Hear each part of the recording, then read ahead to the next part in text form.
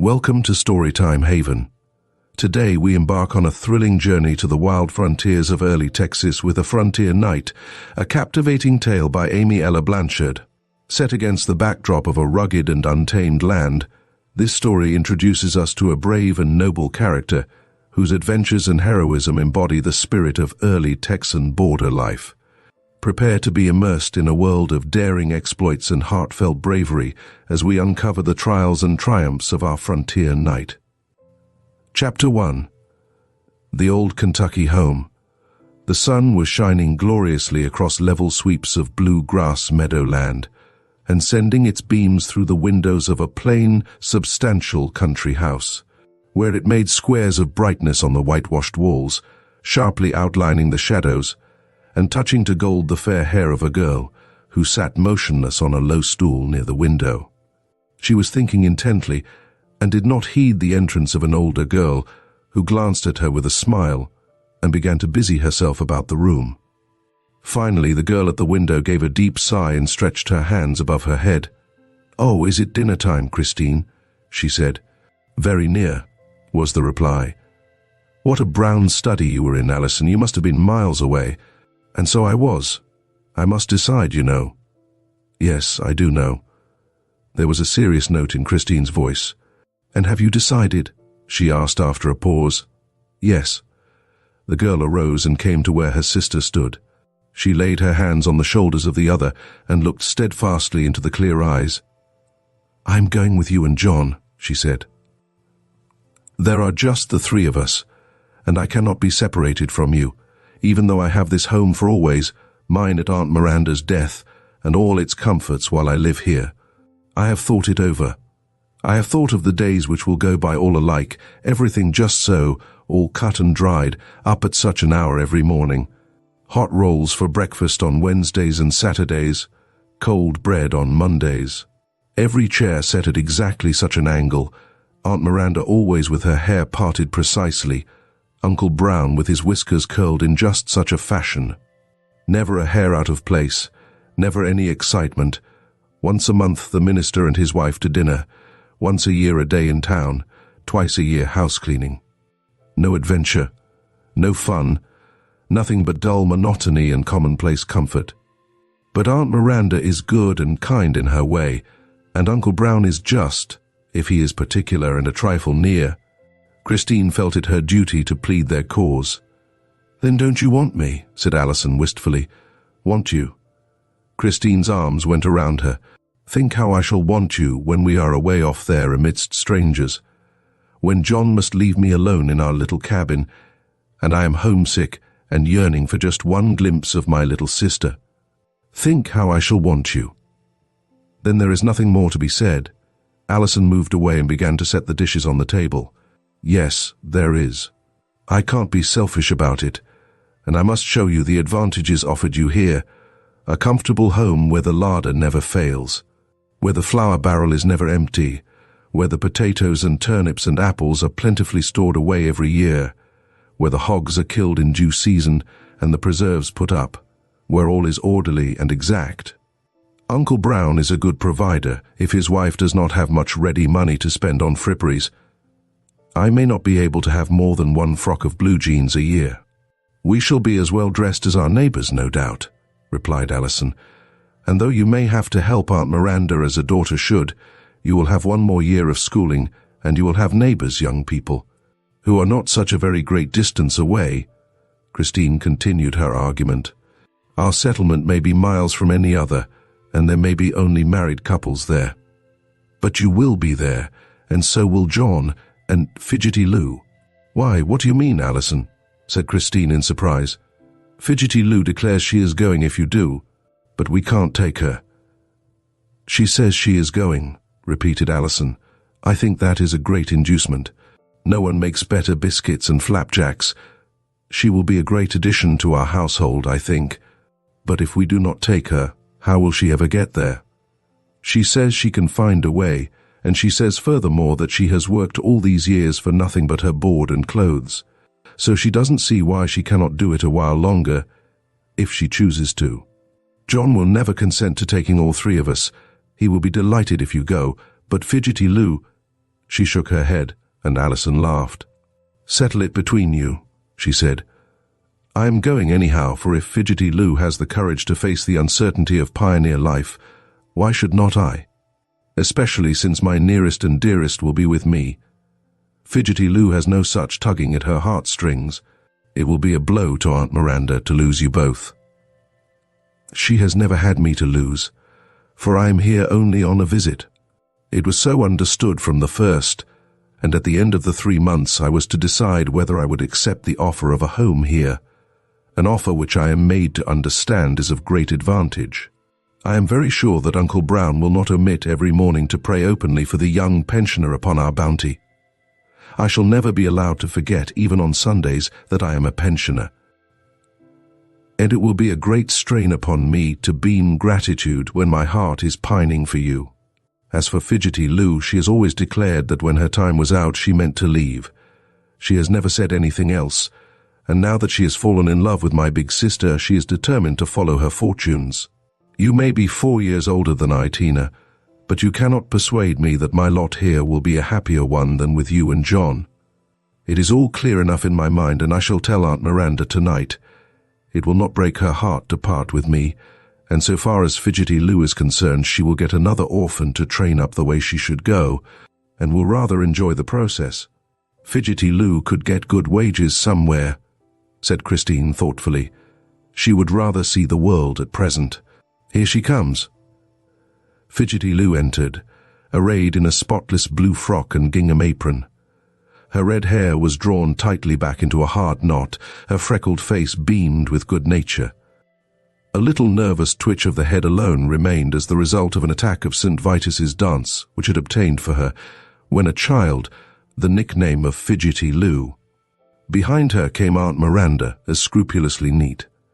Her black alpaca apron covered a black stuff gown, her hair, plastered down each side her face and tucked behind her ears, showed not a stray lock. She looked the table over comprehensively, then replaced some of the knives and forks, remarking that they were not laid quite straight. "Set that dish a little more to the left, Louisa," she ordered. "Bring in the rest of the dinner, and then call Mr. Brown." She looked at her nieces critically. "I wish you would try to smooth your hair a little, Alison," she said. "Your uncle dislikes to see a frowsy head." Alison cast an amused glance at her sister as she hastily tucked under a few stray, curling tendrils which had escaped from the confines of her neat braids. "A frowsy head," she whispered as she passed Christine. "I must go and wet it into sleekness, or I shall be disgraced." The thought that she would soon escape from the lectures of an over-particular uncle and the reproving words of a particular aunt made her sing a little song of joy as she ran downstairs again. Her uncle was just coming in. "A little too noisy, Alison," he said. "Remember that the heart of fools is in the house of mirth." "Yes," she returned brightly, "but the wise man also says, 'A merry heart doeth good like a medicine.' You read that this morning, I remember."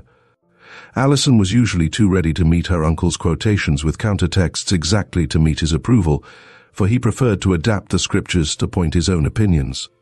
But on this occasion, he said nothing, and the two passed on to the dinner table. Nevertheless, this small passage at arms had its effect in producing less opposition when the moment came for Alison to declare her decision. This she did that same evening, after supper, when all were gathered in the living room. Save for the ticking of the big clock, all was very still. Uncle Brown was poring over his weekly paper, while Aunt Miranda neatly patched a hole in some table linen, and Christine's fingers were flying along the hem of a sheet. "Have you nothing to do, Alison?" asked her aunt disapprovingly. "Where is your knitting?" "I have it here," responded Alison, producing her knitting bag and drawing forth a half-finished sock.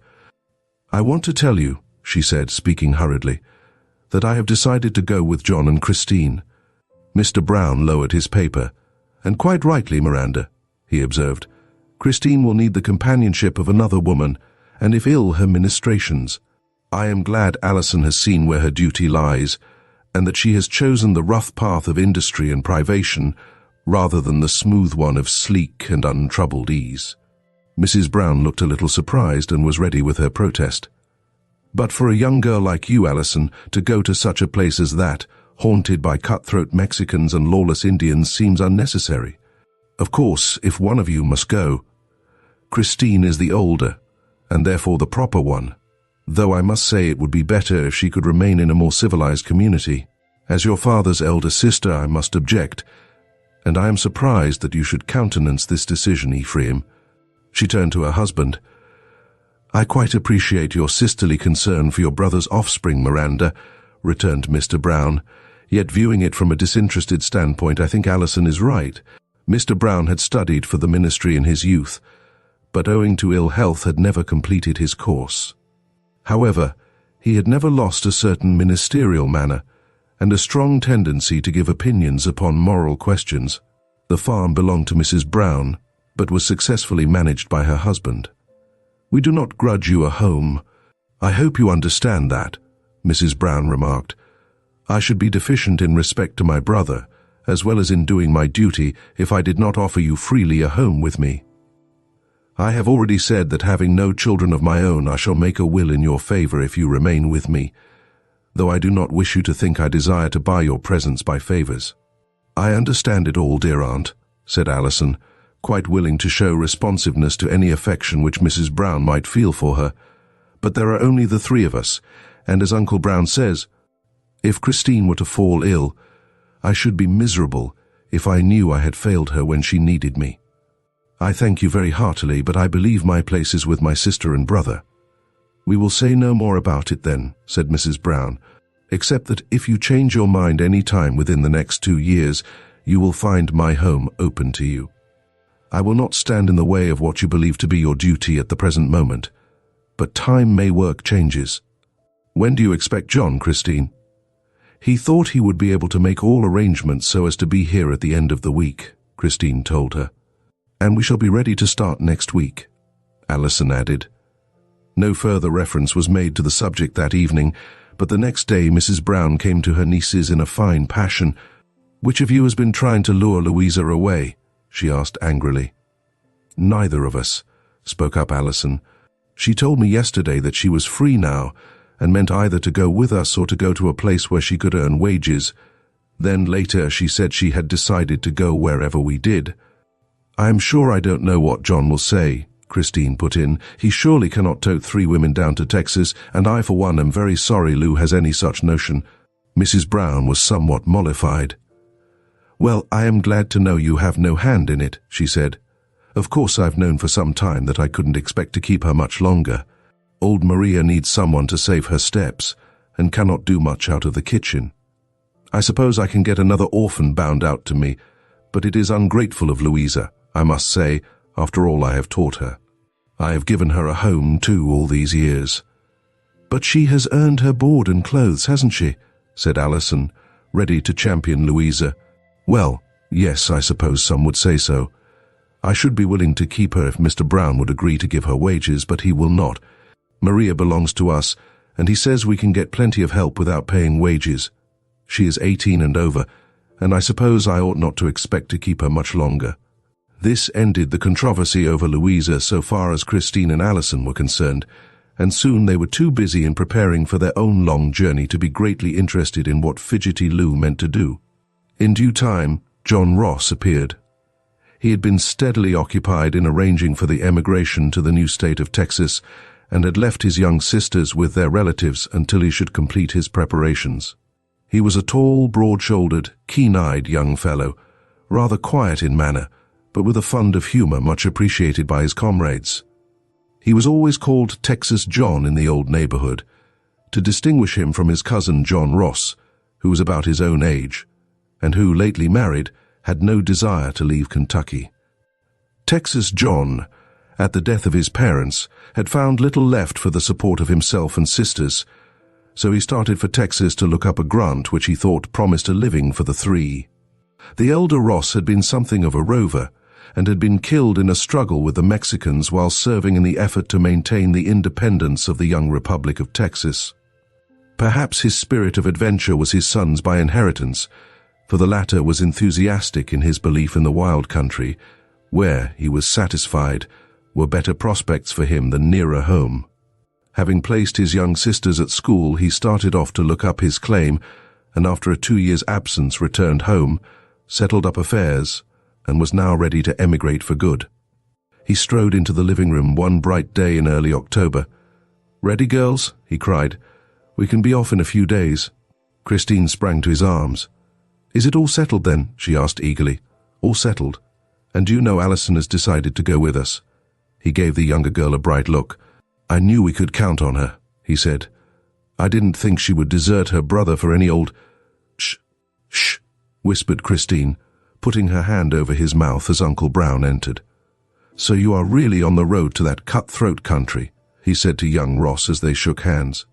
"It's a pretty good country from what I've seen of it," returned John. "It has had its little scuffles, I admit, but it's in the Union now, and I reckon it's in for good. It may be in for bad, so far as some of us are concerned," was the reply. "Mexico will probably think she has a word to say on that subject. She hasn't acknowledged yet that Texas is anything but one of her provinces. What will you do if she wars over it?" "I'll go and fight." "You can't scare me that way," said John. "We've the whole United States to back us now, and I reckon we can teach Mexico where Texas belongs." Uncle Brown shook his head. "It doesn't strike me that I'd like to live in such an unsettled country. Just a few years ago it was a Spanish colony. Then it was an independent republic. And now it is a state." John looked reflectively out of the window, where yellowed fields spoke of gathered harvests. "It has had its baptism of blood," he said. "It has arisen from its ashes. Brave patriots have made it what it is. My father died for its sake. He would be glad to know that his son means to carry out what he began. When he left his family, he meant to come back for us all. It was his dream to build up a home in Texas, and to have us grow up with it. Because he died in the struggle for independence is the very reason that I am the more anxious to carry out his wishes." The young man's face became stern and determined. Christine crept closer to him. Her memory went back to the time when the news came of her father's death at Goliad, and when her brother, pale and full of set purpose, registered a vow to avenge his death.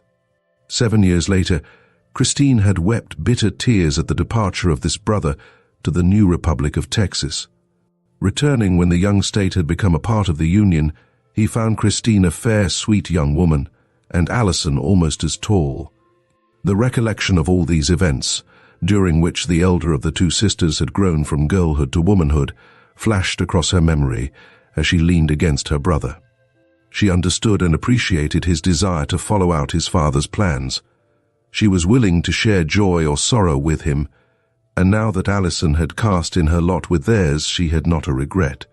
There was another reason, too, which Christine acknowledged to no one but herself, but which carried more weight than any other when she came to think of going to Texas. And this was that her brother's companion and partner was no other than her playmate Steve Hayward, who had been her neighbor and comrade ever since she could remember.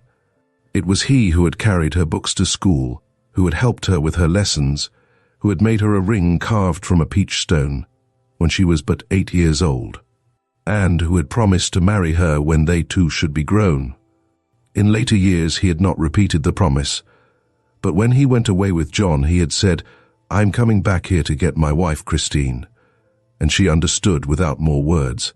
Now it was she who was going to him, and there was not a fear in her heart, even though Uncle Brown spoke discouragingly. So she smiled up at her brother, saying, "Tell Uncle all about the arrangements, John." "We go from here down the river to the Red," he began, "and when we have landed at the nearest point, we can take wagons about 20 miles further on where our grant lies. It isn't as if it were an entirely strange place, for I've plenty of friends there, and we have a stout new house waiting for us. Steve has another a few rods away, and after a while I shall be able to put up a good frame house and be as fine as anyone. We shall not be uncomfortable as it is, for we are taking all that is necessary, and I have even such luxuries as I thought could be easily transported, for I didn't want the girls to feel as if they had no part of their old home. The soil is rich, and the climate can't be beat. I don't believe I am taking the girls to such a miserable place as you would have us believe. When you hear how well we are getting along, you will be wanting to move down there yourself, sir." "Don't you think it?" returned Mr. Brown. "Kentucky will never see me desert her." "Well, John, I wish you luck, though I must say I should have more faith in your getting on if you were going to stay in the old bluegrass country. It is good enough for me." John shook his head and smiled. His was adventurous youth, and Uncle Brown's was the conservative spirit of middle age. Chapter 2. Fidgetty Lou. It was several days after this that the little company started on their journey, though they had not thought to be so detained. Fidgetty Lou made no such delay, however, for after particular inquiries as to where the Rosses were going, she set about her own preparations. "I've a chance to get started," she told the girls. "You'll see me again." Mrs. Brown refused approval of this sudden departure, and was really so disturbed by it that her nieces had not the heart to leave her until another orphan could be found to take Louisa's place. "I had counted on you, Alison," she said, aggrieved, "and now it seems I am to be bereft of even Louisa." "But you know, Aunt Miranda, we came only for the summer holidays, or till John should come for us," Alison answered. "You were to come for good and all if you so chose," returned her aunt, who could not resist making this last appeal. "You know that was all settled," replied Alison, looking distressed. "And then came the compromise that there should be no talk of going till Louisa's place was filled. In consequence of all this delay, it seemed probable that Louisa was well on her way before the other travellers started. But they were off at last, one bright October morning. "Good luck to you," was Uncle Brown's parting word as he opened the gate that they might drive through.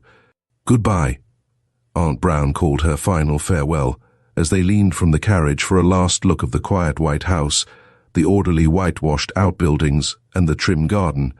"Our last view of home," said Alison, her eyes moist. But Christine was looking straight ahead with a smile upon her face. She leaned towards John. "We're going home," she said. "Aren't we, John?" John's plan to make the journey by water, so far as it was possible, seemed to involve less fatigue than any other way. Their household furniture was thus readily transported, for though the flatboats, familiarly known as broadhorns, were still in use by the poorer emigrants. The speedier method of travel was by the steamboats, which could bear many a comfortable outfit to the settlements located on the rivers of Texas. From these river landings, the goods and chattels were transported further inland in carts. The state was filling up rapidly, and those who did not travel by water took the slower way across country in the hooded emigrant wagons, which plodded over many a road as the new settlers poured in. The trip down the muddy waters of the Mississippi was one the two girls never forgot. The steamboat was well patronized, and their fellow passengers represented so many different classes that it was a source of great entertainment to watch them. Here was a set of wild-looking men whose whole business in life seemed to be a game of cards. There a group of traders, merchants or mechanics. Families of women and little children made way for some silken-gowned dame on her way to the city of New Orleans. Spruce young soldiers saluted portly politicians, dapper Frenchmen gesticulated to some neighbor planter. In truth, the river boats were lively places, and the girls, who had not traveled far beyond their own state, were entertained hour after hour. At last came their final landing when the steamer stopped at a primitive wharf at the foot of a bluff none too easy to climb. A crowd of Negroes, Mexicans, Texas Rangers, and planters gathered curiously to watch the passengers. At sight of John, one tall young fellow called out, "Look there, boys. If it's not John Ross, I'm jiggered." Then, as the gangplank was drawn in, several from the crowd rushed forward with hearty greetings, but at sight of the two girls all but one or two drew back, and these, standing their ground, were presented. The tall young man who had first recognized John was introduced as Neal Jordan. He gave the girls a joyous smile, bowed low, and with perfect ease appropriated the hand luggage, seeming in no way abashed, and carrying on a conversation which was a strange mixture of the local vernacular and that of a man who was accustomed to greater refinements. "You've had right smart of a journey, haven't you?" he said. "It did seem rather long," Alison answered, "but it was interesting, for there were so many queer people on the steamboat, and we liked to watch them." "They do give you rather a mix-up," returned the young man. Some pretty tough customers travel down this way, but then we have a better class to offset them. John, going right on. Yes, as soon as we can arrange to get conveyances for our goods, we have about 20 miles further to go before we are really at home. I reckon that's about the distance. I suppose you'll want to rest up a little, though I don't suppose you are as tuckered out as some of the folks are that come down on the Broadhorns or in wagons. They get pretty sick of it sometimes. Going to Haller's, John? It's about the only place that's half decent, and none too good for ladies at that. We shall have to go there, I suppose, said John in reply. Are you putting up there, Neal? Yes, while I am in town. I just got over yesterday, and am going right back. I reckon I might as well hang on to your train. It won't do any harm to have 2 or 3 of us along. No signs of Indians? John spoke up quickly. No, not around here. But it's always well to be sociable when you have any distance to go with ladies. When a fellow has only his own skin to take care of, he doesn't have to be so particular. That's so, returned John, and if any of the boys are going our way, I'd be glad to have them join us. How soon do you start? As soon as I can get the goods loaded. Those lazy little Mexicans will be as long as they can loading the stuff. You may be sure of that. I'd like to get off tomorrow if it's possible. We'll make it possible, said Neal. Us boys will tickle up those greasers so they'll step lively.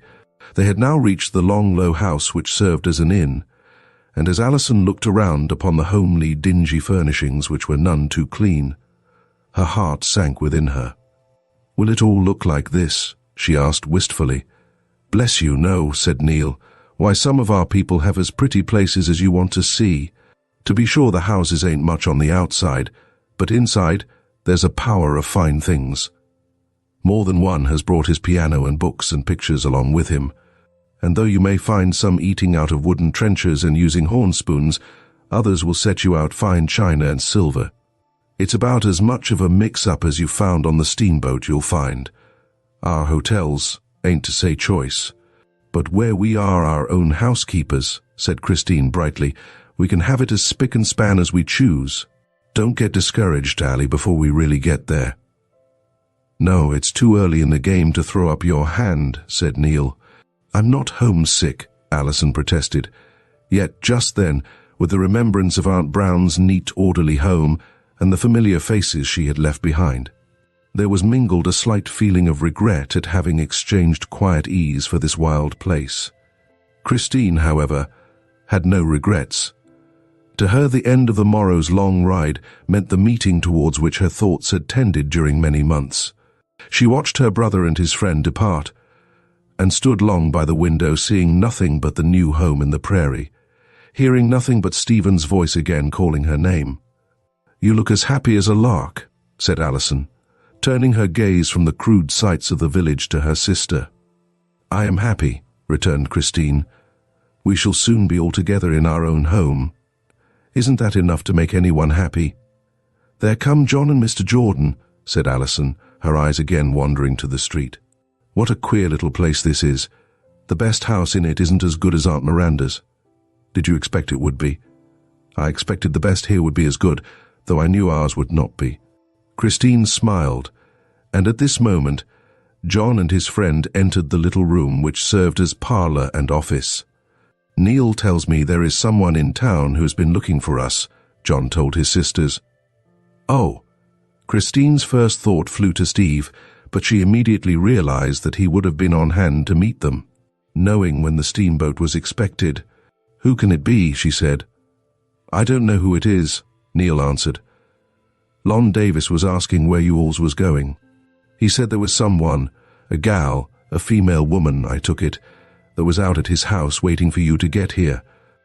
I shouldn't be surprised if it were Fidgetty Lou, exclaimed Alison. When did she come? How did she get here? Came on a Broadhorn with the Simmonses. They went further up country, and she said she was going to stick right here till John Ross and his sisters come, if it was a year. Did you see her? What did she look like? Questioned Alison. I sort of disremember, said Neal, but it strikes me, if she's the one I saw get off the boat, she's got red hair. She might have been a Simmons, but I noticed one of the gals didn't look like the rest. Wa'n't as tall and had a different build. But it runs that way sometimes, even among cattle, and I never thought but she was a Simmons. Of course the boys take right smart of notice of the new arrivals, and I run 'em all over pretty sharp, though I didn't fancy any of the bunch very much." He spoke quite honestly and as if it were a matter of course that the subject should be discussed in this way.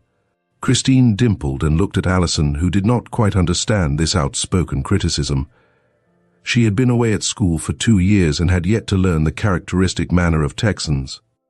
"If you all think it's the gal you know, and you want to see her," Neal continued, "I don't mind roping her in for you, but if she's somebody you don't want to meet up with, why I'll chase her out of your way." "Oh, we want to see her, surely," said Alison. "Do we?" said Christine thoughtfully. "We must talk it over, I think. I did say something about her to you, John, but you said we'd probably never see her again. Yet here she is, and it's my opinion that if we don't take her with us, she'll hunt us up anyhow." "The question," said John, "is whether or not you want her. So far as her keep is concerned, I reckon there'll be plenty for us all, and if she's going to be any help to you girls, we'd better let her come along." "She certainly will be a help," put in Alison. Neal laughed. "Little sis is speaking 2 words for herself and 1 for the gal, I reckon. I wouldn't bother any too much about her, Miss Christine. She'll likely be taken off your hands by some of the boys before long. There's lots of 'em won't mind the color of her hair." Everyone laughed, and the question of Fidgetty Lou's future was settled. She made her appearance the next morning under Neal's escort, and was in high glee at having stolen a march on the later arrivals. "I'll earn my keep, Mr. John," she declared, "and I've clothes enough to last a year or 2, so if you'll just let me go along with you, I'll ask for nothing. My father fit and died for Texas, and I always made up my mind I'd go and do likewise, if I could get here by hook or by crook." "I didn't know you remembered your father," said Alison. "Didn't say I did. My mother told me about his going to Texas when I was a baby, and that he got killed by the Injuns. I was 8 years old when she died, so I reckon I was old enough to take in what she said. I said then, and I say now, that I shan't be satisfied till I get to the place he went, and I mean to go. Where my dad died, I mean to die." "Goodness," exclaimed Alison, "don't talk of dying first thing. For my part, what I want is to live here. Now tell us, Lou, how you managed to get ahead of us." "I knew Jake Simmons's folks. They're kind of kin of mine. And Lottie Meekins told me that Sadie Simmons told her that Jake Simmons was getting ready to up and go to Texas. And so one day when Joe, the tinman, came along, I knew he'd be traveling that way. So I got leave to go along with him in his cart and see the Simmonses. They said I had heard right and that they was going down on a broadhorn to Texas. I asked 'em where and when, and they told me, so I said I wanted to go along, and Jake, he said, 'Louisa, I've heard my father talk about your father, and so long as we are blood kin, I'll see what I kin do. I know you was never took up by none of the family when you was left an orphan, and I always thought they did kind of mean to bind you out. But Ma said you had a good home, and honest work wasn't going to hurt nobody, and we might as well let well enough alone and leave you stay with Mrs. Brown till your time was up. But now if you want to go to Texas with me and the gals, go you shall.' Well, he was as kind as could be, though he ain't more'n second cousin to my father, and I told him my time was up and over, and I was just staying along till I could see my way clear to get where I wanted to go, that I'd made up my mind to say to Miss Christine, 'Whither thou goest, I will go.' And so then we hashed it all up, that I was to go over there and leave with his folks. I didn't say too much about it, for I was afraid Mrs. Brown would come talking around and make them think I'd ought to stay. Well, we got off all right and made good time, so here I am, and here I stay. You won't turn me off, will you, Mr. John?" She turned pleadingly to the young man. "Not I," was the response. "If you choose to follow our fortunes, you shall do it, so get your traps whatever they are and come along." This Louisa lost no time in doing. Her worldly belongings were packed in 2 stout bundles standing outside, and with the rest of the goods and chattels they were stowed away in the wagon, which was to take them all to their destination. Many were the westward moving wagons following the roads, some having come all the way from the eastern states, others from no further than the coast, where their owners had landed, and, like the Ross family, were conveying their goods over the last stage of their journey. At the small towns which were come upon at infrequent intervals, the wagoners would stop to help themselves to dipperfuls of tar from the barrels hospitably set out for the newcomers, and many an agonizing creak was thus brought to an end, to the relief of those who for hours had endured the noise of a squeaking wagon. It was a beautiful open country which the travellers passed through. Even at this season flowers were in bloom, and bees still hummed above them. Herds of deer and wild horses haunted the plains. Wild turkeys in great droves frequented the borders of the streams. Thickets of prickly pear harboured more dangerous creatures, and the bark of the coyote made the presence of this ubiquitous little creature known even when he was not seen. The wagon in which the girls sat was driven by John Ross, while the others belonging to the party were guided by Mexicans. Neal Jordan and 2 or 3 of his comrades accompanied the travelers. True Texas Rangers were these hardy fellows, and in buckskins and sombreros, with clanking spurs and long rifles, they looked their character. It gave the girls a sense of security to see these gallant outriders, for, though the state was at peace, it was necessary for all travelers to be on their guard against the predatory Comanches and Wacos. Especially was this true after the main road was left, and the small company turned off towards more isolated settlements. Christine was as joyous as a maid could be. She and Alison took turns in sitting with John on the front seat, Alison taking the first 10 miles by her brother's side, and Christine the last 10. Louisa was quite content to sit anywhere. "I shouldn't wonder if we met up with Steve somewhere hereabouts," said John, as the last 5 miles only lay before them. Christine smiled and murmured, 2 years. "Has he changed much, John?" she asked. "Changed? In what way?" John laughed. "He hasn't turned grey, neither has he grown decrepit and wrinkled. A man doesn't alter noticeably in 2 years. I reckon you'll be able to recognize him without an introduction. I expect he will have everything in good order for us. I'll guarantee no one within 50 miles has a better cabin than ours. I don't know that Steve can calculate to a day when we shall be along, though I reckon he won't be far out. And we can be looking out for him when we reach Denton. That's our nearest village, and the one you'll soon be best acquainted with." But the village of Denton was reached, and no Steve appeared. John stopped to rest his horses, to ladle out a last dipperful of tar for his wheels, and to inquire into the happenings of the little place. A tall man with a long beard came out from the building which served as store, post office, and inn. He wore a blue flannel shirt, and his trousers were tucked into his boots. "Light and come in, John," he said hospitably. "I declare you're a sight for sore eyes. How long you been gone? Come in, all of ye. Mandy ain't cleared away yet, and we'll hand ye out something. Got your family in thar?" He peered curiously into the wagon. "Yes, we're all here," John told him.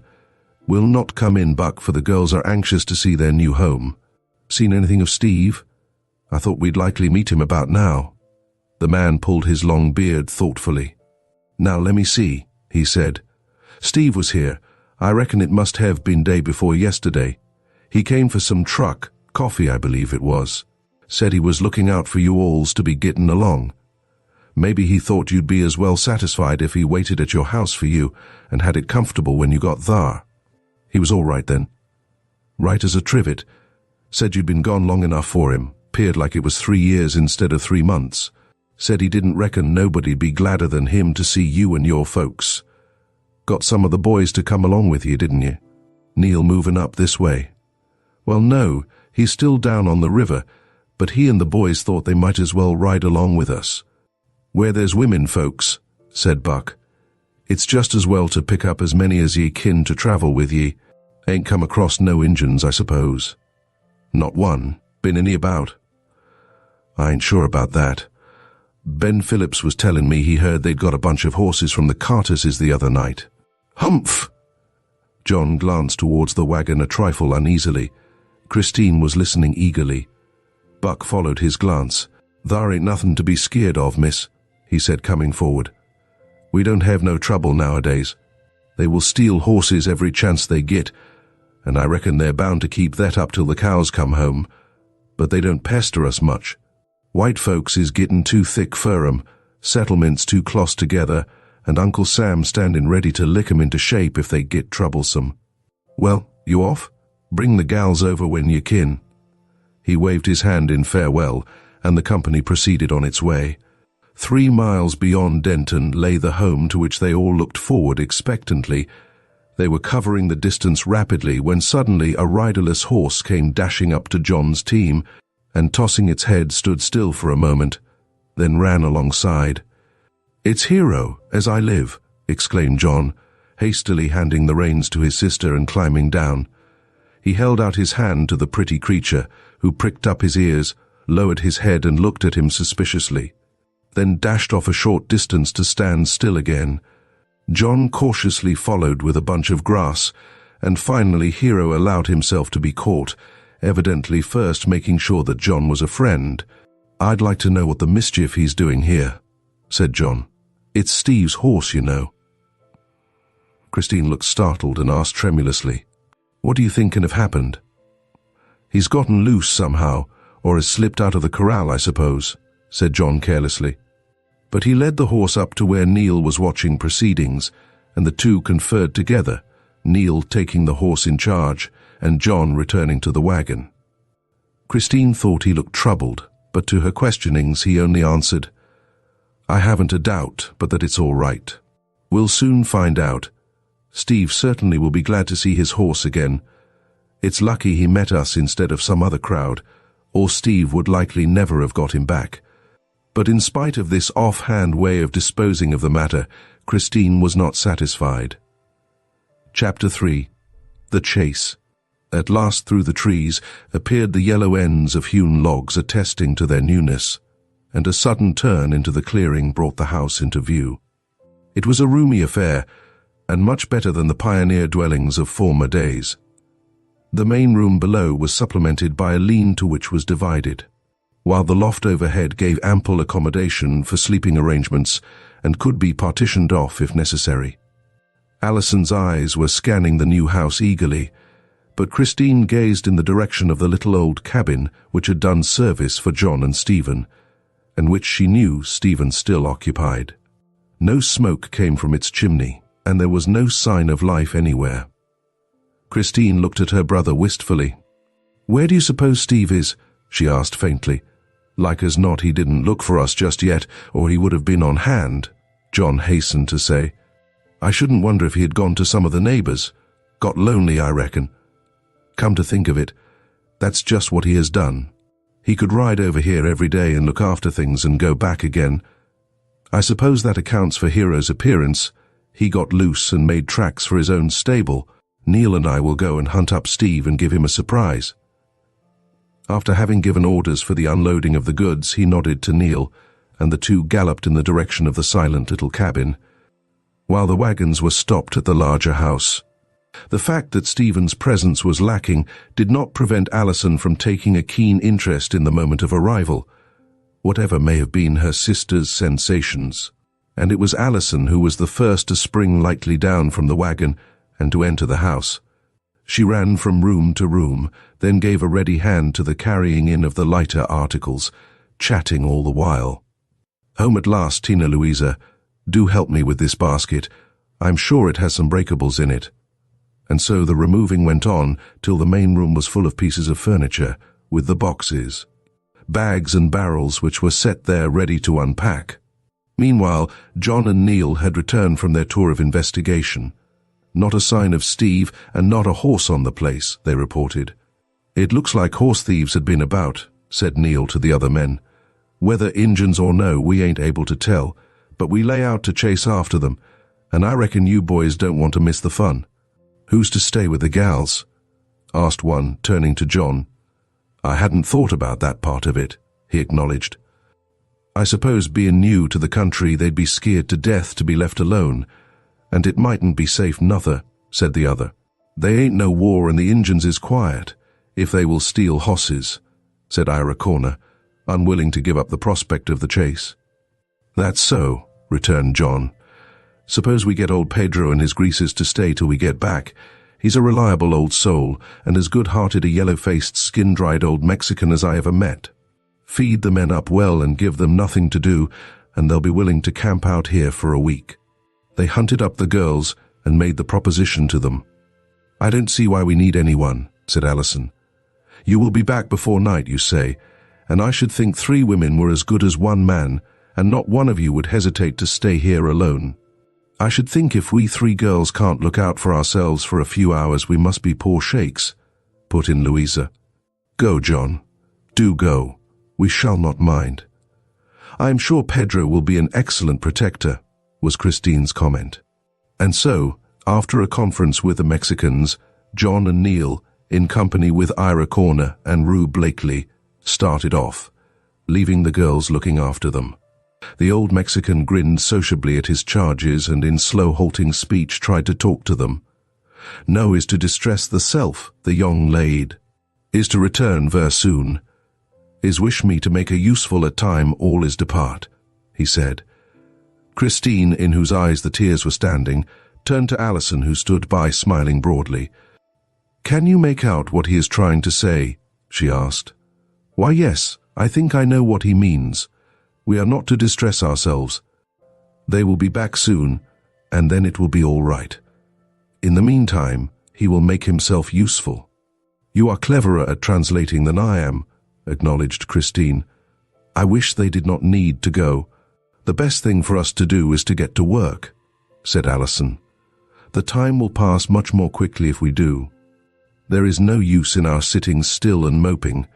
Besides, we want to make the place comfortable as soon as possible." "But if I only knew what had become of Steve," said Christine woefully. "Suppose the Indians should have captured him. Suppose they should be torturing him." "Nonsense," said Louisa briskly. "I don't believe a word of that. You heard Mr. John say that he had probably gone to a neighbor's, and they'll easy find him. Don't get yourself all worked up, Miss Tina. It ain't as if it were Mr. John, your own brother."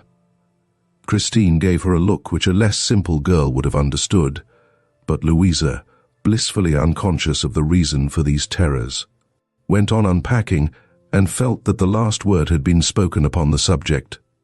Christine went on murmuringly, "And I was so happy this morning and thought he would be here to meet us." This time it was Alison who listened to her plaint, and who began to have a dawning idea that this was a real grief to her sister. "Why, Tina," she said with some show of indignation, "I believe you are in love with Steve Hayward." Tears. At this charge, Christine dropped her head on the table and burst into tears, to Louisa's astonishment and Alison's distress. Why, Tina," said the latter, kneeling down by her side. "I didn't mean to make you cry. I didn't know you cared, though I might have suspected. Don't cry, Tina dear." She murmured her words caressingly, and the little Mexican, standing by with his head to one side, assumed an expression of interest and sympathy. "Pobrecita," he said, "mientras más alto es el monte más profundio es el valle." Then shaking his head he tried to say in English, "More high is the hill, more low is the val. The sister is so high as the hill, and now she make the tear." He wiped his eye in such a mockingly funny way that Alison had to laugh in spite of herself, and realizing that the old man understood English better than he spoke it, Christine restrained herself from further exhibition of feeling and set to work with the rest. By nightfall the place began to look quite habitable. Pedro and his men had worked with a will, Christine's tears and Alison's smiles having been strong factors in urging on their efforts. As dusk approached, the wagoners retired, old Pedro alone remaining indoors. The cows came lowing home. The chickens gathered about the henhouse. It was the hour which most strongly carried back the thoughts of the girls to the home they had so lately left. Even Louisa gave a little sigh and said, "That red cow reminds me of Miss Brown's Cherry. I wonder how they're getting along." "I think I should like to feed the chickens myself," said Alison. "It seems kind of homelike to have something like that to do. And I reckon I may as well do the milking. It will get my hand in," returned Louisa. But Pedro had forestalled her in this occupation and was bringing in the brimming buckets as she went into the kitchen. Alison, however, went out and made friends with the chickens and stopped to speak to Steve's horse, which was safe in the stable. Here, to her surprise, she found Christine, who had stolen out to comfort herself with ministering to the one thing which was very near and dear to Stephen.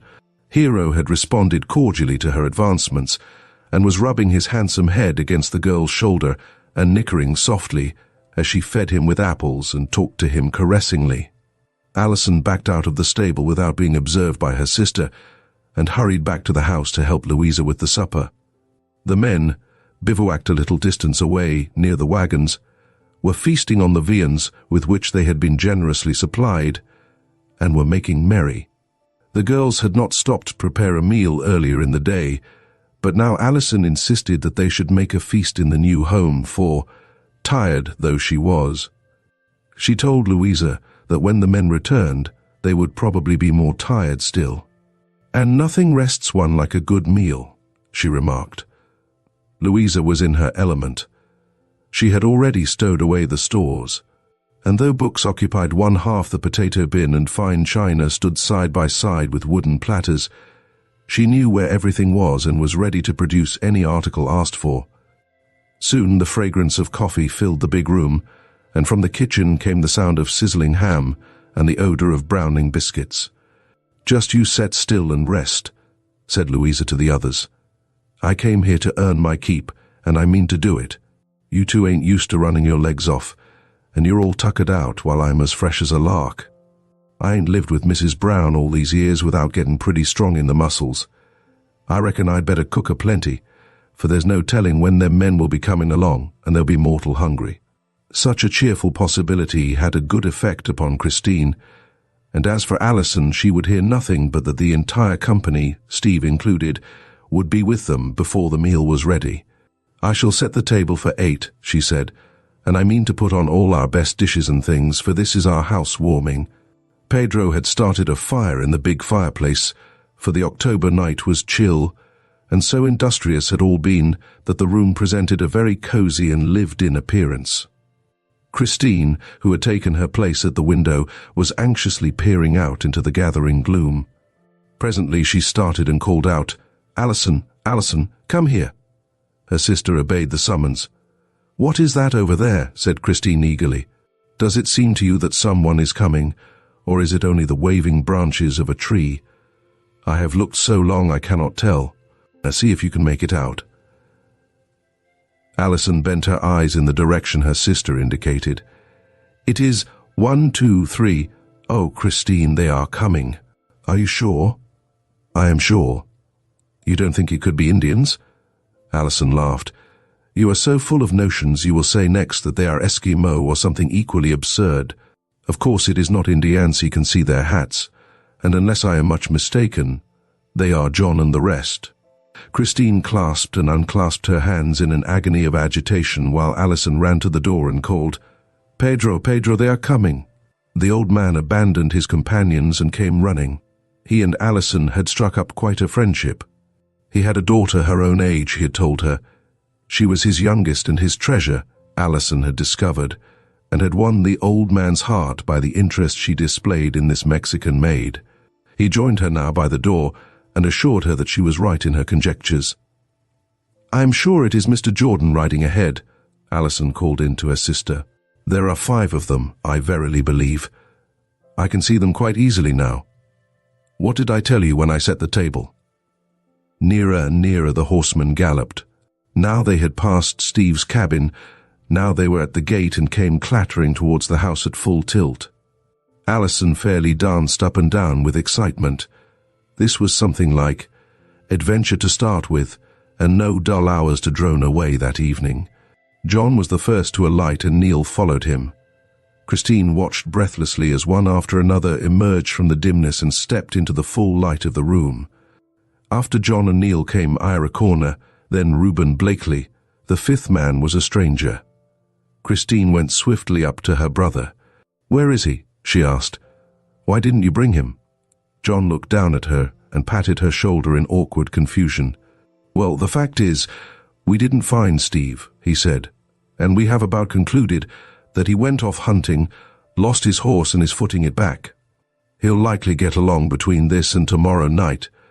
We've about made up our minds that while he was away some pesky redskins, who had been watching their chance, sneaked in and got the horses. We made out by the tracks that it is just about that way. We followed up the thing as far as it seemed any use, and then we passed on the word. Pike Tolls is going to take a squint at the tracks beyond his place, and maybe we can get wind of something. That's why we brought Pike along. I wouldn't worry, Tina.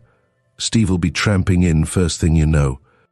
At this report, Christine looked so woebegone that Alison flounced out of the room to give vent to her feelings in the kitchen. The idea of Christine's looking as if she had lost her last friend. Suppose Steve hasn't come. That's no reason why she should be going about looking like a dying calf. I'd be ashamed to let anyone know I cared. Big sisters are such sillies sometimes. You can be mighty sure I'd never do that way. Louisa laughed. Just wait till your time comes, she said, as she began to busy herself in dishing up the supper. All this excitement was having its effect upon her, and her head was jerking more than usual, though this did not interfere with her activity, and by the time the horses were put up, the supper was on the table. Neal Jordan looked at the well-served fare and remarked as he took his place, "Reminds me of home, boys. I've not seen such a layout since I came down here." "Looks like somebody here's a mighty good cook," remarked Ira Corner, surveying the smoking light biscuits. "That coffee smells as good as a weddin'," said Rube Blakely. "Speaking of weddings," began Ira, looking towards Christine. "But we're not speaking of weddings, and we don't want to," Alison interrupted him by saying. "What we want to speak about is where you have been all day, and what your adventures were." "Give us leave to eat our supper first," returned Ira. "I tell you, when a fellow gets grub like this, he wants to give his whole attention to it without sidetracking onto a narrative. Just you let us get outside that ham and coffee and a pile or so of them biscuits, and we'll talk to ye." Just then Louisa scurried off, saying, "I guess I'll lose my head next. I clean forgot that honey Pedro got for us. I ain't got the best head in the world, for I've most jerked it off already." Ira observed her gravely. Anyone who could make such biscuits and coffee appealed to his tenderest sensibilities. "What's the young lady's name?" he whispered audibly to Alison, by whose side he sat. "I didn't catch her cognomen, as Pike likes to call it." "Her name is Sparks, Louisa Sparks," Alison told him. Ira nodded in answer. His eyes followed Louisa when she went from the room to replenish the supplies, and when he had finished his 13th biscuit, he looked across the table and said, "Any kin o' old Si Sparks? Old man with a red head, he is." Louisa looked up surprised.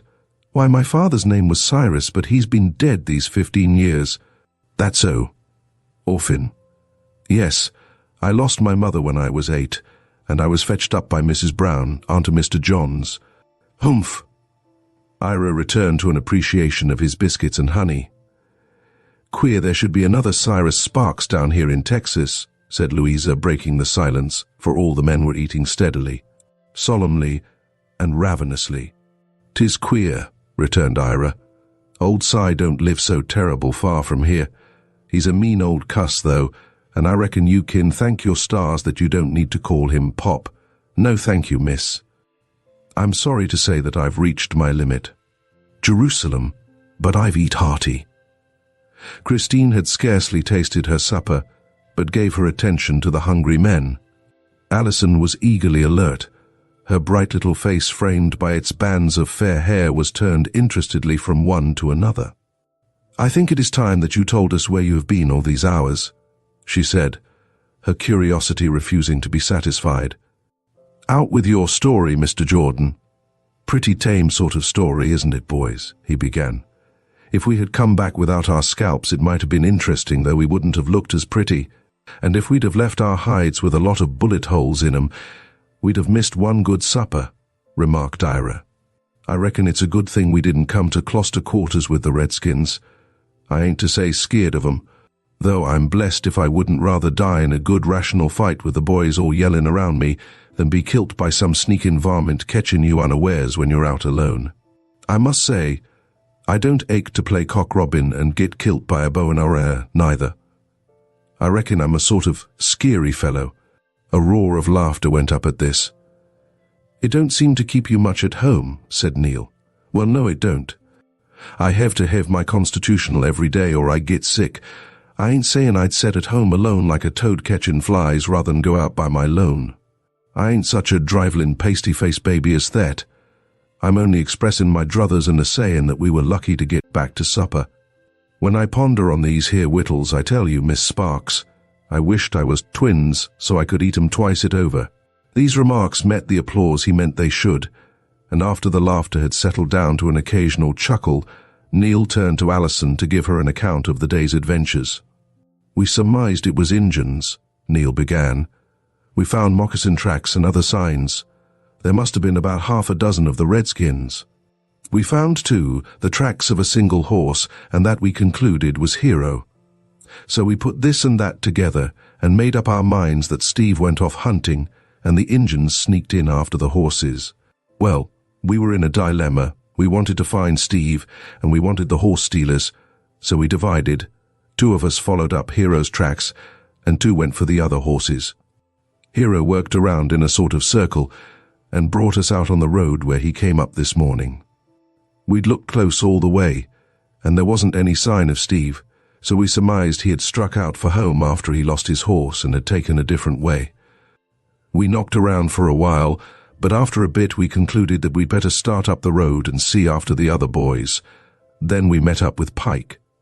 He was to wait at his house for Ira and Rube and get their report.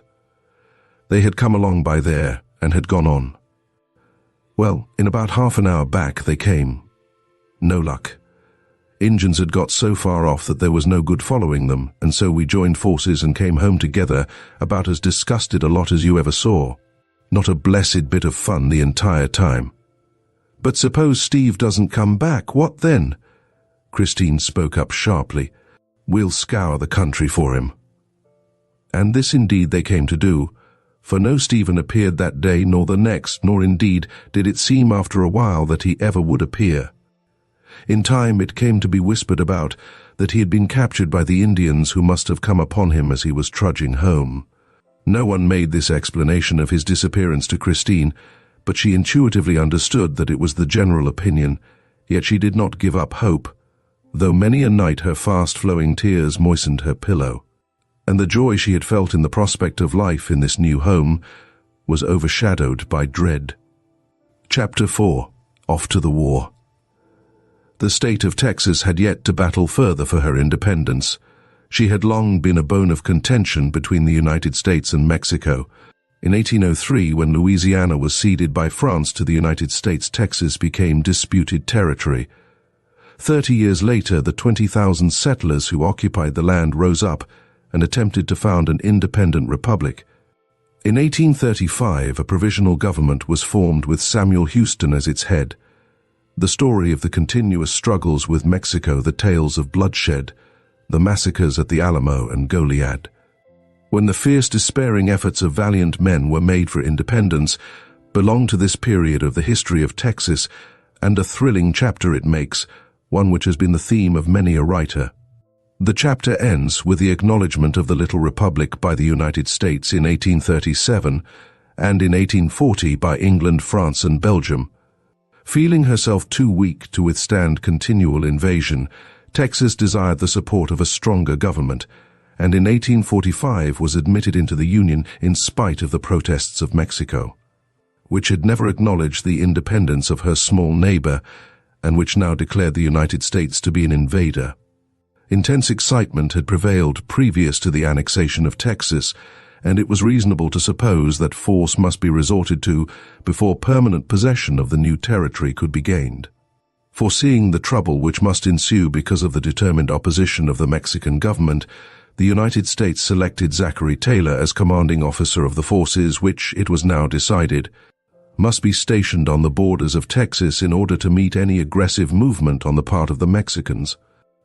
As early as the spring of 1844, in anticipation of future difficulties, certain regiments were ordered to Texas, remaining there ready for active service.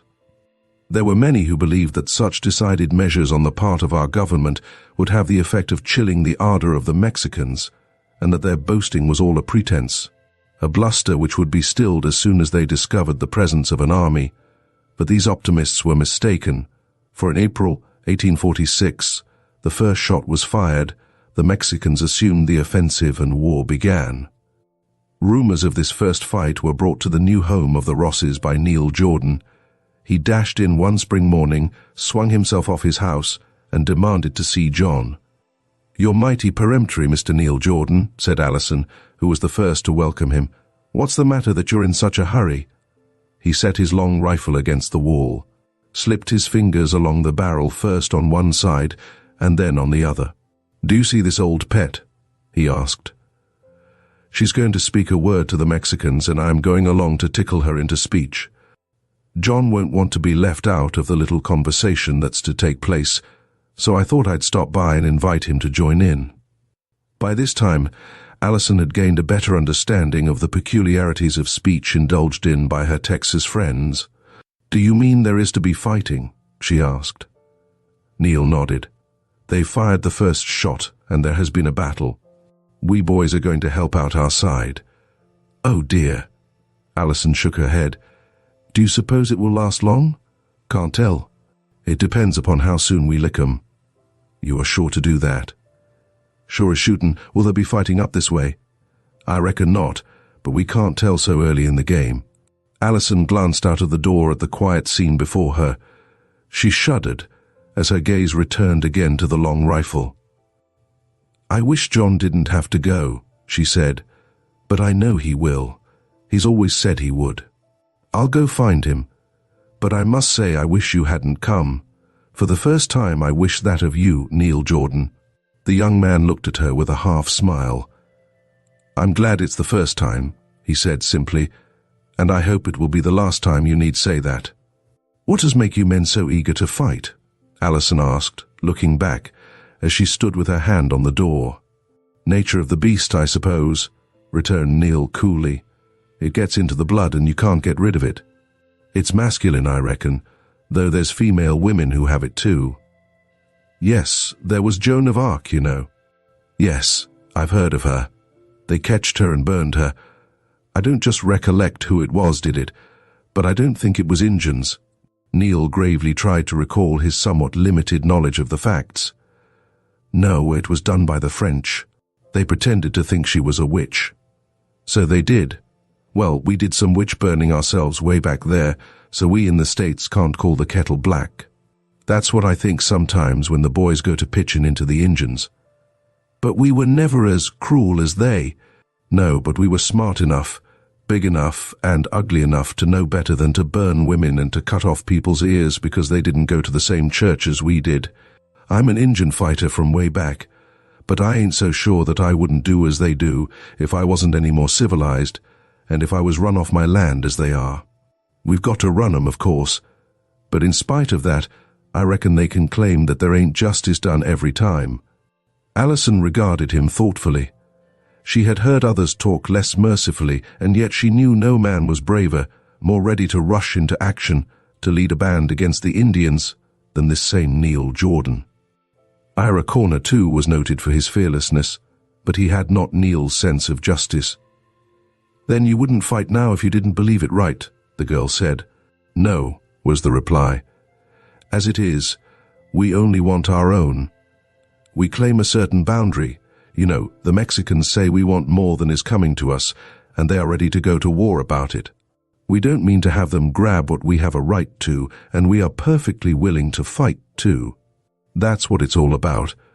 I suppose we wouldn't be quite so fierce if we didn't remember the way they did us back in '36 when they slaughtered every man at the Alamo, and when they gave no quarter at Goliad. We are glad of the chance of paying off old scores, and are not above being ready for revenge." "I don't wonder at that," returned Alison, her eyes kindling. "John has had that in mind ever since our father fell fighting for Texas. John is my only brother, but when I think of father I cannot say a word, and I mean to give him all the encouragement I can." Neal looked after her admiringly as she left the room. "Spunky little kitten," he said to himself. "I like her spirit. I wonder what Christine will say." He was not long left in doubt as to Christine's attitude, for she soon entered the room with the swift directness which was always hers. "You are going to take John away from us," she said abruptly. "I am not going to take him," was the reply. "I reckon he'll be willing to go without being gagged and bound." "Must everyone be sacrificed?" asked Christine. "Our father gave up his life in this dreadful land. It has swallowed up Stephen Hayward, and now John must go. Must we give up all that we have left? If John is killed, what will happen to us, to two defenseless girls alone in this crude country?" Neal's face flushed slightly, but he answered quietly, "I'm something of a believer in fatality, Miss Christine. If fate decrees that John must go to his death, he will go as a brave man and not as a coward. He might stay at home and be killed by an Injun or a wildcat, and there would be no special glory in it. The chances are as much in his favor if he goes, for all I can see, and it's something to fall in battle, to die doing one's duty." "I question the duty," replied Christine. "He brought us here. His first duty is to stand by us and see that we are taken care of." Neal bent his steady eyes upon her. "It's a pity that you ever thought of coming to this crude country, as you call it. Anyone that feels as you do had better stay at home. I didn't feel so when we started.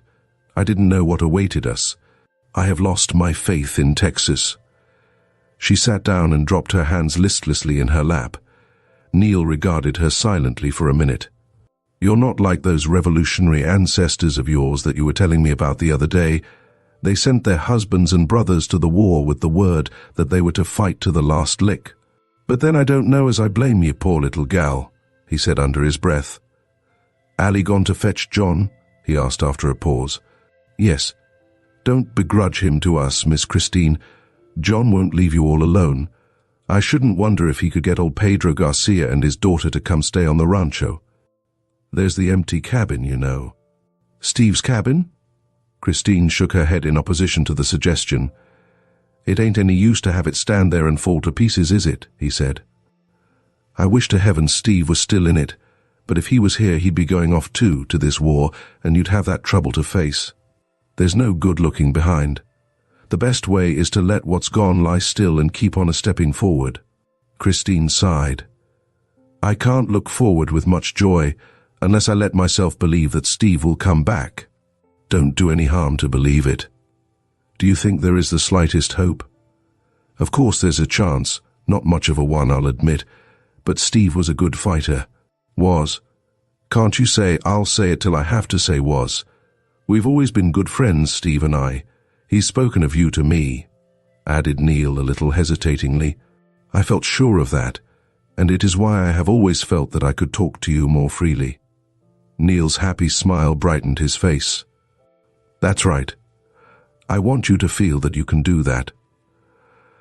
I know how Steve looked forward to your coming and what his dreams were.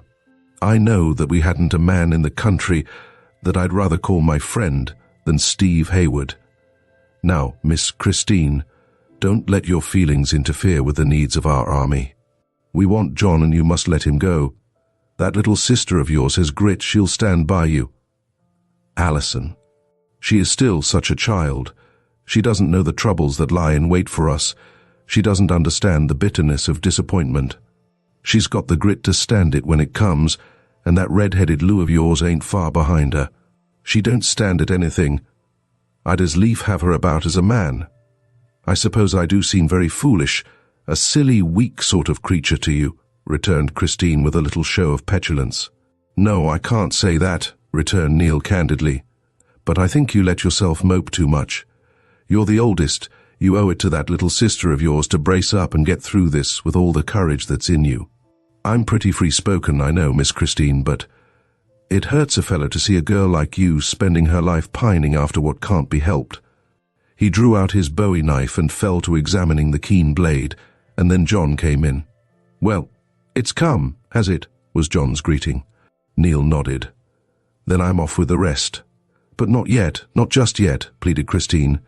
"To be sure, I must see that you girls have someone here to look after you. Fortunately, we've nearer neighbors than we had 6 months ago. The settlement's growing, and since the treaty and the coming in of the troops, there's no fear of Injuns, so I reckon you won't be carried off. I'll see if Bud Haley will look after the crops, and we'll have to get someone to stay on the place to see to the stock." John's mind was working rapidly. He never delayed when there was any important matter to be settled. "I think old Pedro Garcia would be as good a man as you could get to stay on the place," said Neal. "He knows how to get hold of the best of the greasers and is rather particular who comes loafing about on his daughter's account. She's a pretty little creature, that Lolita Garcia, and I don't wonder he watches her like a hawk. Suppose I go and look up the old fellow and send him over to you. I've no family to keep me, and I thought you and I might start off soldiering together." "First-rate idea," declared John. "I'm with you, Neal. Then I will ride over to see Bud, and if you will hunt up Pedro, we can make tracks in no time." Christine offered no further word of protest, but watched the two men mount and ride off down the road and on till they were lost to sight. Then the girl felt an arm around her waist. "Isn't it glorious," said Alison, "to be a man and to be able to go to war? Yes, I think it is much more so than to be a woman and to sit at home and see your dear ones leave, to go, perhaps, to their death." "Don't hint at such a thing," returned Alison. "We shall be sure to win. With no fighting. Of course there'll be fighting, but John will not be killed." "How do you know that?" "I feel positive of it. At all events, we shall see none of the fighting, for it will not be in our part of the country. Mr. Jordan says so." "You pin your faith on what he says always, I think." "No, yes, I believe I do, for he knows a great deal. He has lived here so long." "Where did they go, Tina?" "John has gone to Haley's and Neal to hunt up Pedro." "Why Pedro?" "John thinks he can get him to stay here while he is away." "Good. Will he bring his daughter? I've always been dying to see her. They say she is a beauty." "Who says so?" "Oh, everybody. Neal Jordan." "Is he everybody?" "No, but he certainly is somebody in this community." "Where shall we put Pedro, Tina?" "In Steve's cabin, I suppose," sighed Christine. Alison felt the awkward silence which followed. She had no word of comfort to offer, and as time went on, dreaded having the subject of Stephen's disappearance come up. She realized that, though 6 months had passed, her sister had not forgotten. Many improvements had been made within the time of their stay on the rancho. The cabin now had a gallery added. The upper room was partitioned off into 3 sleeping apartments, and John talked of still further increasing the accommodations by building a man's room, so that theirs would be as commodious as any of the newer buildings.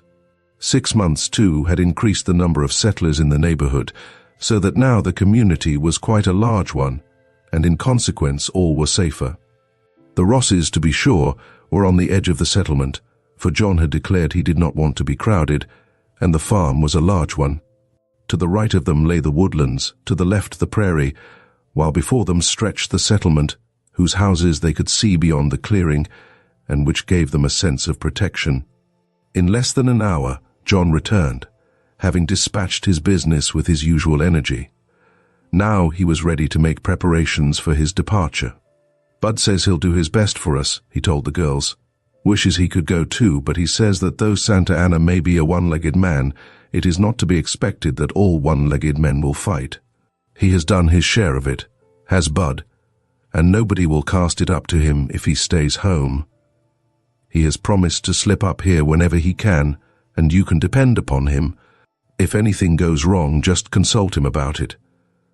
"And between times I can keep an eye on the place," said Alison. John laughed. "I believe that's just what you will do. I'm not afraid of anything but losing the horses. All the horse thieves are not Injuns." "They shan't steal our horses, whoever they are," declared Alison. "How are you going to help it?" For answer, Alison picked up her brother's long rifle, stepped forward, aimed at a mark on the fence and fired. Then she ran down to examine the mark. "Within an inch," she called back. John followed her to the spot. "Humph. Pretty good for a girl. The gun never made you flinch. Who taught you how to shoot?" "Mr. Jordan. He said I ought to know, that it might come in handy some time." "You must leave us firearms, John, for Louisa is pretty nearly as good a shot as I am, and Christine can use a pistol. Though she hasn't tried the rifle, she's afraid it will kick. I had a lot of kicks in the beginning.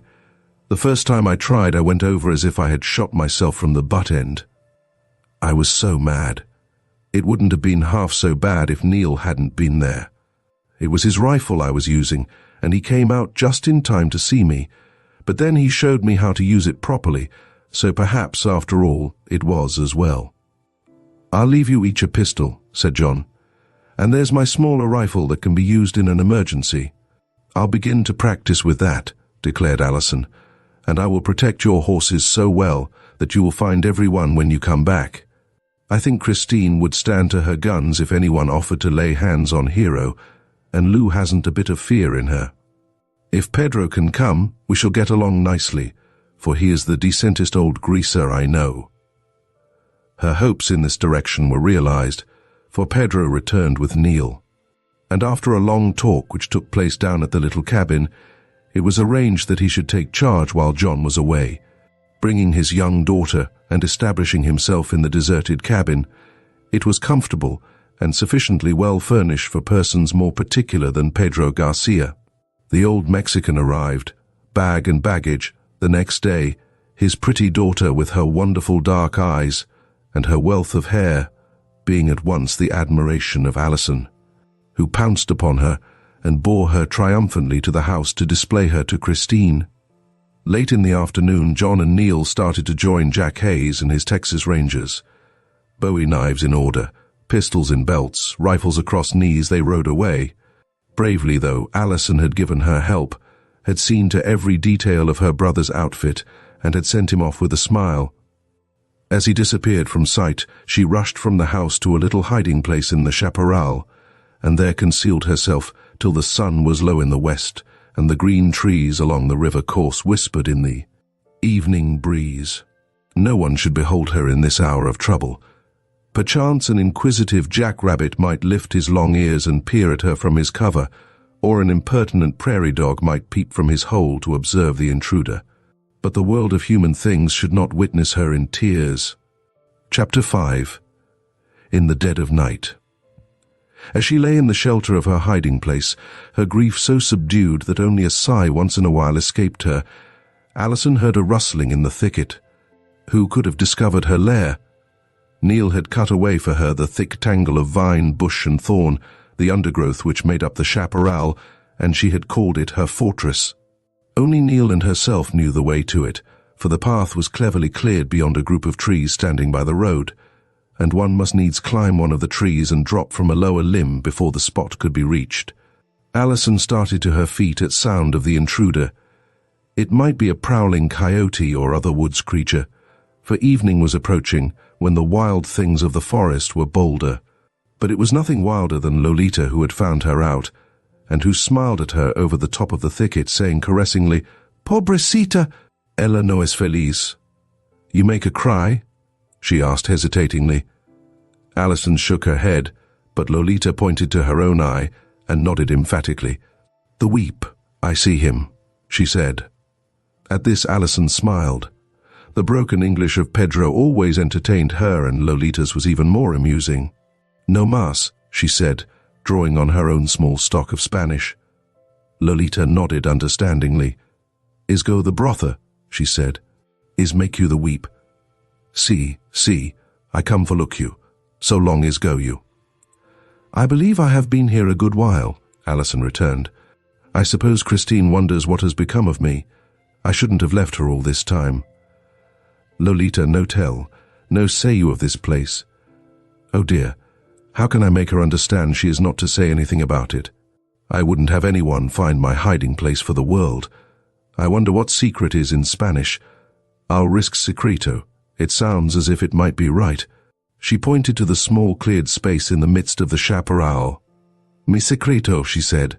Lolita nodded, smiling assurance, and poured forth a speech not a word of which Alison understood. "I suppose she means she will not tell." Then, by pointing to her lips, shaking her head and repeating, "Mi secreto," she gained in response significant gestures which satisfied her that Lolita understood perfectly and that nothing would induce her to reveal the secret. "I'll have to learn Spanish, that's all there is about it, or I shall never be able to get along. To be sure, Pedro understands me pretty well and can get off a sort of talk which I can partly translate. But I'd better pitch in and study. I've no doubt that John has some sort of Spanish books in the house.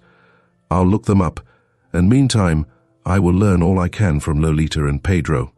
Christine cannot say I am not improving my opportunities."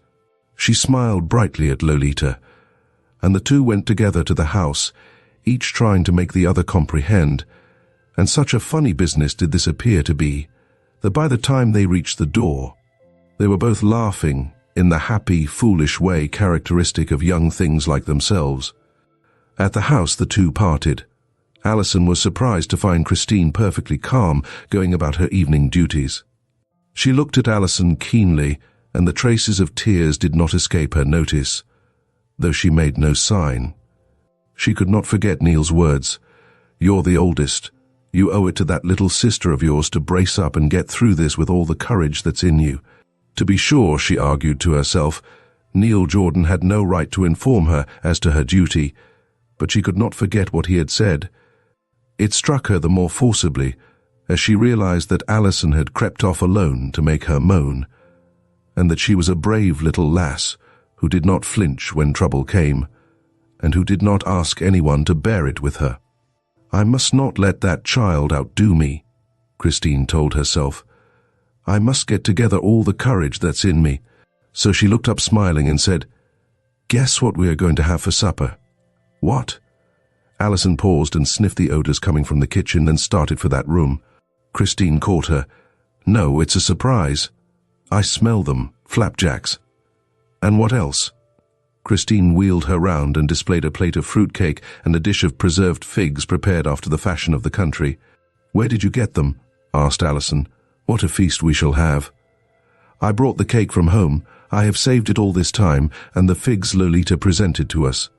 I thought this evening we needed something to liven us up, and so I unsealed my stone crock of cake, and Louisa offered to make the flapjacks."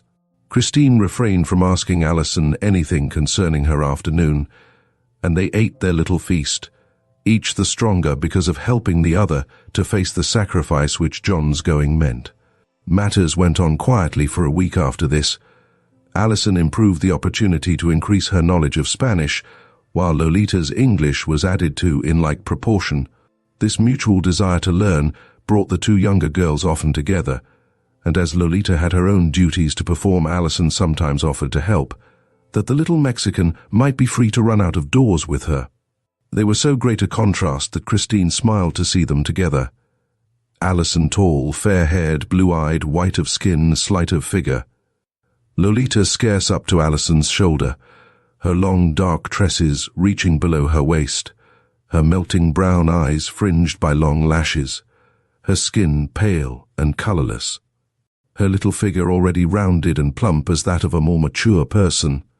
That Alison should run wild with the daughter of a greaser whose life had been spent in a mud adobe would hardly have been countenanced by Aunt Miranda Brown, and, indeed, it was probable that it would not have been approved by John and his friend Neal Jordan, though the latter was hail fellow well met with every newcomer in the county.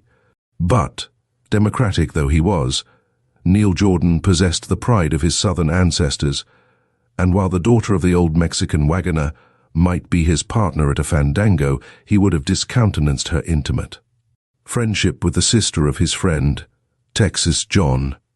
Alison, however, had no brother and no Neal at hand to criticize, and while the Spanish she acquired was hardly pure Castilian, the vocabulary was such as would serve her well in Texas, and she enjoyed learning from Lolita other things besides words. She would squat down by her side and help her prepare tortillas and frijoles for Pedro's dinner. She learned how to drape a rebozo gracefully around her, how to ride a Texas Mustang, while various other accomplishments were added to her list.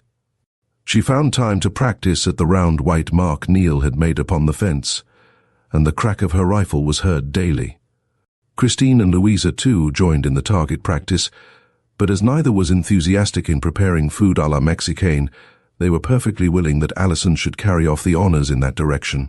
"There," said Alison, one day as the girls stood together practicing at the mark. "That's the best shot yet. I'd like Neal to see that, and I don't believe he could beat it. Let me have the pistol, Tina, and see if I can do as well with that." She fired again, but this time went wide of the mark. "If that had been an Indian, he should only have winged him," she remarked, though with the rifle I should have pierced his heart." "You bloodthirsty little creature," cried Christine. "I wonder how you would feel if you actually saw one dead at your feet from a shot of yours." "I don't know, it would depend upon the aggravation," returned Alison. "Ugh, I don't like to think of Indians. I hope I shall never see many. I'll race you to the house, Lou, and carry the rifle in the bargain. Double quick, now." She started the pace and arrived breathless, Louisa close at her heels and Christine following more sedately. "There's one thing," said Alison, as she hung up the rifle. "We'll know how to use these things if ever we need to. Ah, there comes Pedro with some honey.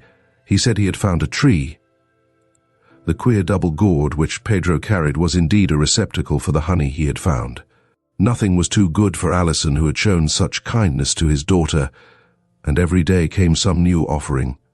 Strange, uneatable things sometimes they were, but Alison always accepted them graciously, and when she could not eat the, to her, unpalatable cakes made of flour, lard and molasses, she fed them to the pigs, and Pedro was never the wiser.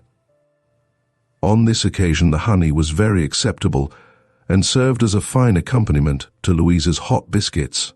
Whether it was because of a too great indulgence in these delicacies, or whether it was that she had worked herself up into a state of nervousness by fancying what she really would do if attacked by Indians.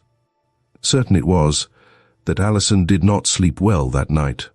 More than once she turned on her pillow and listened to Christine's quiet breathing, wishing she too were sleeping soundly. Every noise seemed exaggerated. Twice she sat up in bed believing she heard something on the roof. A third time she was convinced that there was an unusual commotion among the horses in the stable. Surely it was no fancy. She crept softly from the bed and stole to the window which looked towards the outbuildings.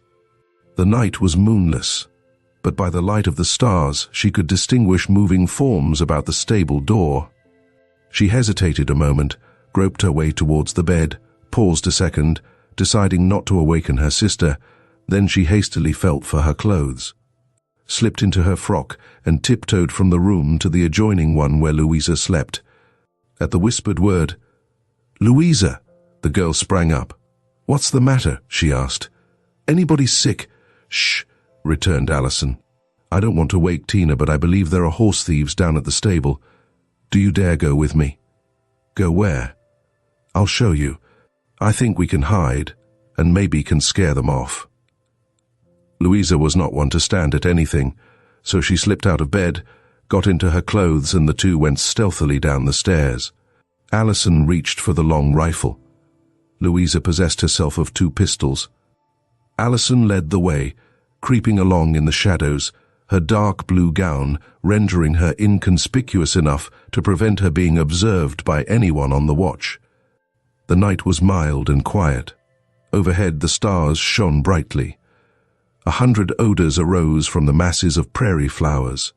The night breeze in the trees, the distant plash of the river, the bark of a coyote, the screech of an owl, once in a while the wild note of a mockingbird, these were all the sounds distinguishable. As the 2 girls stole to the clump of trees at the edge of the chaparral. "They'll have to pass down the road," whispered Alison as they came to a halt under the trees. "If they have Hero, I shall surely fire. Do you suppose it is Indians?" "Laws, I hope not," whispered Louisa. "Can you climb this tree, out to that furthest limb?" asked Alison. "I should hope so," returned Louisa. Alison crept along the extended limb and suddenly dropped from it to the ground.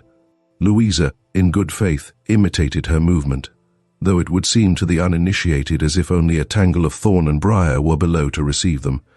However, Alison knew her way well, and presently they were hidden in the depth of the thicket, kneeling on the ground and peeping through the screen of leaf and bramble. At some distance away the group of buildings loomed up darkly under the starry heavens. First the house and its nearer outbuildings, hen house, meat house, corn crib and woodshed. A little beyond these stood the stable. The girls heard the tramping of the horses and saw dark figures moving stealthily. There were apparently only 2 or 3 persons.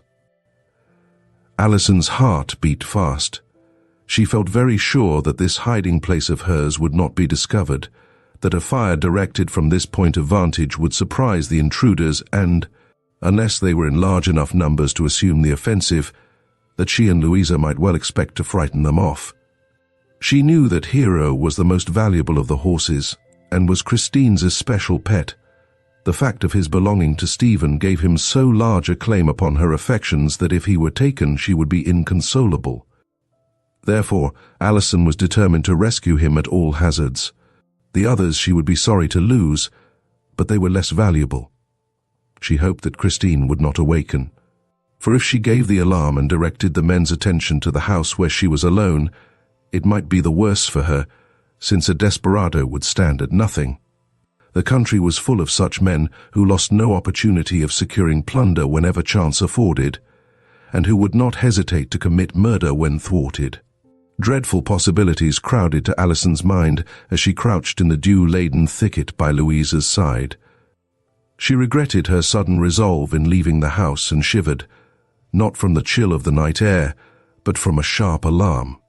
"Skeered?" whispered Louisa. "No, not exactly," Alison returned. "I was thinking of Tina, if she should wake up, if they were to go to the house and find her alone." Louisa appreciated the situation, but her courage was high. "I don't believe they want anything but the horses, and they ain't got an idea of going to the house." She kept her eyes fixed upon the stable from which now came 3 mounted horsemen. Each of the 2 foremost men led 2 horses, and the third had Hero in charge. Alison set her teeth hard as the first 2 men passed beyond the clump of trees, and just here, as luck would have it, the last of the 3 fell a little behind the others on account of Hero's sudden swerving. Did he detect the presence of his friends hidden in the thicket, that he plunged and pranced at such a rate? At all events, his behavior called down growling curses from the man who led him. "It is Hero," whispered Alison. "He shall not be taken." And with this one thought in her mind, she raised her rifle and fired. Louisa, too, discharged first one pistol and then the other, aiming at nothing in particular, for at Alison's shot, the man reeled from his saddle and fell to the ground. Hero promptly cantered back to his stable. The men in advance, hearing the reports, cast a quick look behind them, spurred on their horses and escaped, leaving their companion to his fate. After having used up all their ammunition, the 2 girls waited a while to see if the coast was clear, and then they left their hiding place, swung themselves upon the low-hanging tree and made their way back trembling with excitement and dreading to see what lay so still by the roadside. The noise of the firing had aroused both Christine and Pedro.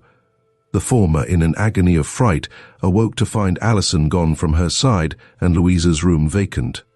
Without waiting to do more than throw something around her, she rushed downstairs to meet Pedro in a frenzy of alarm for herself and Alison.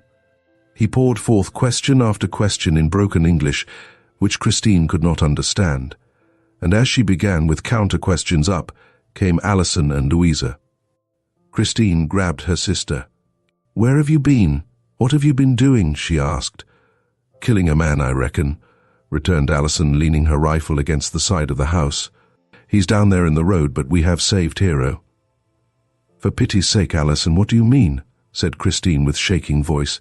"I mean just what I say.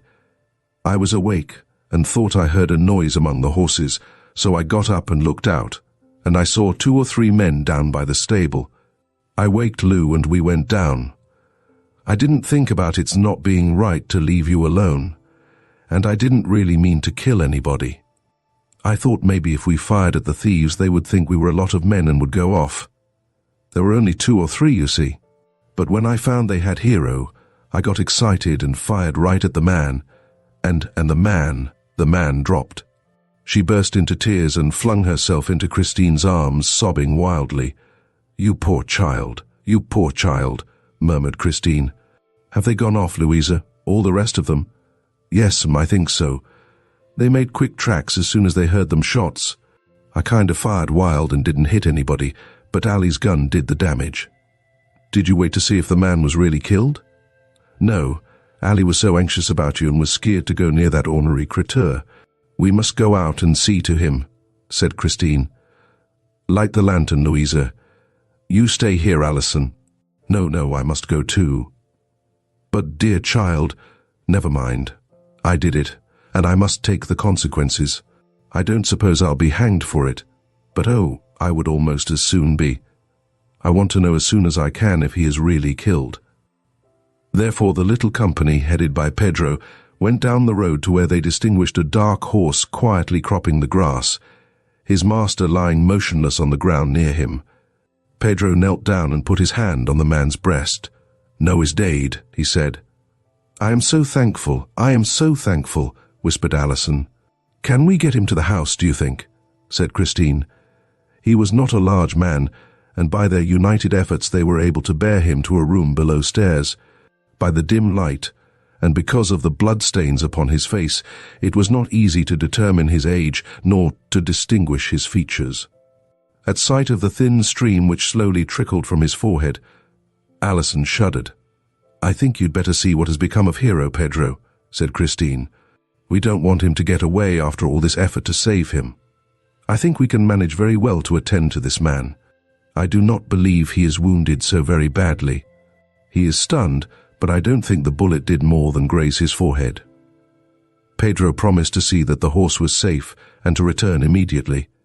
The three girls then gave their whole attention to the man, whom Louisa insisted upon tying hand and foot.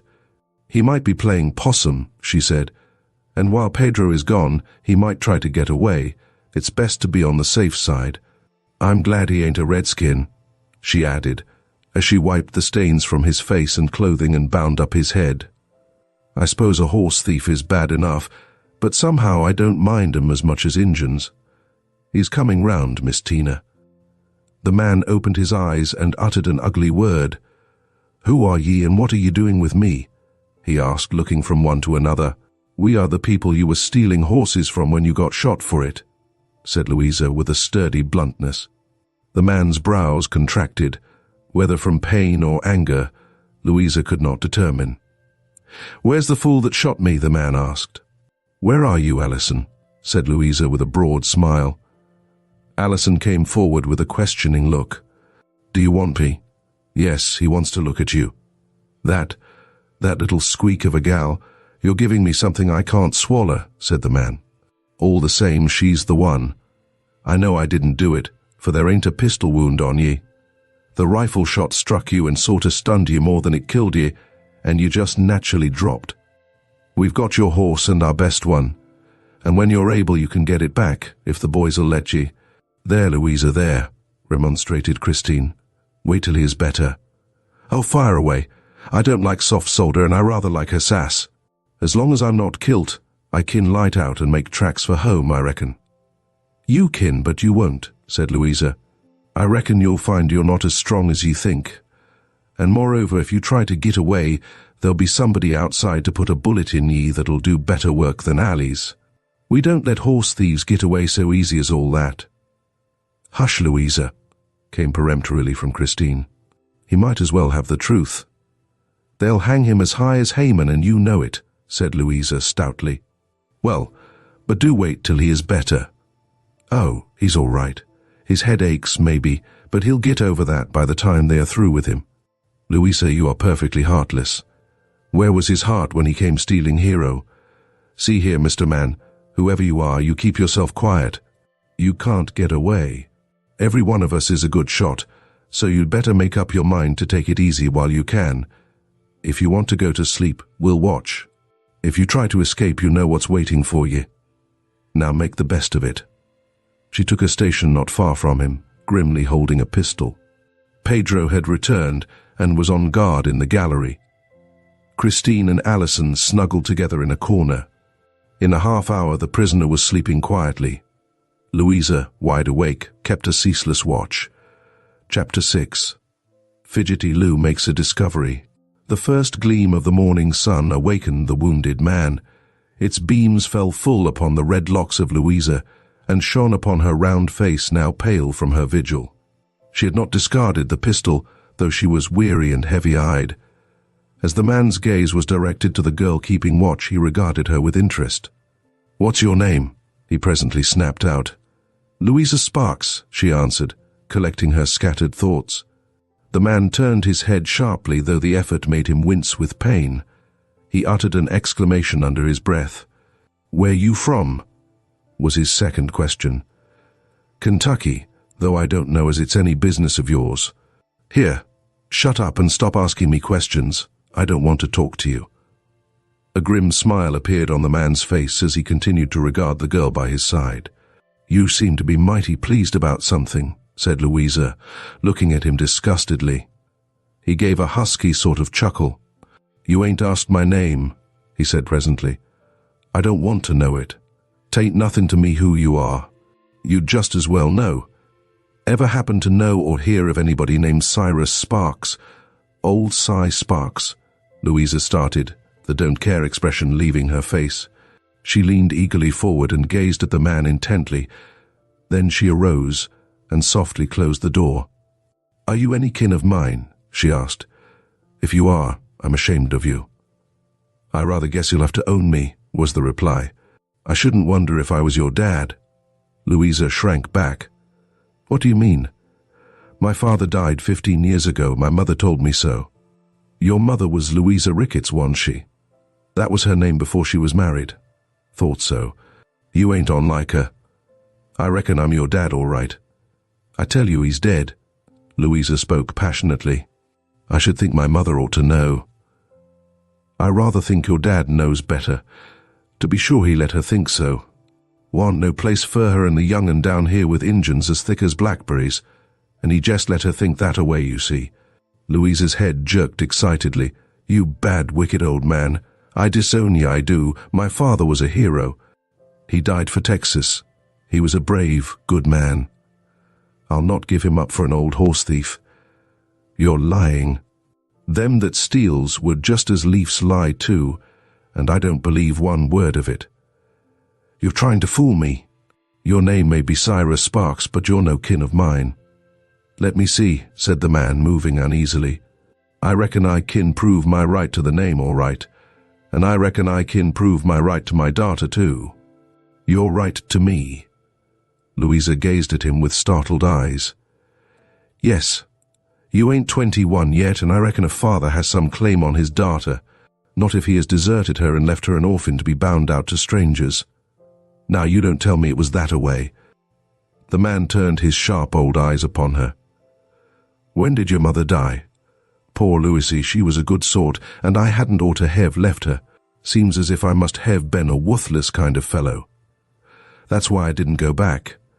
I left her and the young un when things looked pretty bad for me, pretty bad. I wrote to her right reg'lar, and I'd kep on a writing if I hadn't heard she was dead, and the younger one too. Yes, you needn't doubt it. I did hear that and believed it too, so I says to myself, what's the use of going back?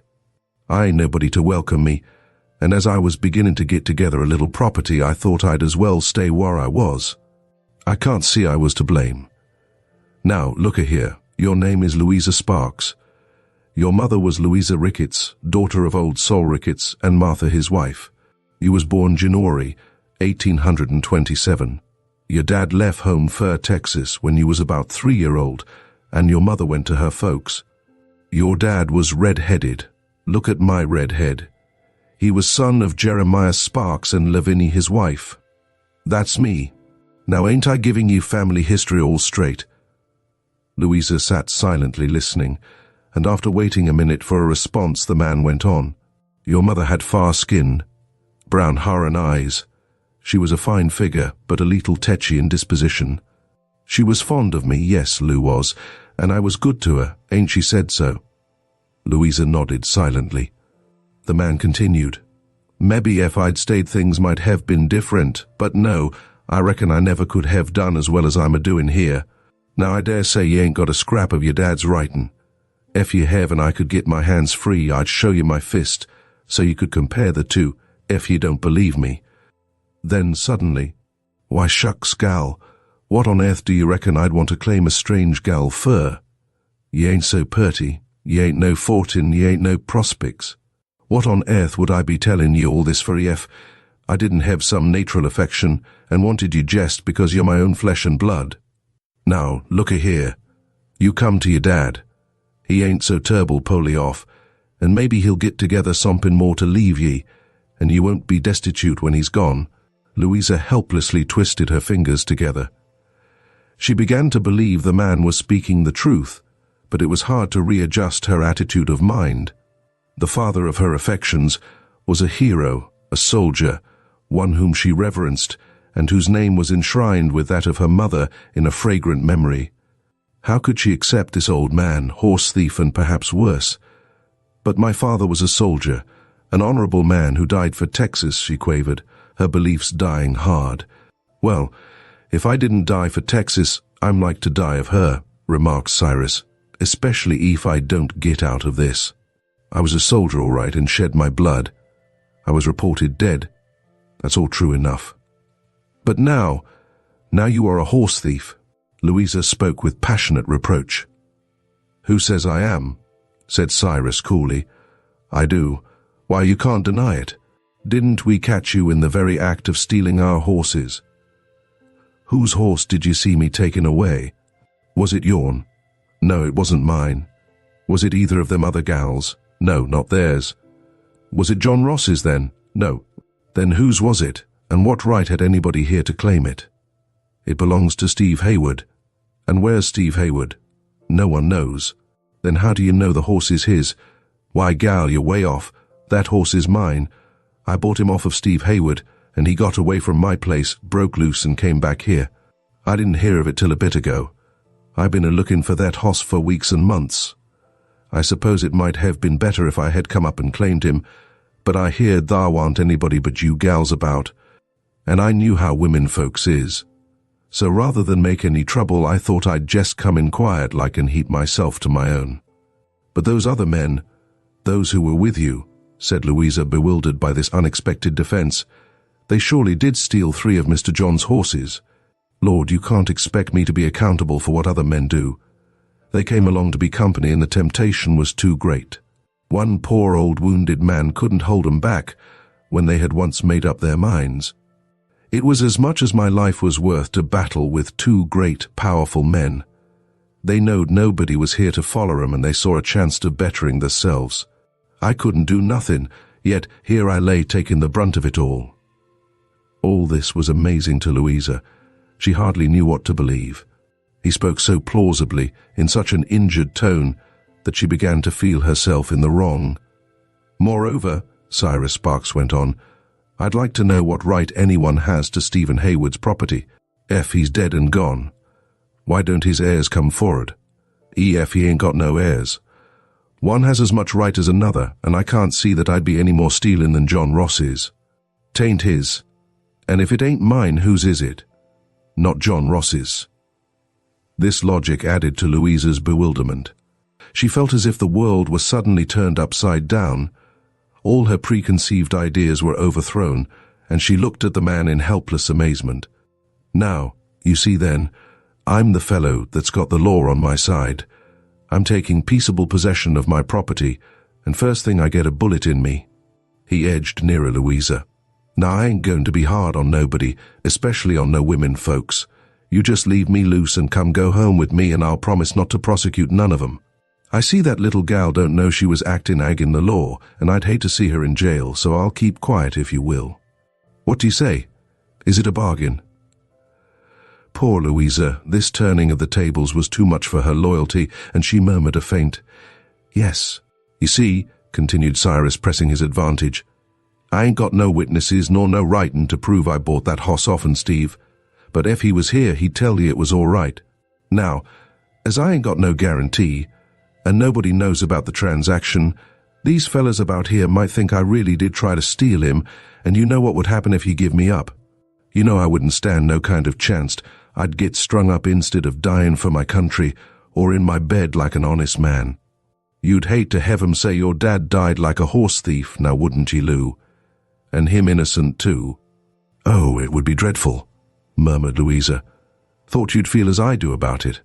So then, I'll be generous and not press my claim to the hoss, not yet anyhow. I'll just leave him here for the present, and if Steve never comes back to prove my word is true, why let these people keep him for what they've done for you?" This speech struck a responsive chord in Louisa's breast. She loved the Ross family, one and all. The dreadful possibilities that Cyrus had suggested filled her with alarm. She had little knowledge of the world and of the workings of the law. She believed the man to be really her father. It was true that she had neither beauty nor fortune. Then why indeed should he wish to claim her if not from fatherly affection? True, he did not fulfill her ideal, but the fact was here to face. She ought to believe him innocent till he was proved guilty. If his story were true, he was not to be greatly censured. She began to feel a faint stirring of filial affection, and to respond to his desire that his home should be hers. She had always so boldly announced that she was going to Texas for her father's sake, and now had come a greater opportunity to prove it than she had ever dreamed of. After all, why was it not a great thing for the poor orphan girl? Fidgetty Lou to possess the protection of a father, to live under his roof, and someday to be an heiress. Why, it was like a novel.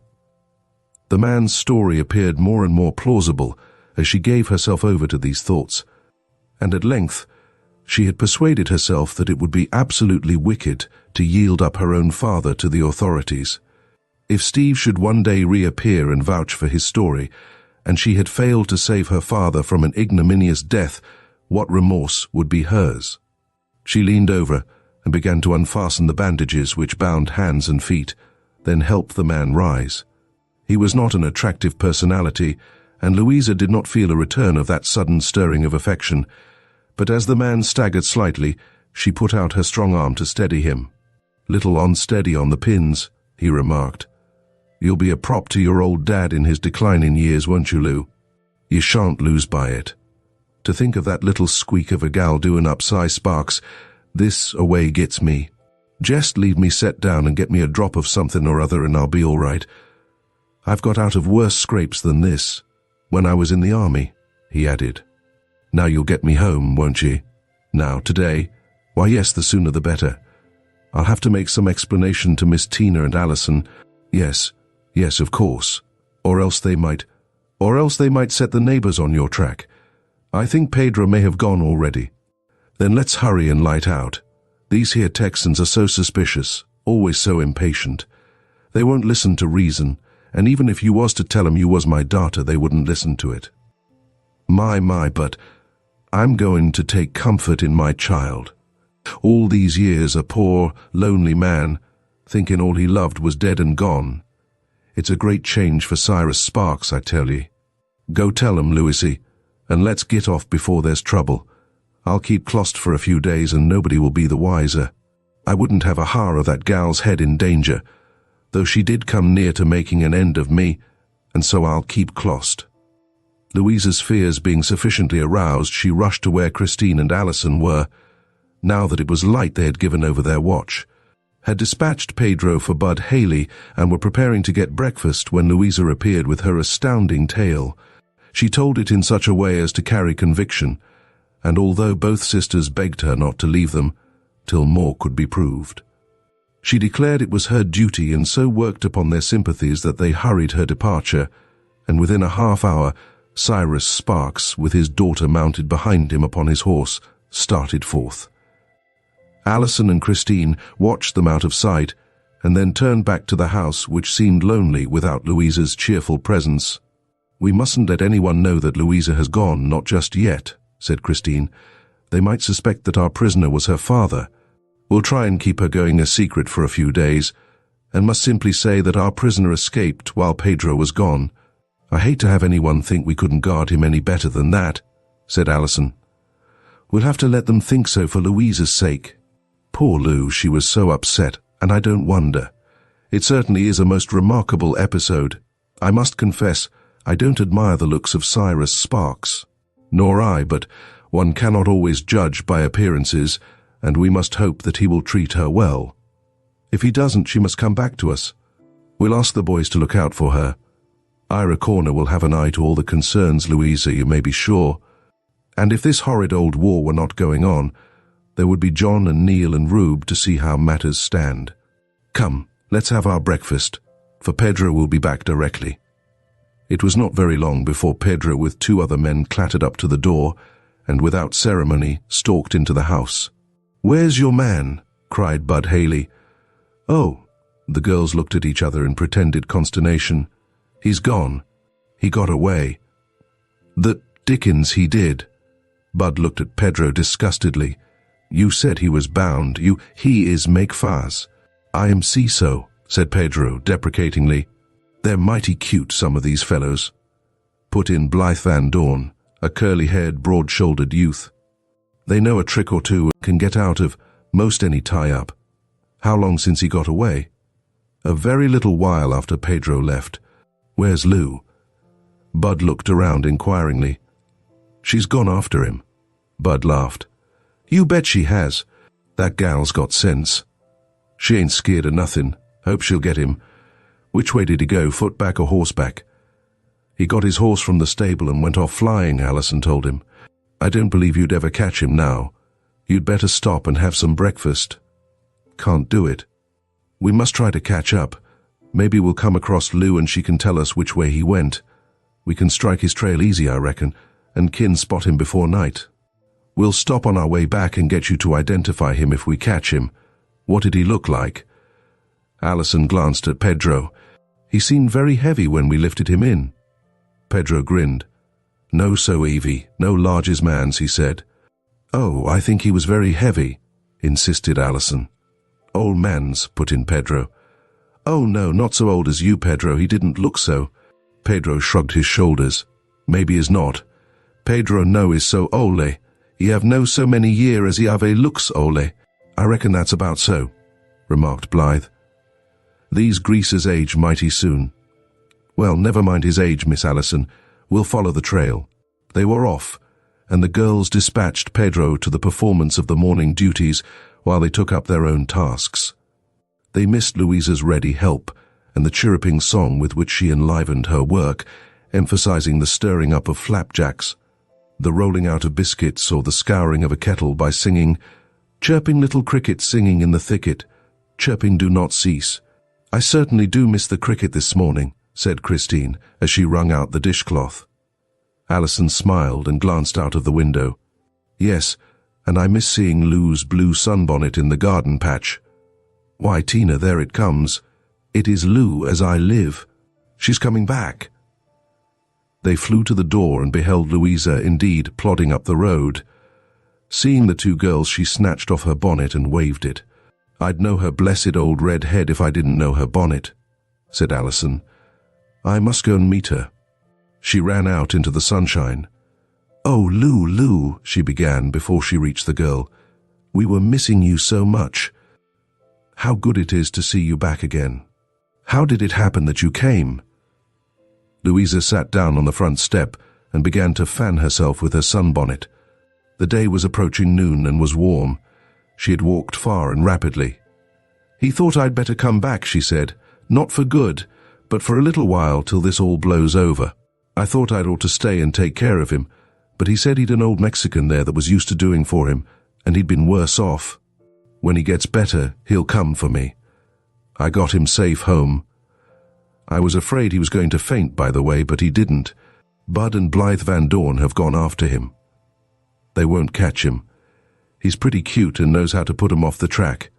We went down the road a piece, and then we struck off into the woods till we came to a stream. He walked the horse through that stream, right down it till we came to another bit of road, all trod down and full of horses' tracks.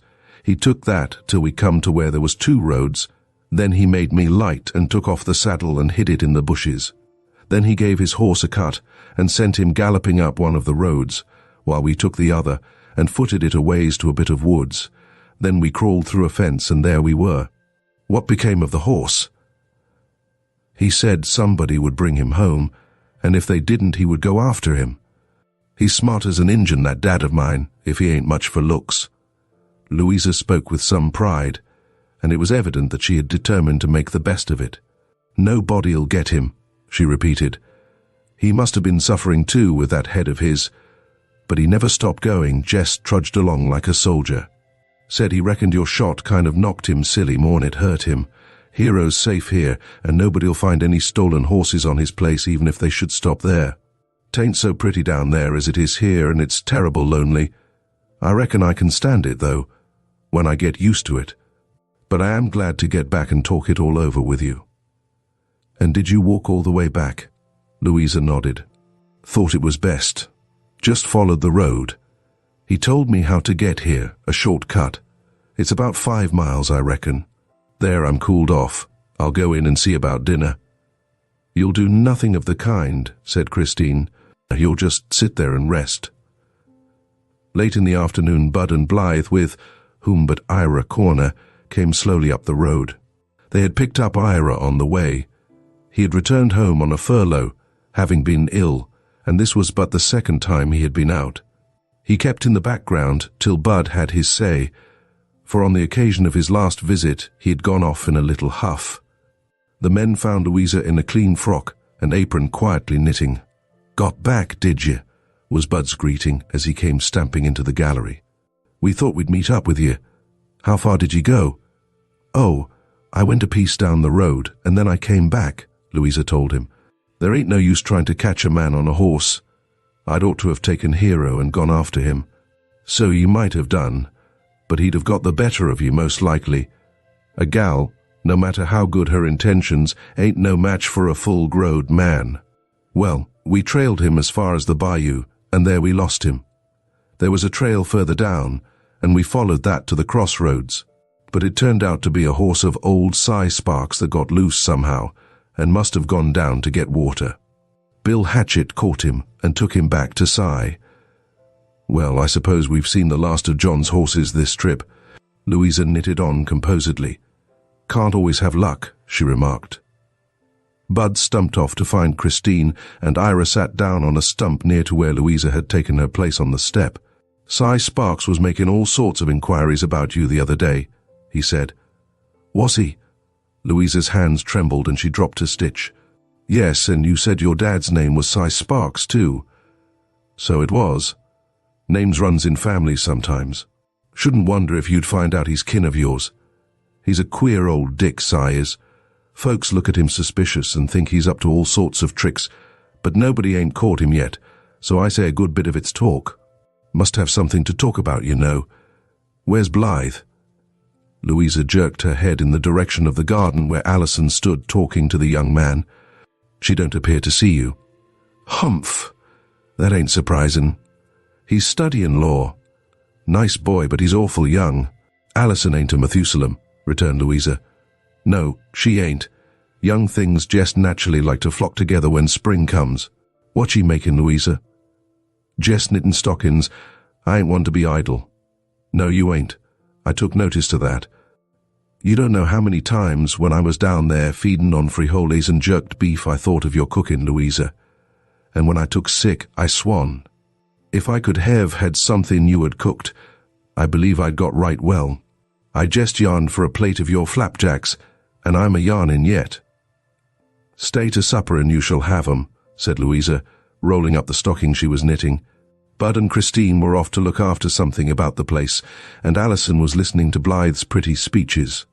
He and Neal seemed more like home folks, though both adopted a certain style of free and easy speech common to the country. Old Pedro employed himself close by. He did not mean that his charges should want the influence of his protecting presence, and always stood guard like a faithful watchdog.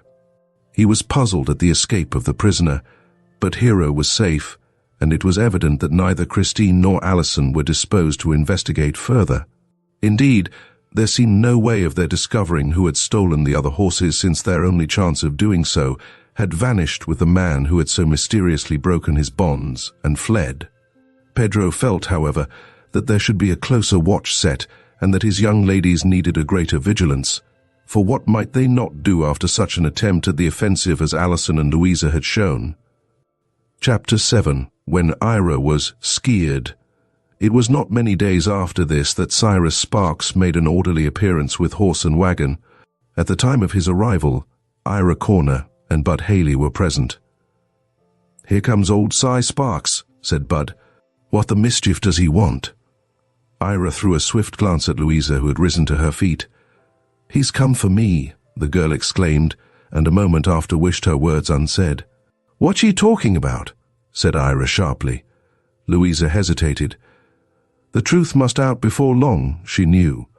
"He's my father," she said simply. Bud lifted his wooden peg of a leg and brought it down with a thump. "Hooey!" he exclaimed. "How did you find that out?" Louisa saw that she was in for it. "He was over here the other day," she said, cudgeling her brains for a plausible explanation, "and we found it out then. Thought your father was dead. Thought you was an orphan," said Ira, speaking as one aggrieved. "I thought so too, but he made it plain to me that it wasn't so. Deserted your mother, eh?" Ira did not mince matters. Louisa felt that she must be on the defensive. He didn't go for to do it. He heard we was both dead, and we heard the same of him. He was wounded, you know. "Wounded?" Ira gave a snort. "When? Where?" "You needn't say he wasn't," said Louisa, suddenly aggressive. "It was back there when there was trouble before with Mexico, and he fit for Texas." "I believe he did fight." "It appears to me I have heard he did," put in Bud, giving Ira a significant look. "So he's your dad? Well, they say old Si can always tell which side his bread is buttered on, and that he ain't so poly off." This encouragement had the effect of producing a certain warmth of manner in Louisa's greeting of her father as he came stiffly up. The red scar on his forehead was still noticeable when he took off his hat. "What you been doing to yourself, Si?" said Bud, whose attention was attracted by the scar. "Oh, nothing much," returned Cyrus, pulling a straggling lock over the wound. "Got to fooling around in the dark and scraped my blamed head agin a tree." "Oughta had better sense," said Bud. "They tell me you're setting up to be a family man." "How'd you hear that?" asked Cyrus quickly. "Louisa was just telling us." "Well now, ain't I in luck? 'Tain't every man can have a smart daughter come down from the States to housekeep for him, and he have nothing to pay for her coming. No, 'tain't every man lucky enough not to ever pay out nothing for fetching up his flesh and blood, and after she's riz up good and respectable to hev the benefit of what she's larnt. I should call it nothing but bald luck," said Bud. "You certainly can't call it nothing else," put in Ira. "Now if things was to go by deserts, ye never would have found her out." Cyrus looked from one to the other, frowning. Just how much they knew and how much they suspected he could not discover, but his role was that of the fond father, and he was bound to play his part. "Well, all is, Providence put her in the way of finding her dad," he said pleasantly. "I tell ye, boys, you'll never know a father's feelings till you have daughters of your own." "Providence, Providence," Ira roared with laughter. "A gal that kin cook like Louisa kin, needin' Providence to put her in the way of an old shark like Cy Sparks, is a good un. You better go get your things." Cyrus turned to Louisa with an air of proprietorship that annoyed Ira, and he followed the girl into the house under pretext of wanting to speak to Alison. "Look a-here, Lou," he said as he overtook her in the kitchen. "If anything goes wrong, I want ye to feel ye kin call on your friends.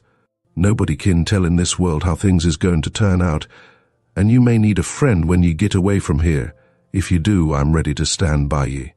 Jest give me half a chance and I'll fight for ye down to the soles of my boots. All you've got to do is to send me a strand of that red hair of yourn, and I'll come a-billin'." In such knightly language did Ira proffer his service to his lady-love. Louisa nodded. "All right, I'll remember." Alison, with woebegone face, stood by as Louisa tied up her bundle. "I hope you won't have need to run away," she said. "But, oh, Lou, I do hate to see you go." "I've learned ye a good bit," said Louisa. "You can make pretty near as good biscuits as I can, and your flapjacks are hard to beat." "Oh, it isn't your cooking we shall miss so much as your nice, cheerful self," Alison assured her. "Now ain't that the truth?" said Ira. "If this confounded war was over, But sho! I reckon you'll git along all right. Cyrus may be an old fox, but he ain't no wildcat." "We'll come over to see you," said Christine, who had joined the others to see Louisa off. "Yes, we will that," added Ira, "even if your dad ain't so very hearty in his invitations," for Cyrus spoke no word. "If Cy Sparks thinks he is going to keep the boys away from a likely gal like that, he's mightily mistaken," said Bud as the wagon drove away. "There ain't a boy around here that wouldn't be glad to see that redhead a-firing up his kitchen." "You bet," Ira agreed heartily. "I reckon we'd better be off too, Bud. Ain't had no word from John, gals?" "No, not yet. "There's been fighting," Ira told them.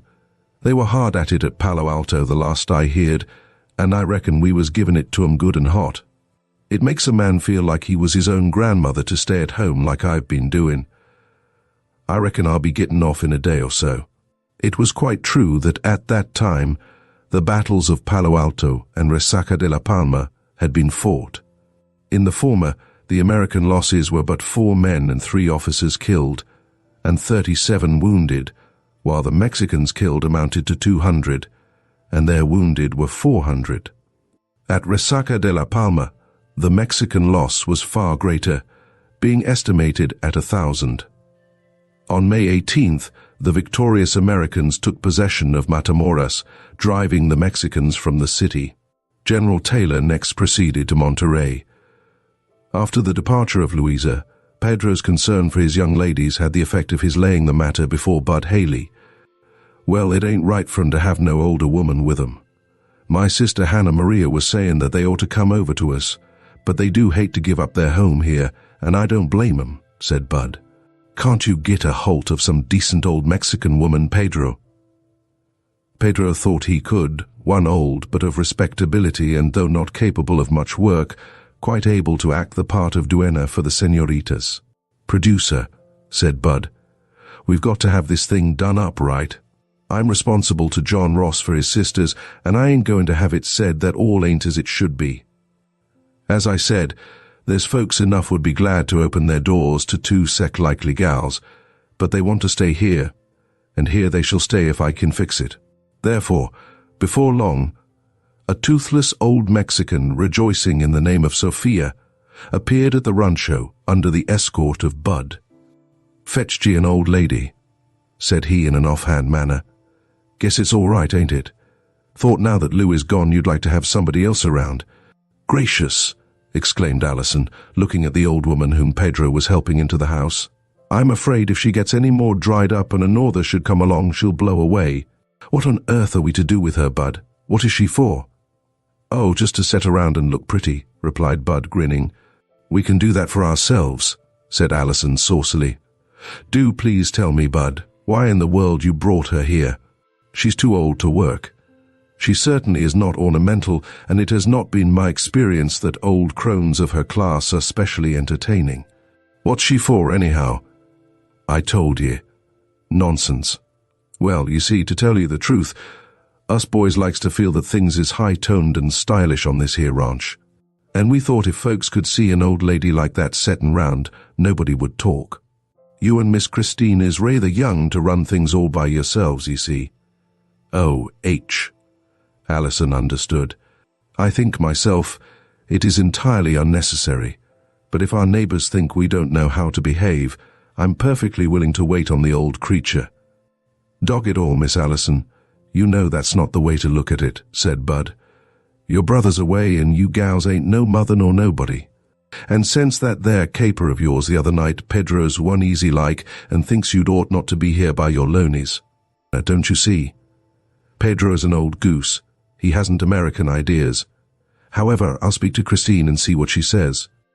On Bud's explaining the situation to Christine, she agreed to retain the watchdog, as Alison called her, and Sophia took up her abode until some better arrangement could be made. The old creature occupied the small room below stairs and spent most of her time in mumbling over her beads and in preparing tortillas, in which employment she was very expert, turning her little cakes so rapidly that Alison declared she saved up all her energies for this one performance. It was some time after the battles of Palo Alto and Resaca de la Palma before Ira was well enough to rejoin his company. Meanwhile, more than once, he passed by the Rosses to visit the wilder region where Cy Sparks had his home. Not that he received much encouragement from Cyrus, rather because of the contrary. The other lads in the neighborhood also seemed suddenly to acquire a desire for traveling the road leading to Cyrus Sparks's, and the consequence was that Cyrus found himself obliged to dispense a greater hospitality than had ever been his wont or his pleasure. He began to wonder if, after all, he had made a good bargain in taking to his home this daughter, who, instead of helping him to better economies, only increased his expenditures. Hospitality of the largest sort was the order of the country. Louisa's fame as a cook began to spread abroad, and it was taken as a matter of course by the young swains that they would be welcome whenever they should choose to drop in for a meal at Cy Sparks's. Most of them were too obtuse to notice Cyrus's black looks, and his failure to invite them to come again. They only perceived Louisa's smiles and her savoury meals. "It jes naturally does me good to see old Cy squirm when he has to set out a meal for half a dozen of us," said Ira, as he and Bud rode away after a long afternoon with Louisa. "Nothing pleases me better than to see him riled." "He's a wary old fox," returned Bud, "and I wouldn't put it past him to do any sort of low-down trick about that gal. He's got a taste of making money, and he don't stand on the order of getting it. Betwixt you and me and the gatepost I believe, and always shall believe. He had something to do with that little affair of John's hosses, and I ain't so dead sure he didn't have something to do with Steve Hayward's disappearance." "Show!" exclaimed Ira. "What started you thinking that?" "Well, you know that hoss of Steve's is a mighty good piece of flesh, as good as you'll find about here, and old Pedro was telling me that Hero was in the bunch of hosses they tried to take that night. They'd have got him too if the gals hadn't winged their man. Hero had sense enough to go back to his stable stead a follering the other hosses, and I've heard Cy admire Steve's hoss more'n once. Ever take notice to that scar on Cy's forehead? Looks mightily like a bullet wound. I've had my suspicions that Cy was mixed up in that. The gals wasn't so hot-foot after getting a holt of the man, and putting this and that together, and knowing old Cy's reputation. Yes, sir, and knowing that." "Well, it ain't out of reason," said Ira. "But I guess for Lou's sake we better not play detective any further. What you reckon old Jabe Manypenny's doing shining round Cy's? 'Pears to me he's struck up a mighty sudden friendship there. It made my dander riz up to see the old blear-eyed sinner setting there gaping at Lou." "Lou ain't got no eyes for him," said Bud. "Not when some other folks is around. But I reckon old Jabe wouldn't mind some of Lou's messes being stirred up in his kitchen. A man's stomach is a powerful argument for matrimony, I've remarked, and old Jabe ain't above a weakness that catches a holt of the younger bucks." "Humph! I'd like to see Lou stirring up messes in his kitchen," said Ira disgustedly. "She's most too good for any of us. But when it comes to a old yaller-faced atomy like him, I'll see myself in Jericho before I'll step out of his way." "He'd better be sprunting up then," said Bud, "as some other fella's picture'll get prominent in her mind, and when you get back from the front your prospects for eating hearty for the rest of your life'll be slim and what. They are now." Ira was very silent for some time after this speech. Like many of the adventurers into Texas, he had little ambition beyond living a wild, free life. A good time with the boys, a dash out upon an Indian trail, days of hunting, a fandango with some bonita señorita, constituted the employments to which he devoted himself. He had his own land grant, a little cabin where he stayed long enough in a year to make good his claim to his property, a couple of horses, his rifle, and a dog, and that was about all he cared to possess. The idea of settling down to clear land, to acquire stock and to become a family man had never been seriously considered. But now, with Jabez Manypenny appearing as a rival, all the pugnaciousness in Ira arose. He would not be beaten. Jabez owned many acres, a fine lot of stock, a good and roomy house. He was reputed a rich man, a widower of 2 years' standing, and with no nearer relatives than married sisters somewhere in the States. Ira pondered over the situation. To snatch Louisa from both Cyrus and Jabez would be a fine stroke. But there was the war going on.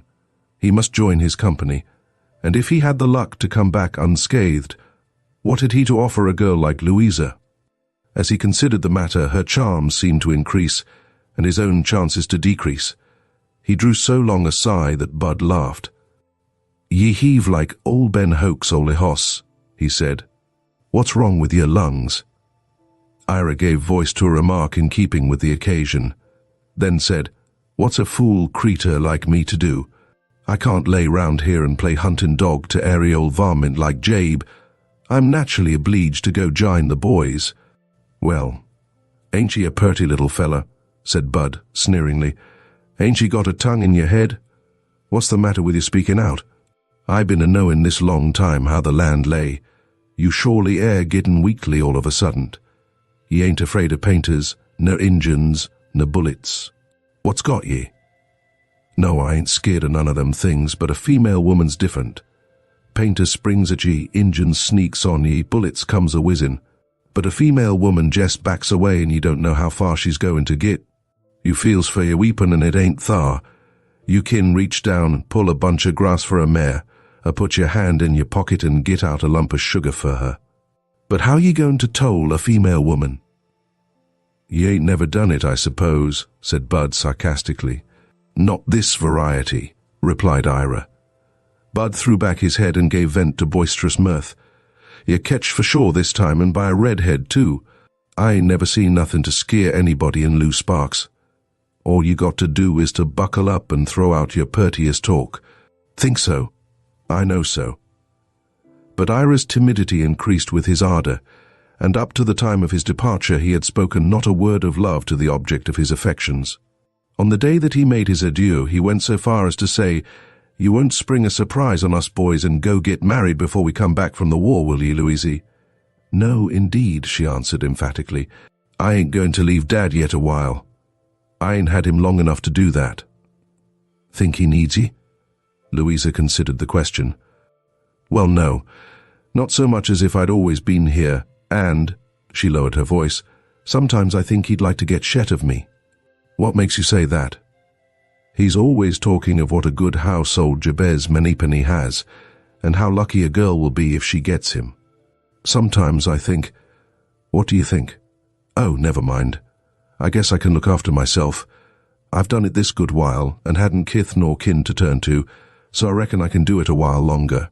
Till the war's over, and longer, if it comes to that. You won't forget about that Stranaha. If ye need a fella to do anything a woman can't do, I'll get to ye somehow. Nothing short of desertin' shall stand in the way.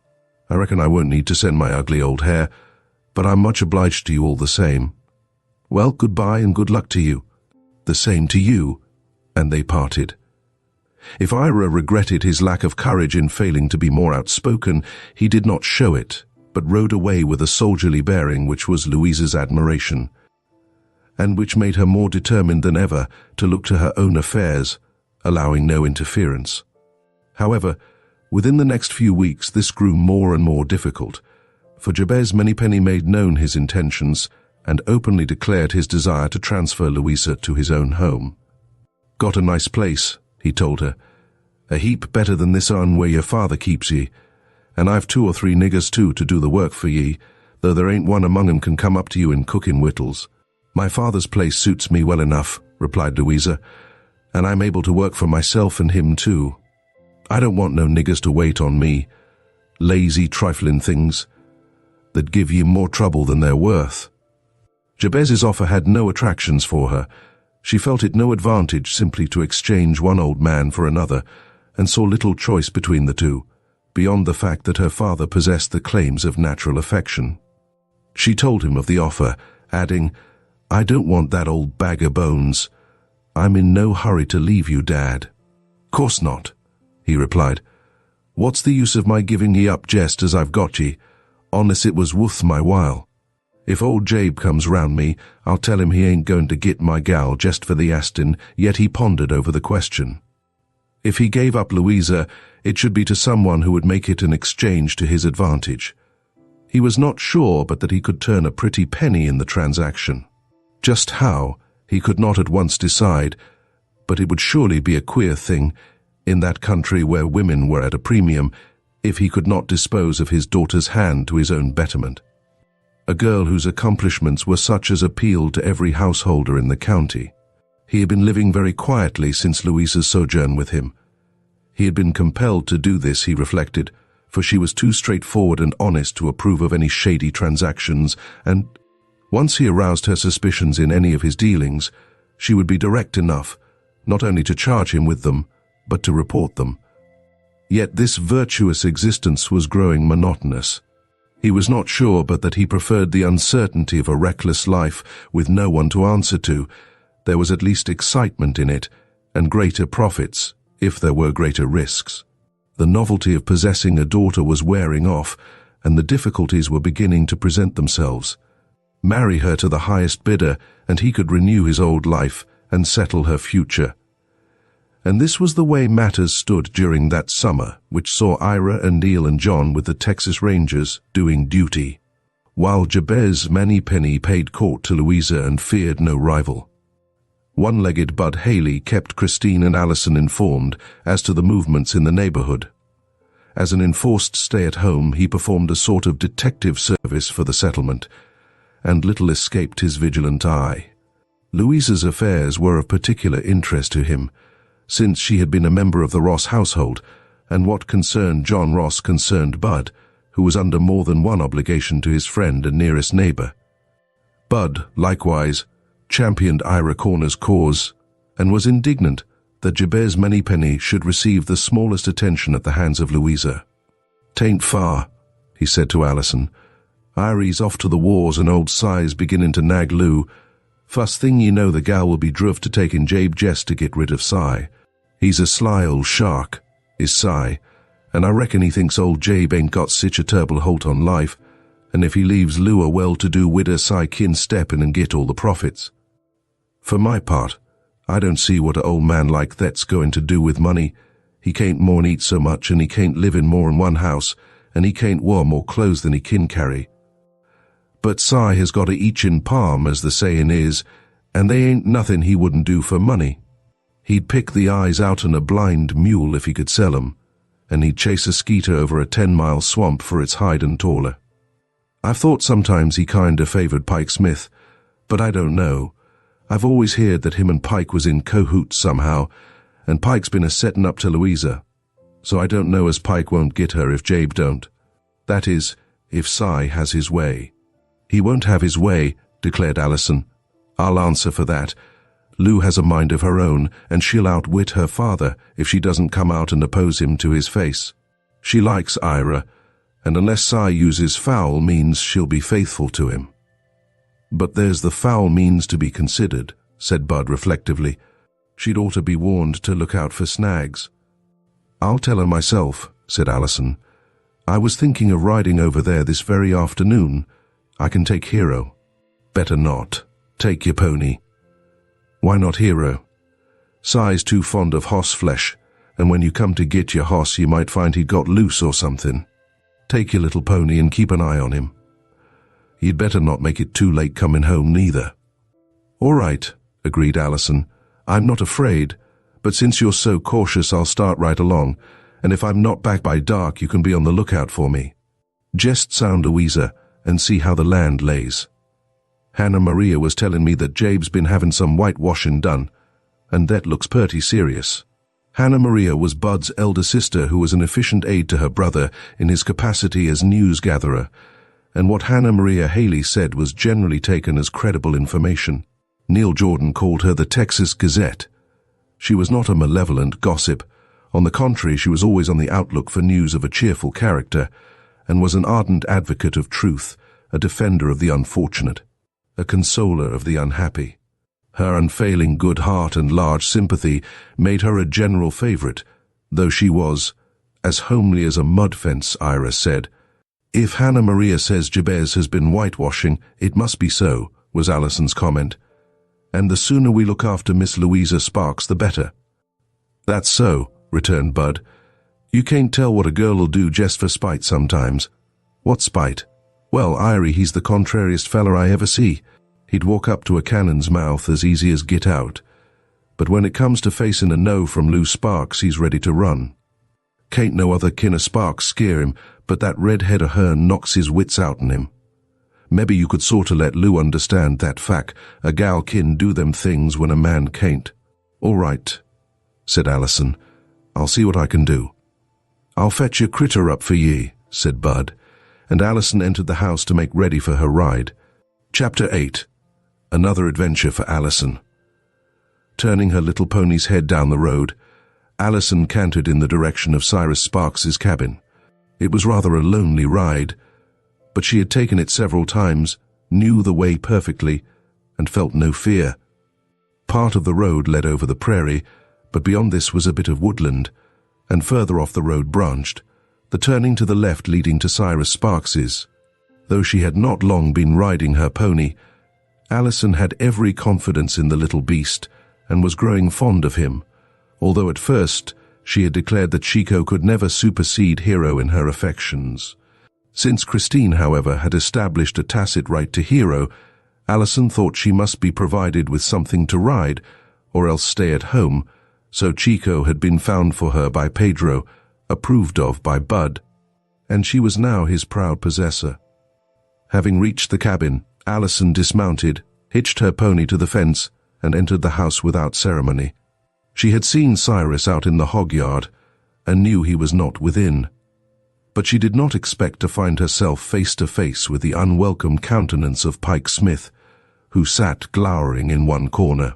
Alison had always been repelled by this silent individual who paid her sparse courtesy at the best of times, and who now did not move from his chair, nor give her more of a greeting than a grunt and a nod. "Where is Louisa?" asked Alison, pausing on the doorsill. Pike jerked his thumb in the direction of the lean-to, and Alison, without further words, passed through the room and onto the kitchen in the rear. Here she found Louisa, red of face and brisk of movement, beating eggs. "Why, Allie Ross," she exclaimed, dropping her beater and extending her hand. "I surely am glad to see you. Sit down. I'll have this cake in the oven before you can turn around, and then I've a power of talk to get rid of. The good master must have sent you here today." "Why?" asked Alison, as she sat down on the rough bench and watched Louisa deftly mix her ingredients together. "Oh, there are lots of whys. I'll tell you in a minute. Pike Smith still in there?" she asked in an undertone. Alison nodded yes. Louisa made a contemptuous mouth. "Wish he'd get out," she continued, still in a low voice, stirring her batter vigorously, and then slipping the yellow smooth mixture into the pan. "I thought you must be making the cake specially on his account," said Alison with a little laugh. Louisa cast her a scornful glance. "You know better than that. He thinks, and they all think, I'm plumb crazy to want anything but cornbread and fry. I tell Dad if I tend to the chickens, and if he can't buy me a little flour and sugar once in a while, I'll go where I can get it easier. I ain't seen any decent butter since I came down here except what I make myself. I never did see people so easy pleased. I'm sure we never get any good butter anymore," complained Alison. "Christine was saying the other day that we'd have to learn to make it if you would show us how. Nobody about here knows what real butter is. I'll show you and welcome. Let's go outside, it's getting hot as toffet in this kitchen." They established themselves comfortably on a log by the door, and Alison immediately began her questioning. "Why did you say I was specially sent to you today?" "Oh, things ain't going the way I like. Better come back to us. Wish I could, but somehow I've got the feeling that I ought to stick to Dad, right or wrong." "I don't think so at all, if you are not happy here. He's all I've got, and I'm all he's got. He's told me a lot of things about old days, same that Mother used to talk about, and I know he belongs to me all right, though he does seem powerful anxious to get me married." "He does?" "Yes, and what's more, he wants to pick out my man for me. Says I've got to take either Pike or old Jabe Manypenny. I can understand why he might want you to marry old Jabez Manypenny, for he's rich, but I can't see why he should pick out Pike when he's about the most disagreeable, glum-looking wretch that I ever saw. I can't bear him. I'd rather you'd marry Jabez, old as he is. Goodness knows there are enough hard characters down here in Texas, and sometimes I think every other man must be an escaped criminal. But of them all, I do think Pike is about the worst. I can't imagine what your father sees in him. That's just what I can't see. They're mighty thick, and Dad always treats him as polite as a lord, like he wanted to keep on the good side of him. Says I mustn't judge by appearances, and if I care anything for him, I'll be a dutiful daughter and marry to suit him. Well, I must say I don't envy you a father if that's the way they do. I'm glad I've no one to bother me about such things. How about that young fella I hear comes shining round you, that Blythe Van Dorn? Oh, he's only a boy. He has said some soft things to me, but I just laugh at him. I did have a proposal, though, my first, and you'll never guess who it was." She laughed gleefully. "Not Van Dorn. No. Bud. Bud, indeed. No, of course not. I wouldn't marry a one-legged man, would you? I don't know. It would depend upon how he lost his leg. Suppose your brother John came home with but one leg. Wouldn't you think him still good enough for any girl? That I would. I see the difference lies in who the man happens to be. As it happens, my suitor has both his legs, such as they are, but he is not so young as John. I can't think who it can be. Tell me, Alison. Old Billy Jones. Alison's laughter rang out merrily. That old goose with daughters twice your age.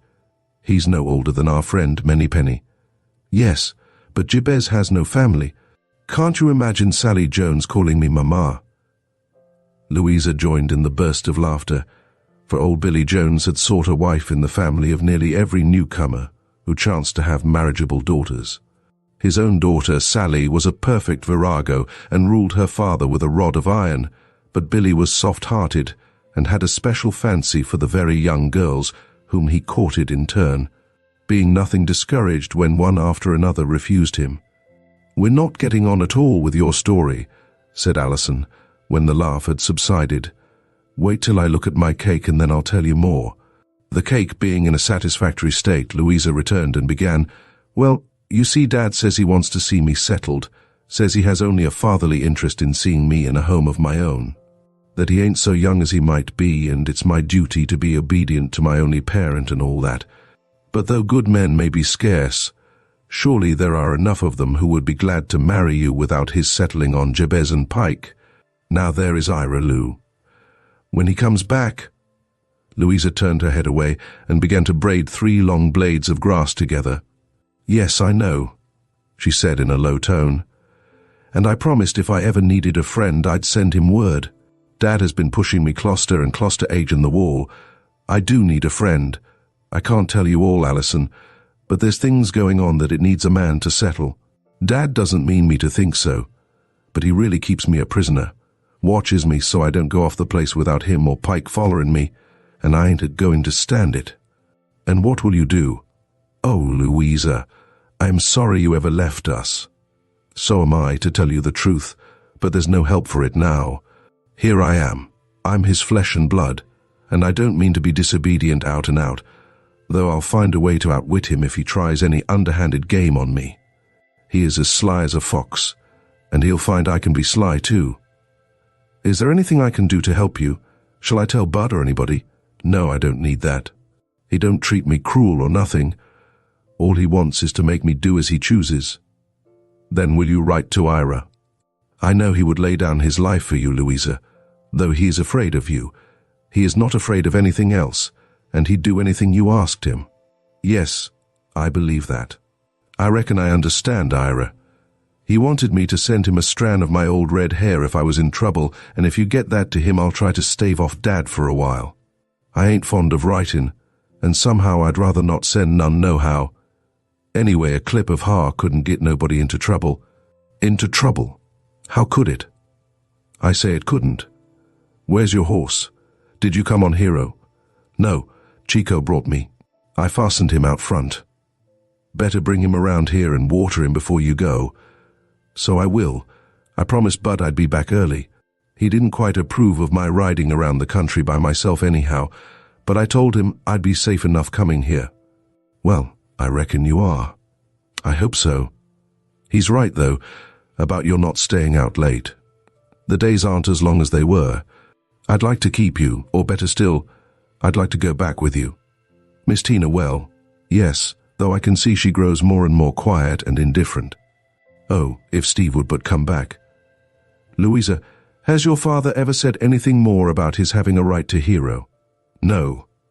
Louisa made her monosyllabic answer, then went into the house hastily with the excuse that her cake needed attention. A little later, Alison set forth on her return journey. She carried a long, shining strand of Louisa's hair, which she had playfully braided with some pampas grass and twisted around her hat. It won't get tangled that way, she said. With a wave of the hand, she disappeared from Louisa's eyes, not the only ones watching, for Pike Smith stood sullenly looking after her. The summer was on the wane, and the days were shortening perceptibly. Alison urged on her little Mustang as she approached the road through the woods, It was here alone that she felt any timidity. There were many possible dangers lurking in the silent forest. Suppose a wildcat should suddenly spring upon her, or a Mexican lion.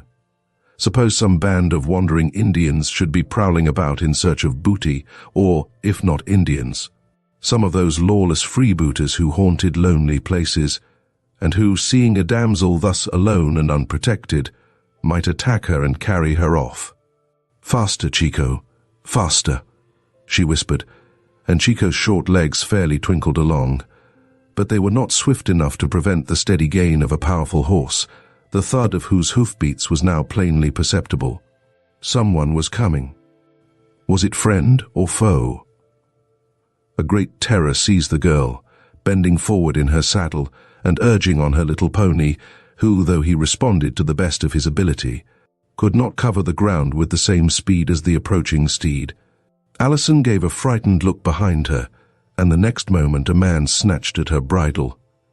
"Here, girl, get off," said a stern voice, and looking up, Alison saw Pike Smith's lowering face above her. "Why should I get off?" she asked pluckily, though her heart beat fast. "Because I say so. Suppose I won't do it? Then I'll make ye. Don't you dare to do such a thing. I defy you, Pike Smith. You had better let me go, and that quickly. Bud Haley and some others will be coming to meet me in a minute, and it will be the worse for you." For answer, Pike growled something unintelligible, swung his horse around, and still holding Alison's bridle, went crashing through the bushes, forcing Chico along with him, the girl bravely keeping her seat and avoiding the low branches and thorny twigs as best she could. Once she attempted to make an outcry, but Pike turned threateningly on her. "None of that, or I'll stop your sassy mouth for good and all," he said savagely. Full of mortal fear, Alison could only keep silence and cling to her horse desperately. A half-hour's ride brought them to a lonely little hut. Here Pike dismounted, curtly ordered the girl to get down, and keeping an eye upon her, approached the hut. "Brigida," he called. A shuffling, blear-eyed old woman came out. Pike addressed a few words of Spanish to her, then lifted Alison from her horse, set her within the hut and closed the door. Divided between fear and anger, Alison wondered what would happen next. She was not long kept in suspense, for the woman began carefully to search her, examining every article of clothing, even to her shoes and stockings. The twist of hair mingled with the braid of grass around her hat attracted no notice. It meant nothing to Brigida. She was searching for a bit of paper. The search being concluded, the old woman made her report, and Pike entered the room. "Well, I hope you are satisfied," said Alison, nothing daunted by these investigations. "Will you please tell me what this is all about? Do you suspect me of being a spy and of carrying dispatches for the Mexican government? Or what is it you are looking for?" "What I want is that letter Lou give you," said Pike bluntly. "You can't deny she give you one. She's as sly as her old dad, but they can't neither of them pull the wool over my eyes. I ain't to be made a fool of by none of that layout. The gal's promised to me, and I'll have her sending no word to other men. You can't swear she didn't give you a bit of writing." "She did nothing of the kind. You are very far off the track, Mr. Pike Smith, and I'll thank you to conduct me safely home. And a purty hue and cry you'll raise when ye git thar." "Naturally. Then you don't go. I've more'n one grudge agin ye.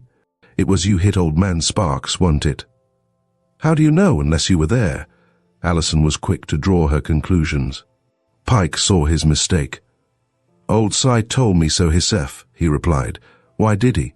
He was anxious enough to keep the matter quiet, and unless you were in cahoots with him, he never would have told it. I suppose you were one of the men who got away, and if so, what have you done with my brother's horses? I always suspected you were some kind of rascal." The man approached her with clenched fist, but Alison slipped behind a table and drew forth the pistol she always carried. "I'll blow out your brains if you touch me," she cried. "Two kin play at that game," said Pike, whipping out his own pistol. "It's a duel, is it?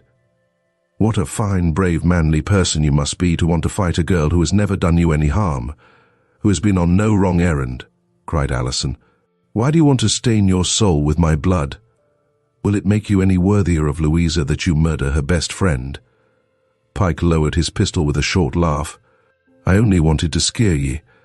If ye promise to say nothing of this to nobody, and not ever mention that other time ye was jest talking about, I'll not harm ye this time." It was decidedly an occasion when discretion was the better part of valor, and Alison gave the promise. Pike, without another word, stalked out, leaving the girl alone with the old woman. Presently the sound of his horse crashing through the chaparral told them he had gone.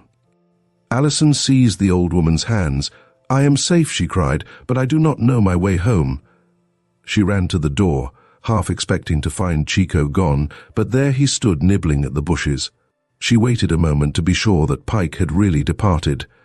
Then she mounted her horse without protest from the woman, whom she bade adieu with a feeling of thankfulness.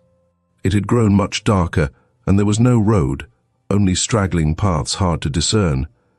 In what she believed to be the right direction, Alison turned, her little horse gallantly making his way through the difficulties of an unbroken road.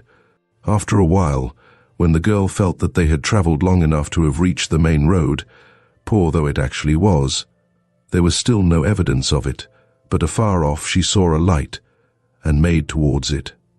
To be sure, it might be out of the frying pan into the fire, she reflected, and she might be walking directly into a den of thieves. But on the other hand, night was coming on. There were prowling beasts to fear, and she was willing to take her chances. She drew nearer and nearer to the light, and presently she saw it came from a campfire, and that around it were several figures. She went a few paces further and listened, hoping to gain some idea of what manner of persons these were. While she waited, half fearing to make her presence known, a woman's voice arose, singing shrilly, "How firm a foundation," and emphasizing the words as she moved about. A great sense of relief swept over the girl, who, without further hesitation, rode into the small encampment. A large white-covered wagon stood at a short distance. Some men were gathering wood to feed the fire. A woman with frying pan in hand was preparing the evening meal, 2 or 3 little children at her heels. At the sudden apparition of a girl riding out of the depths of the wood, the woman gave a startled exclamation. "Eli, where did you come from?" she asked. "We didn't think there was a house within miles." "Maybe there isn't," said Alison. "I've lost my way. Can you tell me if I'm near the road to Denton?" "It's the road we come over. We passed through Denton this morning," one of the men told her. "You belong to these parts?" "Yes, and I should know my way better, shouldn't I? It's lucky I came upon you all, or I might have travelled around all night. Are you going much further?" "A matter of 30 miles or so." "And glad enough I shall be to get there. It's weary travelling all this way from the States," said the woman. "I reckon you find it pretty lonesome down here, don't you?" "Not so very. I am used to the country, and I am with friends. Besides, we don't live very far from Denton, just on the edge of it, you might say, though the store is 3 miles away. There are 2 or 3 ranchos between us and the village, but we can see the houses quite plainly, and that makes it seem less lonely." "I wish we were going to be that near somebody," said the woman. "Oh, it won't be long before we have neighbours," said the man cheerfully. "It's filling up fast down this way. Fine country, miss." "Yes, it is so," said Alison. "Won't you light and take supper with us?" said the woman. "It don't seem to me like you ought to go on alone. You'd better get down and stay here with us till morning." "Oh, thank you," said Alison, "but I must go on. My sister will be worried to death if I don't get home." She bade them farewell and, once on the road, put her little Mustang at his best paces. She felt herself lucky to have struck the right way, and to have the knowledge that there was a friendly company between her and the stretches of forest beyond the turn. Realizing that he was on the homeward path, Chico cantered along bravely, and in a short time the twinkling lights of the first house appeared across the stretch of prairie. At the edge of the woods a horseman came dashing towards the girl. "Hallo," came the shout. "That you, Alison Ross?" Alison rode forward. "That's just who it is," she said. "Is that you, Bud Haley?" "I'm the fella," he replied, making his way towards her. "You've give me a purty scare. What happened to ye?" "I got lost," replied Alison with a confused laugh. At least I heard something behind me, and I got scared and didn't keep the road. Humph. I reckon you'll either stay at home after this or have a man's company when you're going this fur. Miss Christine'll be scared to death about ye. She's there alone, cept in Pedro and his gal. Ole Sophia got tired of her job and has went home. It 'pears to me like you and Miss Tina better bundle up and come over to our house till your brother gets back. I ain't easy 1 minute about ye. That's too bad, said Alison with compunction. We have no business keeping you worried about us. I only wish John would come home. Well, you know you'd be as welcome as flowers in May. Hannah Marie was saying so this very day. I reckon we'll have to talk that plan over with Miss Tina. See Lou? Yes, and her father isn't making things any too easy for her. He keeps her close and says she's got to marry either Jabez Manypenny or Pike Smith. The blamed old Egypt, ejaculated Bud. Ain't he got no more sense than to hand his darter over to an ornery rascal like Pike? Bet he swaps her for a hoss. Pike's got some sort of holt on Cy, and he's skeered of him. Why, I'd sooner see old Jabe get Lou. He's close, but he ain't to say cruel and Pike. Well, I wouldn't let my ornery's old mule get into Pike's hands. Not if I could help it. We've got to try and get Lou out of this mess. Why didn't that fool Irie get her landed safe before he lit out? That's what I can't see. I have something that Lou wants to send to Ira, said Alison. You have? Well, I'll see that it gets started good and early. I ain't going to have you going over there again unless me or Blythe or some of us boys goes with ye. Meanwhile, we'll keep our eyes open. I don't want no second scare like you give me this evening. Christine was nervously watching for her sister when she appeared. Brought her back safe and sound, said Bud. We ain't going to let her get out of our sight again, no siree. She's too precious to get lost. Got something to talk to you about tomorrow, Miss Tina. So saying, he rode away with Chico in charge. What did happen to keep you so late, Alison? Asked her sister. Alison looked around to be sure Bud was out of hearing. I had an adventure, she said. Someone followed me, a man, and I was scared to death. That's why I got off the road. I found the way back by a mere chance, for I came across a party of emigrants camping in the woods, and they put me right. Don't tell Bud about it. Why not? I think he ought to know. Was the man anyone you ever saw before? I hope I shall never see him again, said Alison fervently. Oh, Tina, poor Lou is just the same as a prisoner. Her father is badgering her to death to marry old Jabez or Pike Smith, and he doesn't let her off the place. Pike Smith?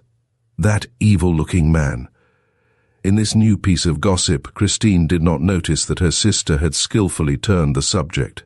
He is evil-looking, and I can't bear him. I'd rather see Lou dead than his wife. I told Bud about it, and Tina, I have a lock of Lou's hair to send to Ira. You may know things are in a pretty desperate case when she summons him. If the boys were all at home, they'd soon settle matters for Cy Sparks. You know John wouldn't let him abuse Lou. He doesn't really abuse her, does he? No, he doesn't bodily ill-treat her.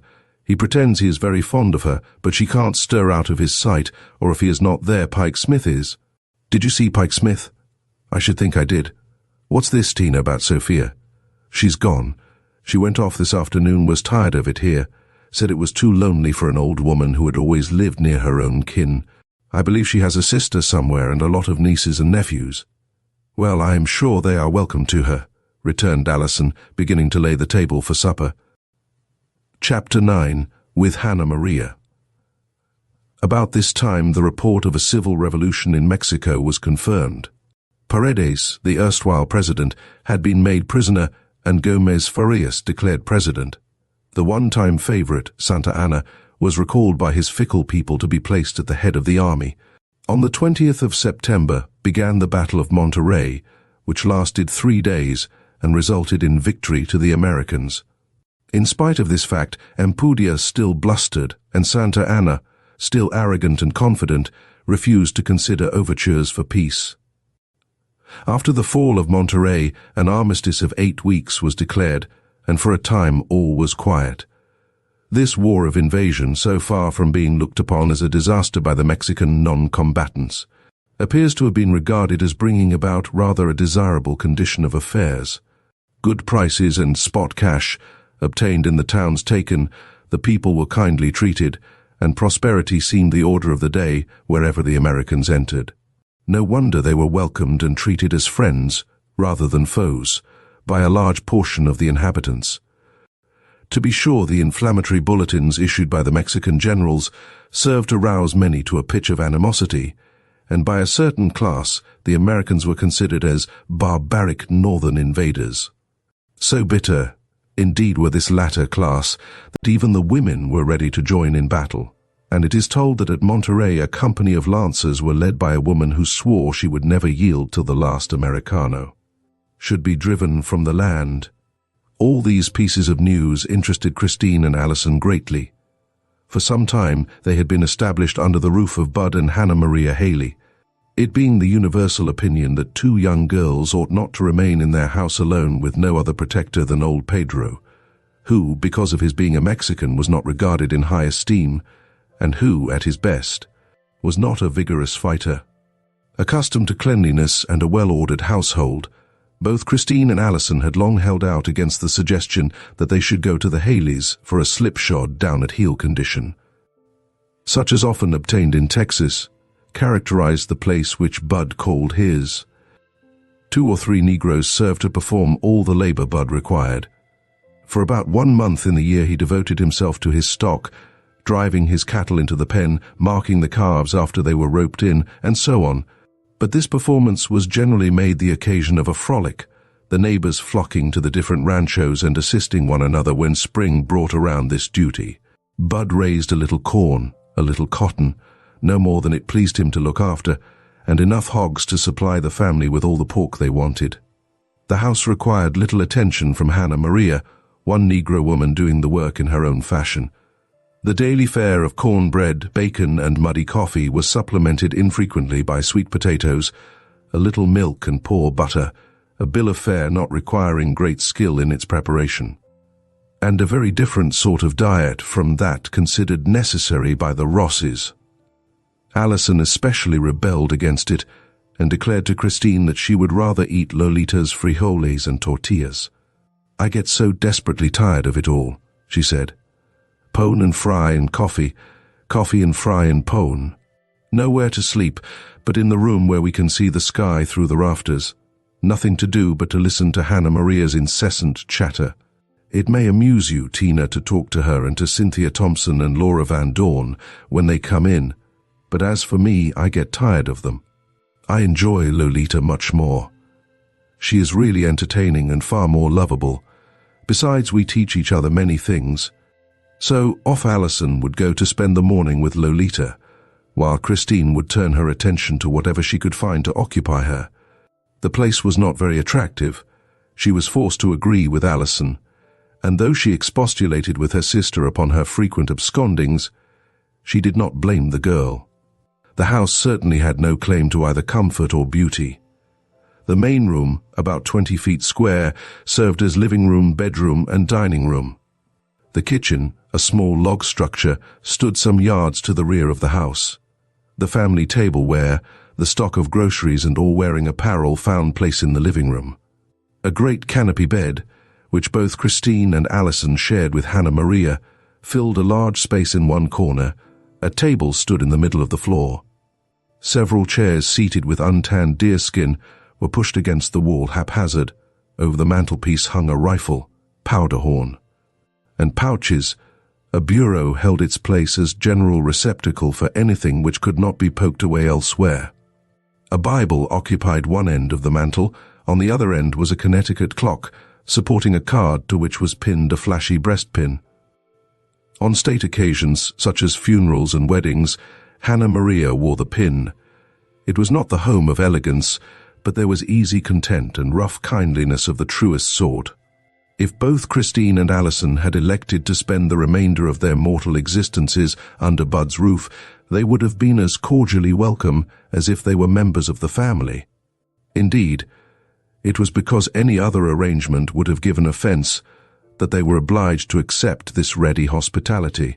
Fortunately, it was mild weather, and, unless a norther drove everyone within doors to seek the fire, the gallery was the gathering place for all, and here, on a pallet, Bud was wont to sleep in summer.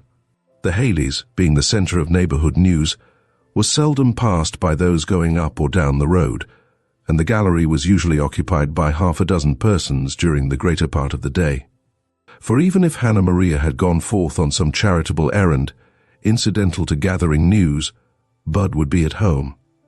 Or if Bud were away, Hannah Maria would be found surrounded by the hounds and shooing off chickens from her untidy flower beds, but ready to smile a welcome to whomever should ride up. The lock of hair had been sent by a safe hand to Ira, and every day some of the boys managed to bring a report of Louisa. Old Si has some scheme in his head, Bud told the girls. I don't know just what. I think he'd send Pike about his business if he dared. As for Jabe, he's easier managed. He wants Lou, but he's divided between his desire for her and his love of his money bags. So he'll only come up to the scratch when it's now or never. Hannah Maria, softly plump and comfortable, nodded approvingly from her rocking chair. She considered that Bud was a person of marked perspicuity and his opinions those of great weight. She was a great lover of the romantic and was continually seeking out sentimental motives. Christine's sad little story interested her deeply, and she would talk for hours upon the possibility of Steve's return. It must be said that her cheerful optimism was a good thing for Christine, who, from constant brooding and from being much alone, was in danger of becoming morbid. Alison was a very much less interesting companion to Hannah Maria, for Alison laughed at her sentimentalities, refused to talk of love affairs. And though Hannah Maria declared it was unnatural in a girl nearly 17 to fight shy of lovemaking, Alison insisted that she was not yet ready for anything of the kind. The very idea of it, said Hannah Maria, as Alison vanished from the house one day. I never see a young gal so sot agin love stories. Christine smiled. She isn't so indifferent as she seems. She thinks a lot about such things, but they are all imaginary ones so far. She hasn't met her knight yet. Maybe she has, and maybe she hain't, said Hannah Maria. There's young Van Dorn thinks a mighty heap of her, and he mought be jedge some day. That some day is a long way off yet, returned Christine. I'm glad Alison is in no haste. She seems such a child. Laws, Tiny, when gals is so scarce they get married dreadful early, and 16's the age for most of 'em to be picking out their husbands. You don't want her to be a old maid. Oh, I don't know, returned Christine. It's what I expect to be, and it would be rather nice for us to live together. But you won't be. Your time will come too. Nobody can't make me believe Steve won't come back. Why, I remember just how he looked the very day he was missing.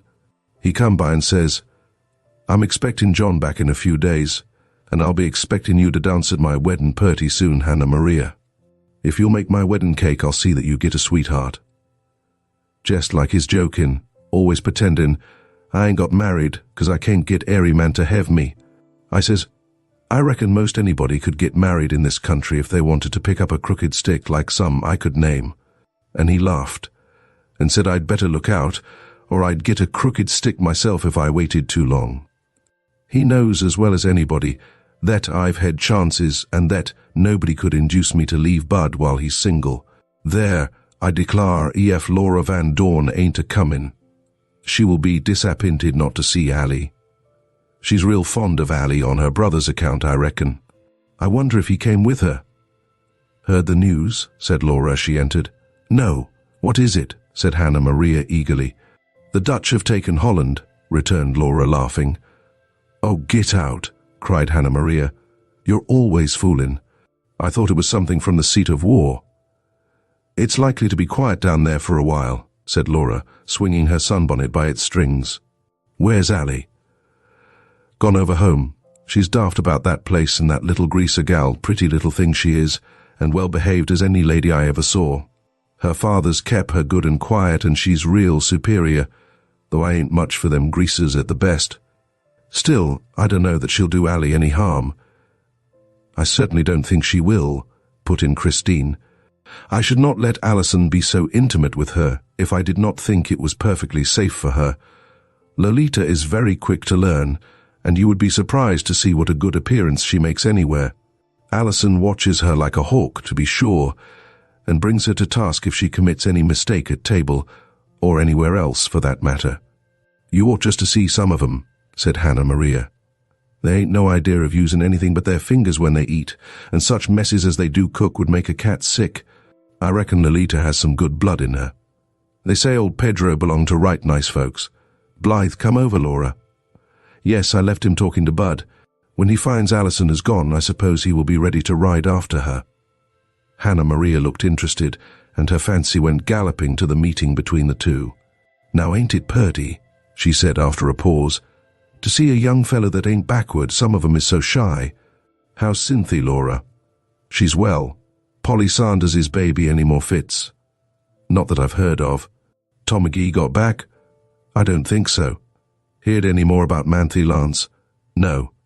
I reckon that'll be a match, said Hannah Maria, dwelling upon the subject of Manthe and Tom. Bud thinks they'll be married before the year's out. How's Jim Steele, Laura? Laura hung her head and ceased to swing her bonnet. I suppose he's well, she replied. Have you heard any news from your brother, Christine? She asked, turning the subject. Nothing very lately. I hoped he would be back by this time.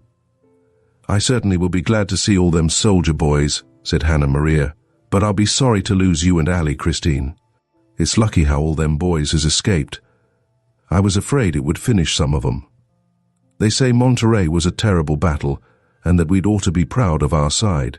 They've been laying out to take the place ever since May, but they say it's a perfect Gibraltar, and it's a wonder anybody escaped. I should think by this time the Mexicans would see we can fight, and that they'd give in. But Bud don't believe they will till there's more fighting. For my part, I wish it was all over and done with and everybody back home. I reckon you're glad Blythe didn't go, Laura. Indeed I am. I think they have enough without him. He's the only son of a widow, you know, and he's got a good excuse. So he is, but your mother's got your sister's husband there. That's just like a son to her. He looks after things real good, don't he? Yes, he does, or else Blythe would have to give up his idea of studying law. Mother is real well off with Ellen and Henry and 3 or 4 hands in the field. This was the kind of talk which failed to interest Alison, who by this time had reached the cabin where Pedro and Lolita lived, and was greeted with soft Spanish endearments by Lolita. Even the very modest abode of these despised Mexicans appeared more attractive in Alison's eyes than the one occupied by the Haleys. Lolita was on her knees deftly rubbing the metate stone in order to prepare the corn for tortillas. Jumping from her horse, Alison watched her and presently joined her in slapping the thin round cakes, winning praise for her skill from her little friend. "Oh, I assure you," said Alison, laughing, "I am mightily pleased to be eating tortillas with you today, and I hope we are to have frijoles and tamales as well, for I am hungrier than you can imagine. I never can eat heartily of the breakfasts that Hannah Maria likes." Lolita promised her the frijoles and the tamales, and Alison sat contentedly slapping out tortillas while Lolita prepared the black beans and the meat compound, well seasoned with red pepper and onions and done up in corn husks. A savory dish to those who could stand the pepper. Presently Lolita, who had been busy over her work, exclaimed, "Senor Van Dorn, cara mia." "Dear me," Alison did not look up. "Let him find me if he can. Is he coming this way, Lolita?" "He look you all place. Know his find. It won't hurt him to hunt a while longer. He should know that I am here." And indeed, Blythe did soon become aware of the fact, for it was not long before he sauntered up to the 2 girls. "Well, Miss Alison," he said, "are you turning Mexican?"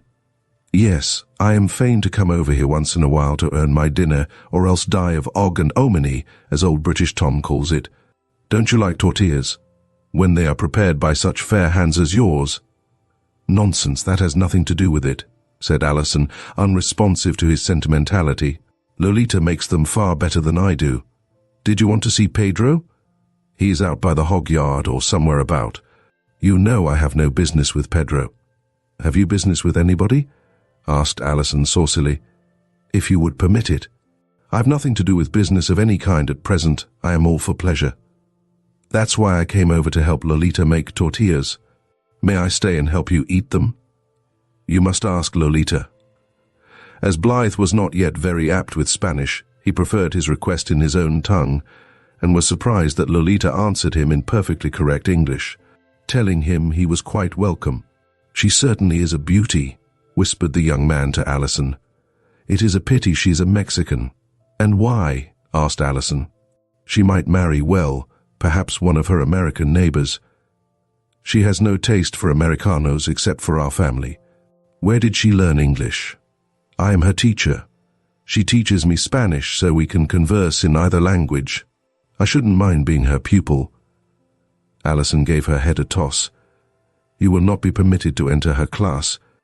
Ah, you misunderstand me. I meant that I should like the privilege of sharing the lessons with you. I don't believe you meant any such thing, but we will let that pass. You know she is not the type I most admire. How should I know? Because she is your opposite. That's nonsense too. I wish I knew what style of man you admire. I'll tell you some time. I can't now because I am busy with these tortillas. Have you ever eaten a real Mexican meal? No, you know we have not been long in the country, and I have not traveled through this section very much. Alison smiled in anticipated amusement, and when the hour came for the noonday meal, she watched the young man slyly. There was neither fork nor spoon with which to convey the frijoles to his mouth. He looked at them helplessly, and both the girls laughed merrily. You must roll up your tortillas so and make a spoon, Alison told him, and when he awkwardly tried to follow her directions, she laughed at him the more. So the meal passed amid much merriment, for Blythe was good nature itself, and even Pedro's gravity relaxed at the joyousness of the young people. Now you will take a walk with me, won't you?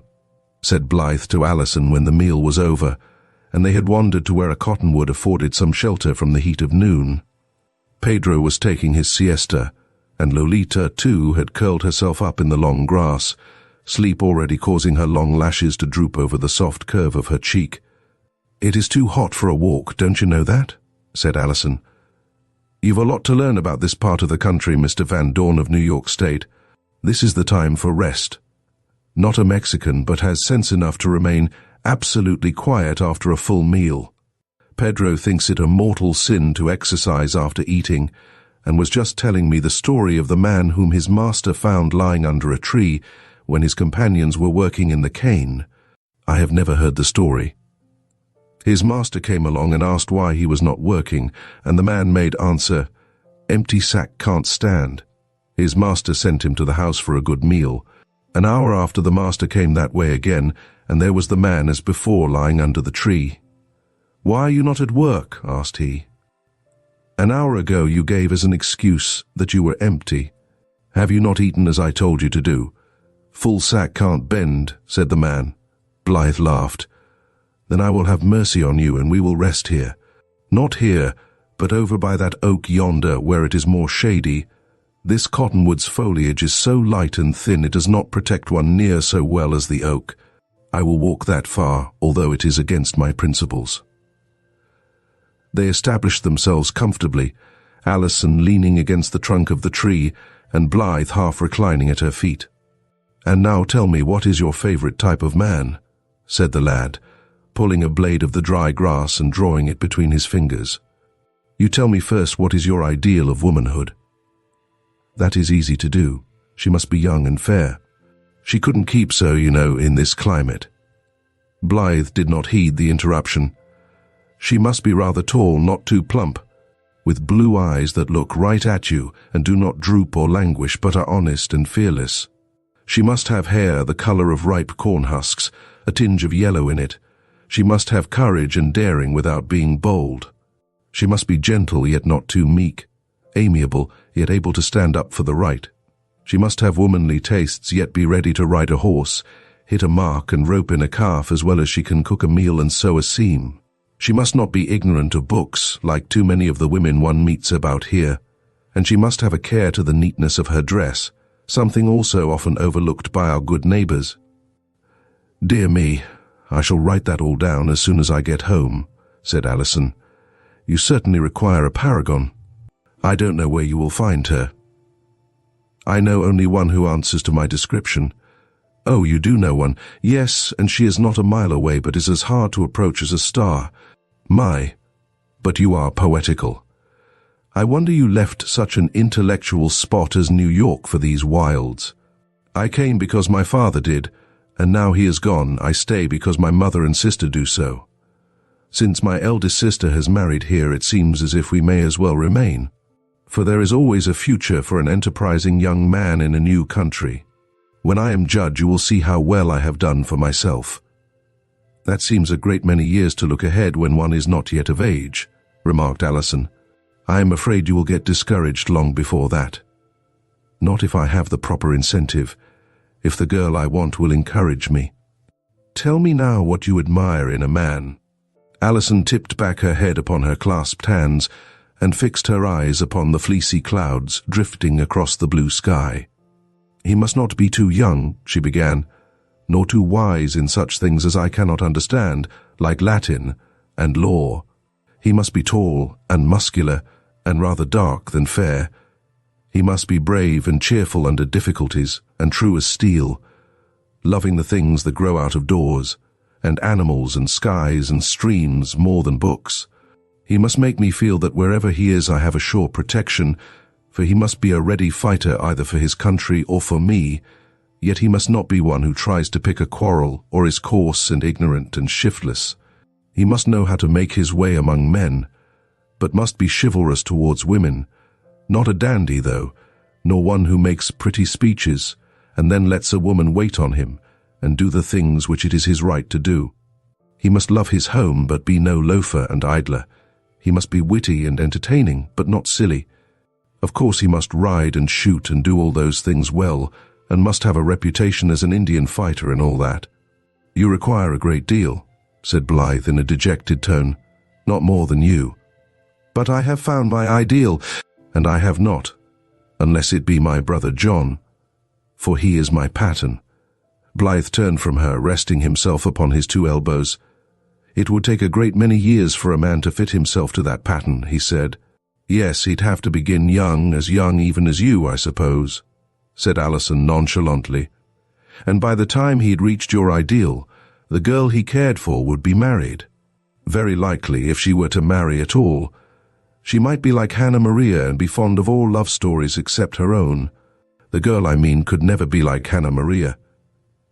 Alison laughed merrily. You don't know what 20 years can do to a woman, especially down here where people grow careless. Blythe's eyes roved over Alison's neat dress, her soft hair, smooth and tidy, except where the little curling tendrils were blown about her face by the breeze, and he shook his head. She could never look like Hannah Maria, he insisted. If she turns out to be half as good and unselfish, she may count herself lucky, said Alison. Hannah Maria may not be beautiful in face and figure, but she has a beautiful spirit, as our minister at home used to say. Do you ever get homesick, Blythe? I do. Yes, I do sometimes, but never when I am with you. You should not get homesick when you are not with me, for you have a home and a mother. I wish I had a mother. You don't know how good my mother is, said Blythe eagerly. She often says that when I bring home a wife, she will love her as her own daughter. How pleasant for your wife. I hope that in that long, long time to come, when you are judge and have found the right girl, your mother will still feel the same way. I shall probably have been married years by that time, and I will come to your wedding and say, Law, I remember when Blythe Van Dorn was a snip of a boy and used to tell me what he meant to do when he was a man. He hasn't married a girl a bit like what he thought he would. At this final shot, the boy of 20 grew suddenly moody, arose from his place in the oak tree's cool shade, and went to where his horse was picketed. Goodbye, he said. Going, called Alison cheerily. If you see Hannah Maria as you are passing, tell her I shall be home in time for supper. Chapter 10. A Raffle. While matters were going on quietly at home, John and his friends had been in the thick of battle, and the desperate fighting at Monterey had left John with his arm in a sling, Ira with a bullet in his shoulder, and Neal with a saber cut across his forehead. The Texan Rangers, under Major Ben McCullough, having been discharged at this point, John and Ira made ready to return home, while Neal re-entered service under Colonel John Hay.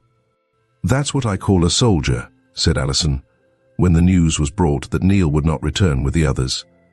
"For all that, I am glad enough that John is coming back, and Ira too. They have won their discharge, for both are wounded." "I am glad to say not seriously," said Christine, putting down the letter just received from her brother. "Now, Alison, we must get back home and make ready for our hero." There was some of Christine's old brightness in her manner as she said this, and Alison gave her a hug. "Won't it be good to get back again? If we can get hold of some flour, we'll have some biscuits first thing, and if not, I shall certainly go to making tortillas, for I am sick of soggy cornbread." "We don't have to have it soggy," said Christine cheerfully. "We can make some good egg pone like we used to have at home, and if we can't eat that, we must be fastidious." They took their news to Hannah Maria, who voiced her regrets at their departure as she stood at the door watching Pedro pile their tricks into his queer little Mexican cart. "Now do be sociable," was her parting word, "and come over often. I'll be far ekin for news. I'll let you have Dally if you want her to heap," she added as an afterthought. "Me and Bud can get along without her for a while till you get fixed." "No, indeed. We wouldn't take her from you for the world," said Alison decidedly, visions of Daly's greasy cooking rising before her. "We are going to look out for someone to do the kitchen work. Lon Davis knows of a girl someone wants to hire out. Some new people who have just come down from Virginia." "Well, they do say them Virginie cooks is good," said Hannah Maria. "Though for my part I like plenty of suppy for my wittles, and they cook too dry for me." "Too dry," murmured Alison as she drew Chico alongside her sister, now mounted on Hero. "Lumps of meat swimming in grease don't appeal to me." This remark was not overheard by Hannah Maria, however, who smilingly waved her hand and called out to the departing girls that if their servant didn't turn up, they must remember they could have Dally. "Poor dear old Hannah Maria," said Alison as they cantered off. "Isn't she too good for anything? She would give us her head if she thought we could make use of it. But the fates forbid that we should ever have that dirty, slouchy old Dally in our kitchen. I am thankful we learned what cleanliness and good housekeeping meant before we came here." "Where ignorance is bliss," said Christine. "Hannah Maria is perfectly satisfied. She likes greasy sop and heavy corn pone, so why should we pity her?" "Such depraved taste, though," sighed Alison. Christine laughed. "Never mind. We don't have to stand it any longer, though it does seem ungrateful to say so. Think how kind she has been to us." "She surely has been. I feel mean to say a word even against old Dally. Isn't it a glorious morning, Tina? Do you know it is a year since we left home? A whole year. Can you realize it?" "I can very readily realize it," said Christine, her face becoming suddenly grave. "It is a very different year from what I expected. You are not sorry you came, are you, Alison? You are not ready to go back to Aunt Miranda, are you?" "Not I. This life suits me exactly. I love the freedom of it, though some of the roughness grated upon me at first, and I sometimes wish we had some of our friends from home as neighbors. Still, there are some nice people, the Van Dorns, for example. Blythe Van Dorn is one of the few educated men I have met, or else if they are educated, they have lost their refinement in this rough association. And who are the others, if Blythe is one? John, of course, and Neal Jordan, though one doesn't discover that at once. He is one of those who has lost his polish by mixing with all sorts and conditions." Christine looked at the girl quickly, but was answered by an innocent smile. "I believe that is true of Neal," she said. "He is quite above the average. And very different from Pike Smith, for example, or even dear old Bud or Ira. Ira is pure gold, though in the rough," returned Christine. "I wonder if he has Lou's token, and if he will get here in time to pull the poor girl out of her quagmire." "It is rather lucky that there are two whom Cy favors," said Alison. "The last time Bud was over there, he said Lou told him that her father was fair distracted between her two persistent suitors. That just as he'd think he had it fixed up with Jabe, Pike would come along, and there would be a stormy scene. I really think Cy would rather not have Pike for a son-in-law, but is afraid not to show him favor. So what seemed a bad state of affairs is turning out rather luckily for Lou, since this sort of seesawing puts off the evil day. Bud says there's more behind it all, and that Lou has her reasons for not coming out flat-foot and telling her father that she will not marry either of them. I shouldn't wonder if there would be lively times when Ira comes. But in Lou's direction, matters had been hastening to a crisis more rapidly than anyone supposed, and it looked as if were Ira to delay his coming, his chances for obtaining the girl of his choice would be rather slim. Cyrus chafed more and more under the enforced conditions which his daughter's presence made necessary.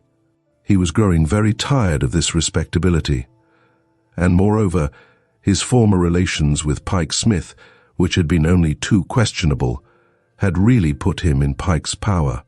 He must therefore either renew these relations, silence Pike by giving him his daughter, or cut entirely loose from Pike, favor Jabez Manypenny, and hide his own misdeeds behind that powerful influence. Besides, there was the opinion of the neighbors to be considered.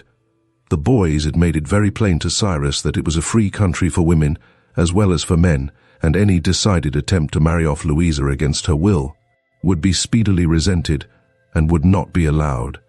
Cyrus was therefore in a dilemma. How was he to please everybody and still go scot-free? The question actually kept him awake nights, and one morning when he sat with his breakfast before him untouched, Louisa took alarm. "You're fretting, Dad," she said. "I hope it ain't about me," she added. Cyrus lifted his cup and took a long draught of coffee before he answered. "What's a man to do," he said, "when half the boys in the neighborhood plague him to death for his darter?" Louisa gave her head a jerk.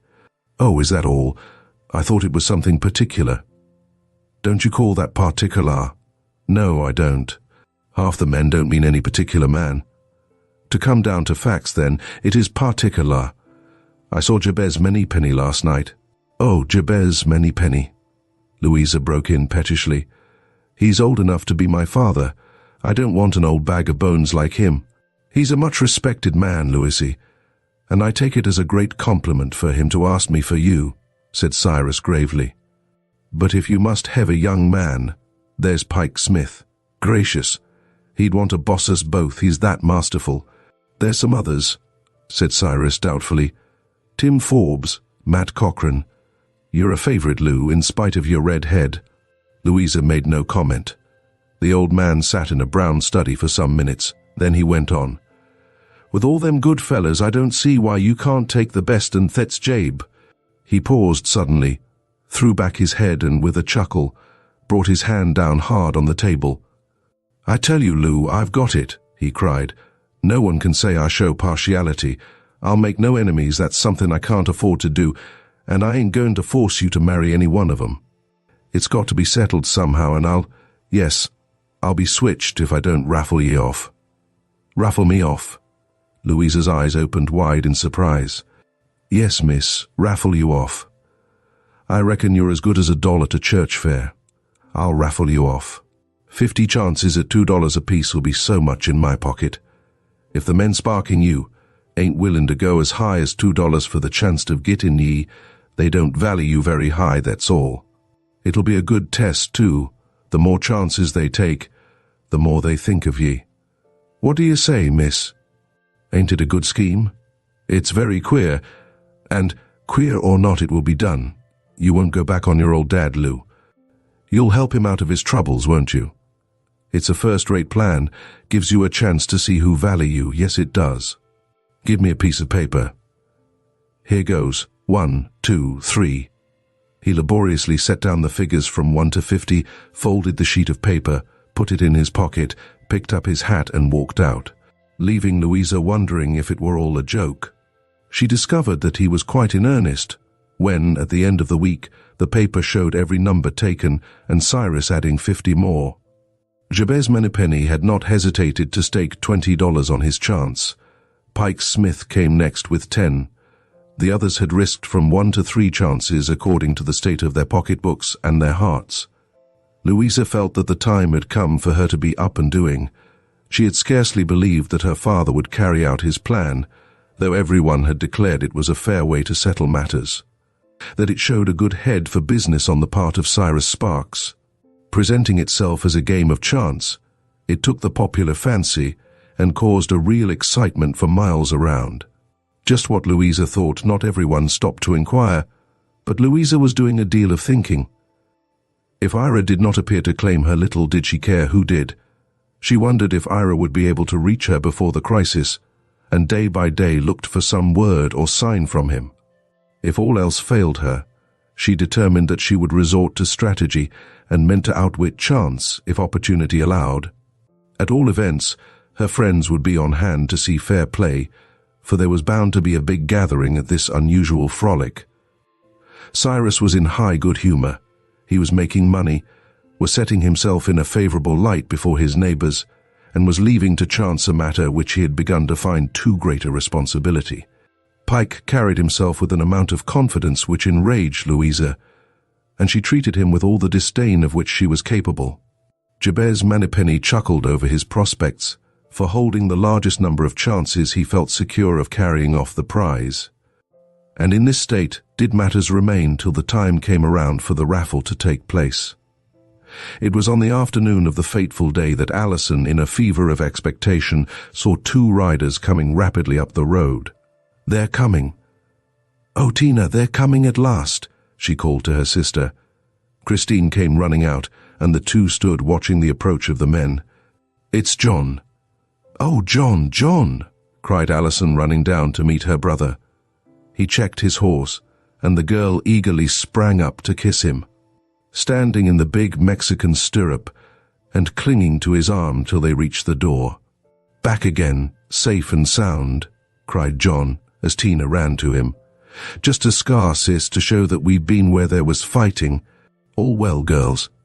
What's your news?" "News enough," returned Alison with an emphatic nod at Ira.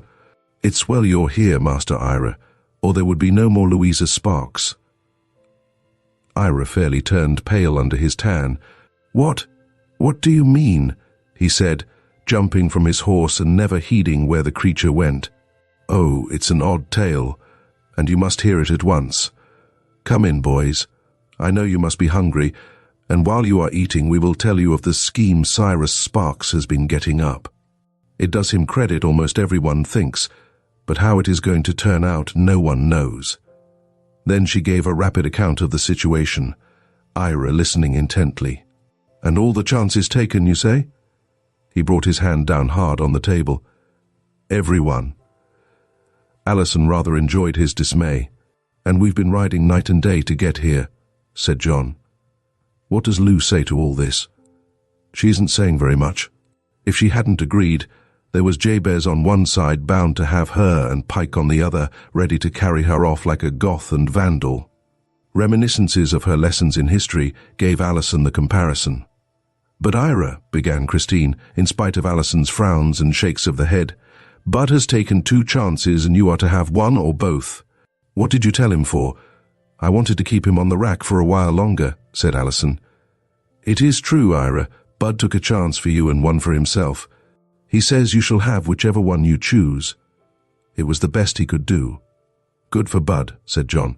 "He's an old trump. I knew we could trust him to look out for our interests." "He's been as true as steel," Christine told them. "He and Hannah Maria could not have done more if they had been our own brother and sister. They will be along directly, and we are all to go to the raffle together. The whole countryside will be there. My, what a sensation you two boys will make, just back from the wars. And we were so afraid you might not get here in time.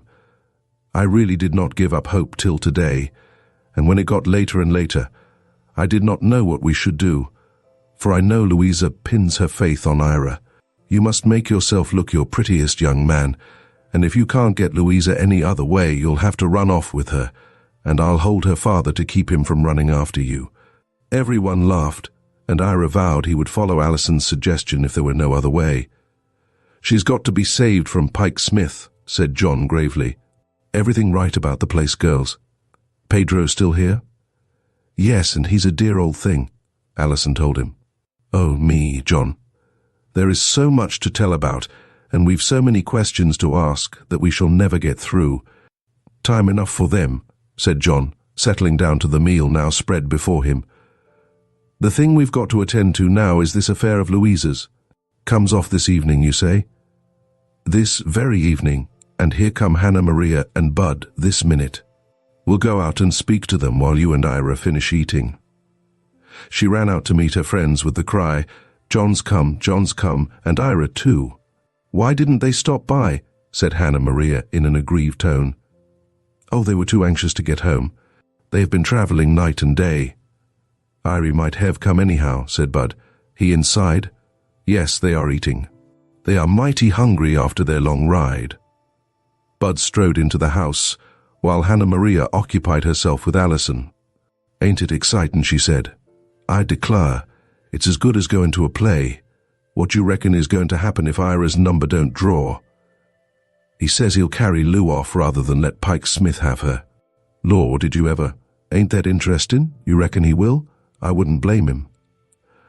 "Well, he's bound to do something or lose her." "So he is. Did he say he got the harsh he sent?" "No, but I think he did, for they have been coming just as hard as they could make it and look worn out.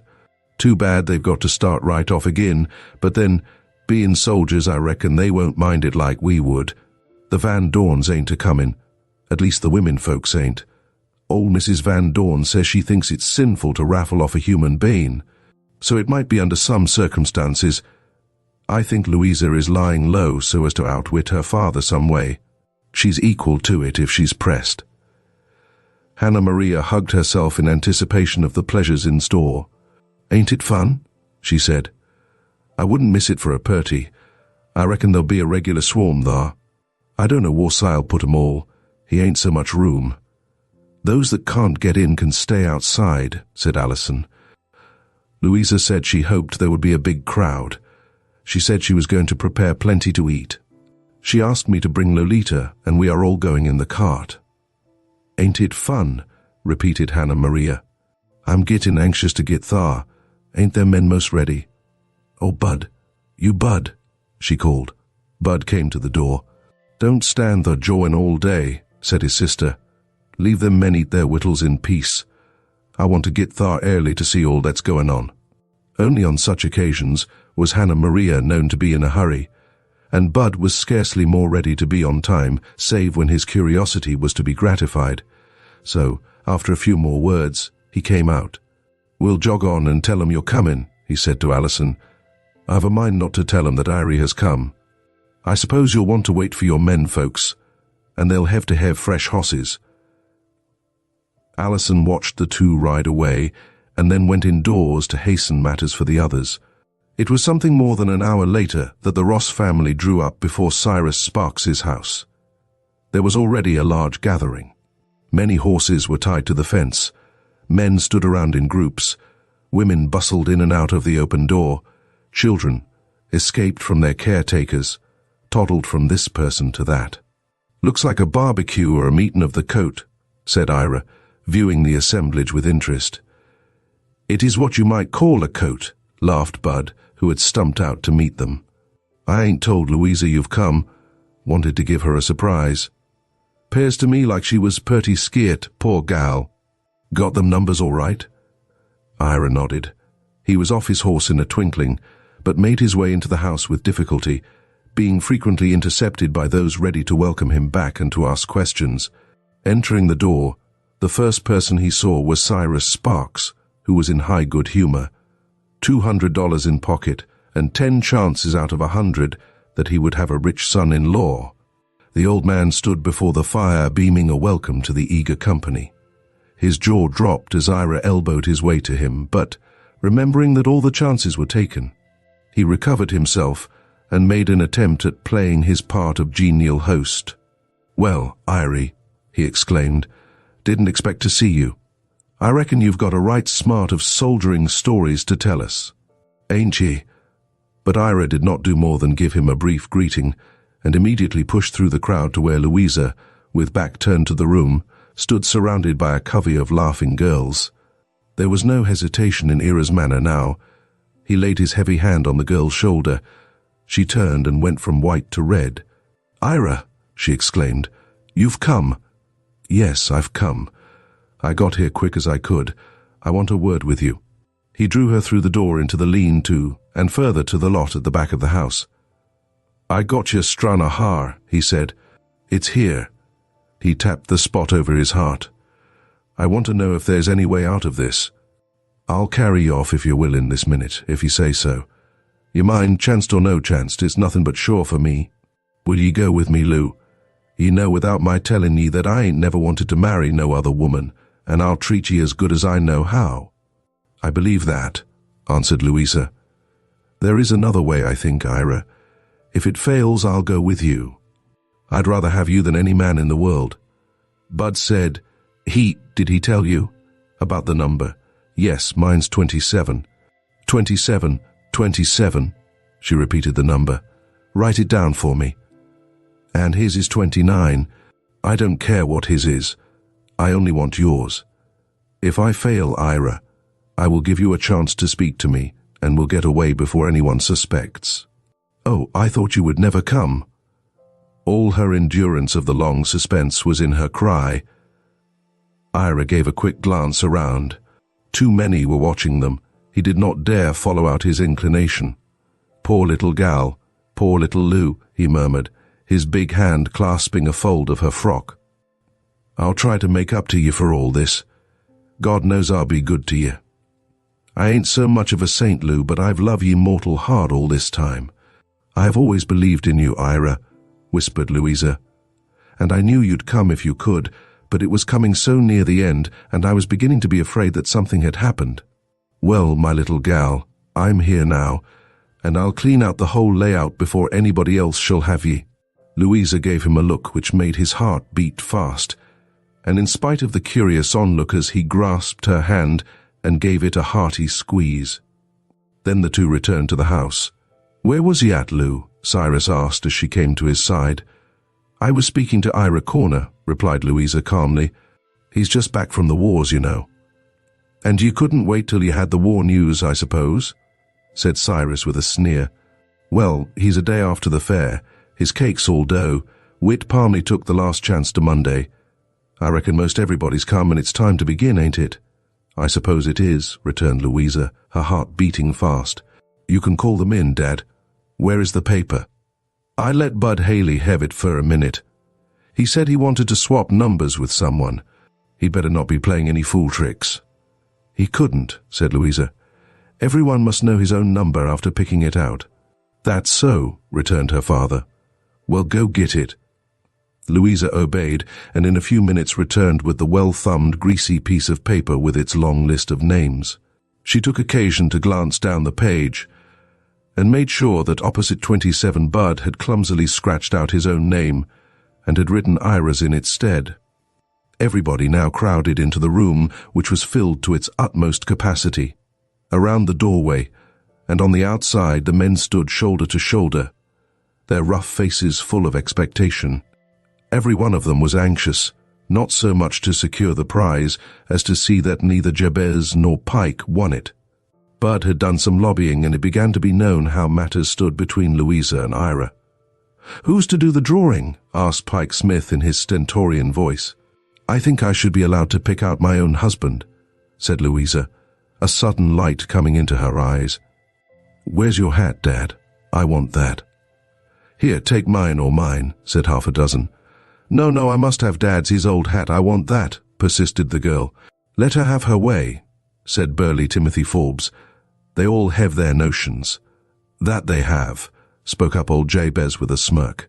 "Might as well give 'em their own gate till you want to drive 'em double." Ira frowned, but Pike Smith laughed loudly. It was several minutes before Louisa returned with the hat. "Now blindfold her, Hannah Maria," shouted John, "and see that there is no chance of her peeping." "I'll cut off the slips first," said Louisa quietly. "See here, if anybody wants to look, let 'em do it." The numbers dropped from her scissors one by one into the old hat. Louisa tossed them lightly about. "I'll mix them well," she said carelessly. "How many times shall I draw?" "Let the 5th drawing be the one," said Jabez officiously. No one objected, therefore Louisa took her place in a big rough chair by the fireside. "Now you can blindfold me, Hannah Maria," she said, "and I'll throw my handkerchief over the hat too, so everyone may be sure that I am not peeping." Then fell upon the company a great silence, broken only by the uneasy stir of a heel on the bare floor, by the snapping of the fire, by a dry cough from Jabez Moneypenny.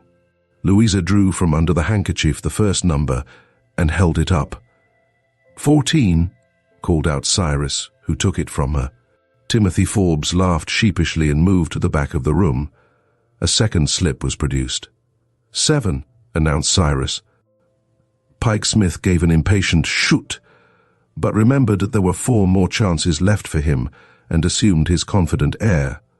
22 was the next number, which had such an effect upon Matt Cochran that he strode out and would have slammed the door if he could. At 78, Lou Phelps looked gloomily down at his boots. Then there was a pause before the last drawing. Jabez moved so that his small spare figure was silhouetted against the dancing flames. Pike Smith drew himself up to the full height of his 6'2". Ira fixed his eyes on Louisa. Below the handkerchief which bound the girl's eyes, her cheeks glowed brilliantly. She lingered so long that someone laughed nervously, and Cyrus said sharply, "Hurry up, Lou." She caught her breath as her hand under the handkerchief found the little duplicate slip which she had taken the precaution to hide, in the lining of her father's old hat. She drew it forth slowly. It was withdrawn from her cold, shaking fingers by her father, who looked at it, paused, looked again, and then read out reluctantly. 27. In an instant, Louisa sprang to her feet, pushed back the bandage from her eyes, turned to the fire, and dashed the remaining slips into the flames. These leaped up and cast a bright glow upon the glad face of Ira Corner, who grasped the girl's hands in his and triumphantly faced the room. Chapter 11. Lou's Wedding. Such a cheer as went up when, the suspense over, everyone was aware of the result of the drawing. Hannah Maria was the first to rush up with congratulations to Ira. Never before had she been so closely concerned in a romance, and that it had turned out so well was beyond her dearest hopes. Alison and Christine were scarcely more pleased than fat, good-natured, sentimental Hannah Maria. Since the annexation of Texas to the United States, the time had passed when the presence of a padre was necessary to legalize a marriage, and so it was hoped that there would be no delay in the wedding, as Judge Jackson had been notified by his friend Jabez Moneypenny to be present, and was promptly on hand to perform the ceremony for Ira and Louisa. To Jabez's discomfiture and Pike's rage. Though matters had turned out very differently from what Cyrus had expected, he could say nothing, for there were too many witnesses to the transaction for him to attempt to back out of his agreement, and, moreover, he knew that a very determined set of men would permit nothing less than the carrying out of the scheme he himself had arranged. The fact that Ira held a number came as a surprise to him, and he began to bluster about it to Bud, claiming that it was not fair and that the drawing should be done over again. But he was so fiercely turned upon by 6 big fellows that he perceived the wisdom of letting the matter rest. At first he hoped there would be some way of deferring the marriage, and that he could evolve some plan by which Ira could be sent out of the way. He knew Pike would hesitate at nothing, and, for a moment, in the sharpness of his disappointment, he had a wild notion of getting Pike's help in abducting Louisa or Ira. But, to his credit be it said, he was reluctant to allow his daughter to marry such a scamp as he knew Pike to be, and when all insisted that there should be no delay in the ceremony, he acquiesced with as good a grace as could be expected. The old judge in long boots, flannel shirt, and with untrimmed beard, elbowed his way through the crowd of giggling girls clustered together in the middle of the room. Hannah Maria, in her element, whispered suggestions to the bridal party. The company lined up, leaving a passageway for John and Christine, Alison and Blythe Van Dorn. Acting as bridesmaids and groomsmen and preceding Ira and Louisa, the latter in gay calico gown. The old judge wasted no time, and in a remarkably short space of time, Louisa was Mrs. Ira Corner. Then the witnesses pressed forward to offer congratulations. All but 2 had a hearty word to say. Jabez Moneypenny did not tarry, but sneaked out the door before the ceremony was over, and mounting his horse rode home, meditating upon the uncertainty of human hopes. Pike Smith, gnashing his teeth in rage, kept watch in the darkness of the pine woods near at hand. "When we started out this morning, you didn't expect to be a married man before night, did you, Ira?" said John, giving his companion in arms a hearty slap on the shoulder. "I didn't exactly count on it," said Ira. "You'd better come home with us," continued John. "You know that place of yours isn't very handy to get to, and it's been shut up all these months. And I will venture to say it isn't any too well fixed up at its best." Ira laughed. "Well, I reckon you're right. It is pretty messy as I remember." "Then you just come to our house till you can fix up," urged John. "Lou will feel at home there, and the girls will be delighted to have her. And you too, for that matter." "I take it real kind of you," said Ira. "If Lou's willin', I surely am." "Indeed, I'd like nothing better," said Louisa. "You don't think I ought to stay here with Dad for a while, do you, Mr. John?" "Not a bit of it," was the reply. "He's got along all these years without you, and I reckon he'll be able to stand it a while longer. Where is he anyhow, and where is Pike?" He looked around the room from which both of the men were missing.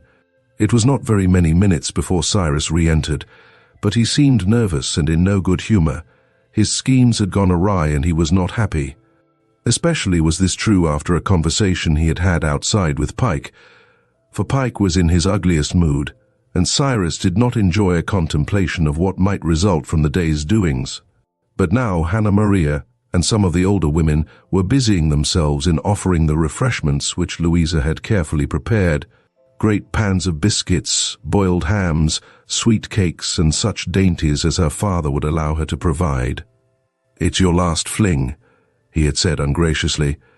"I reckon I'll have to let ye cook up something to keep folks from talking, though I don't much care what they do say." And so Louisa had done her best. The majority of the company was in high spirits. Even those who had failed to secure such an admirable helpmeet as Louisa were pleased that Ira should have been the successful rival, for he was a great favorite, and everyone had a good word to say of him. "I swow," said Matt Cochran. "I'd rather see Irie get her than anybody, as long as I didn't get her myself." "Erie's a good fella, he deserves his luck," piped up old Billy Jones. "I had my eye on the gal, but Sally, my daughter, told me I'd better be careful of a red-headed woman." "I wasn't thinking of her head," said Lou Phelps. "I was thinking what a powerful handy cook I'd get. I ain't never struck more wholesome wittles than what these air," he added, his mouth full of biscuits and ham. And so the talk went on till night suddenly fell, and the company broke up.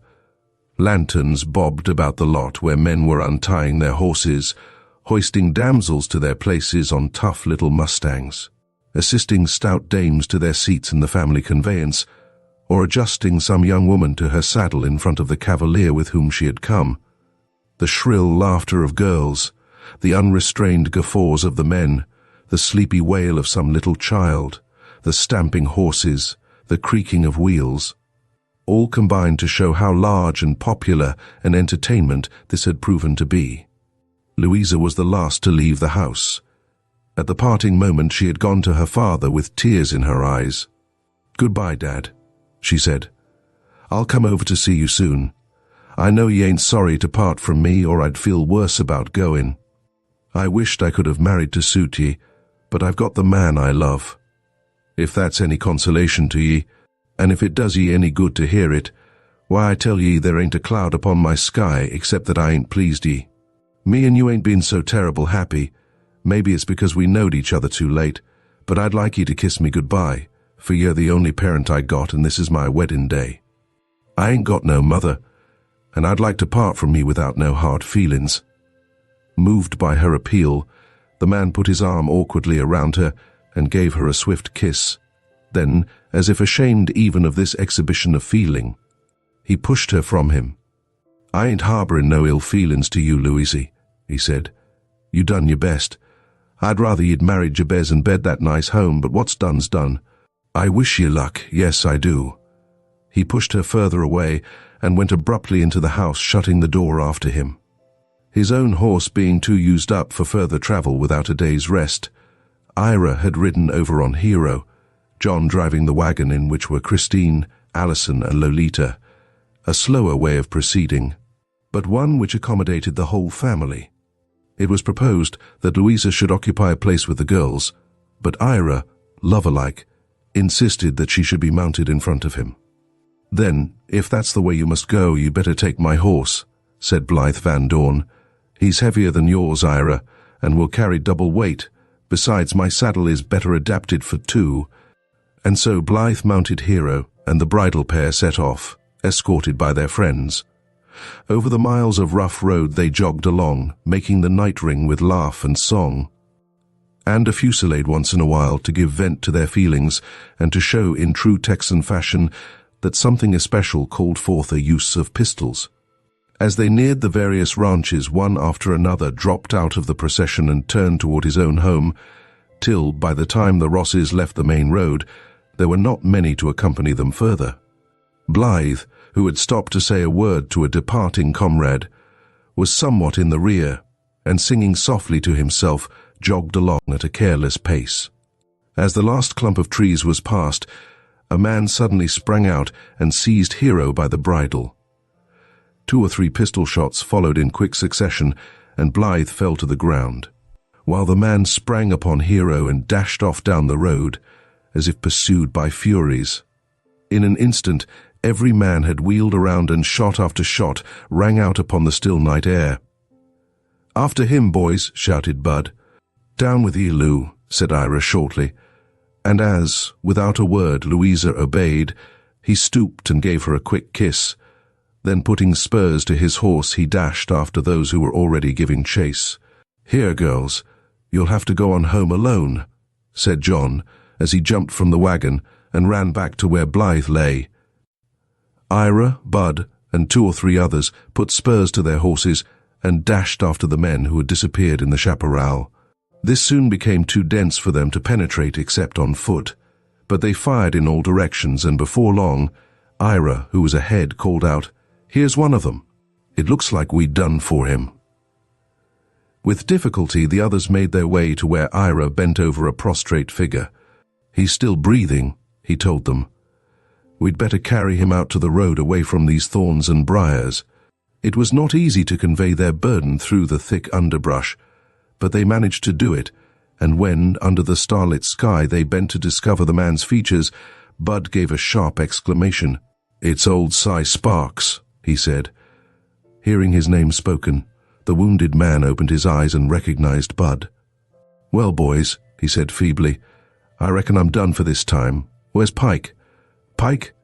If I'd known it was that low-down rascal, I'd 'a' hunted him further," said Bud. Cyrus closed his eyes and breathed heavily. After a moment he looked up again with a dazed expression and recognized Ira. "You've come back," he said.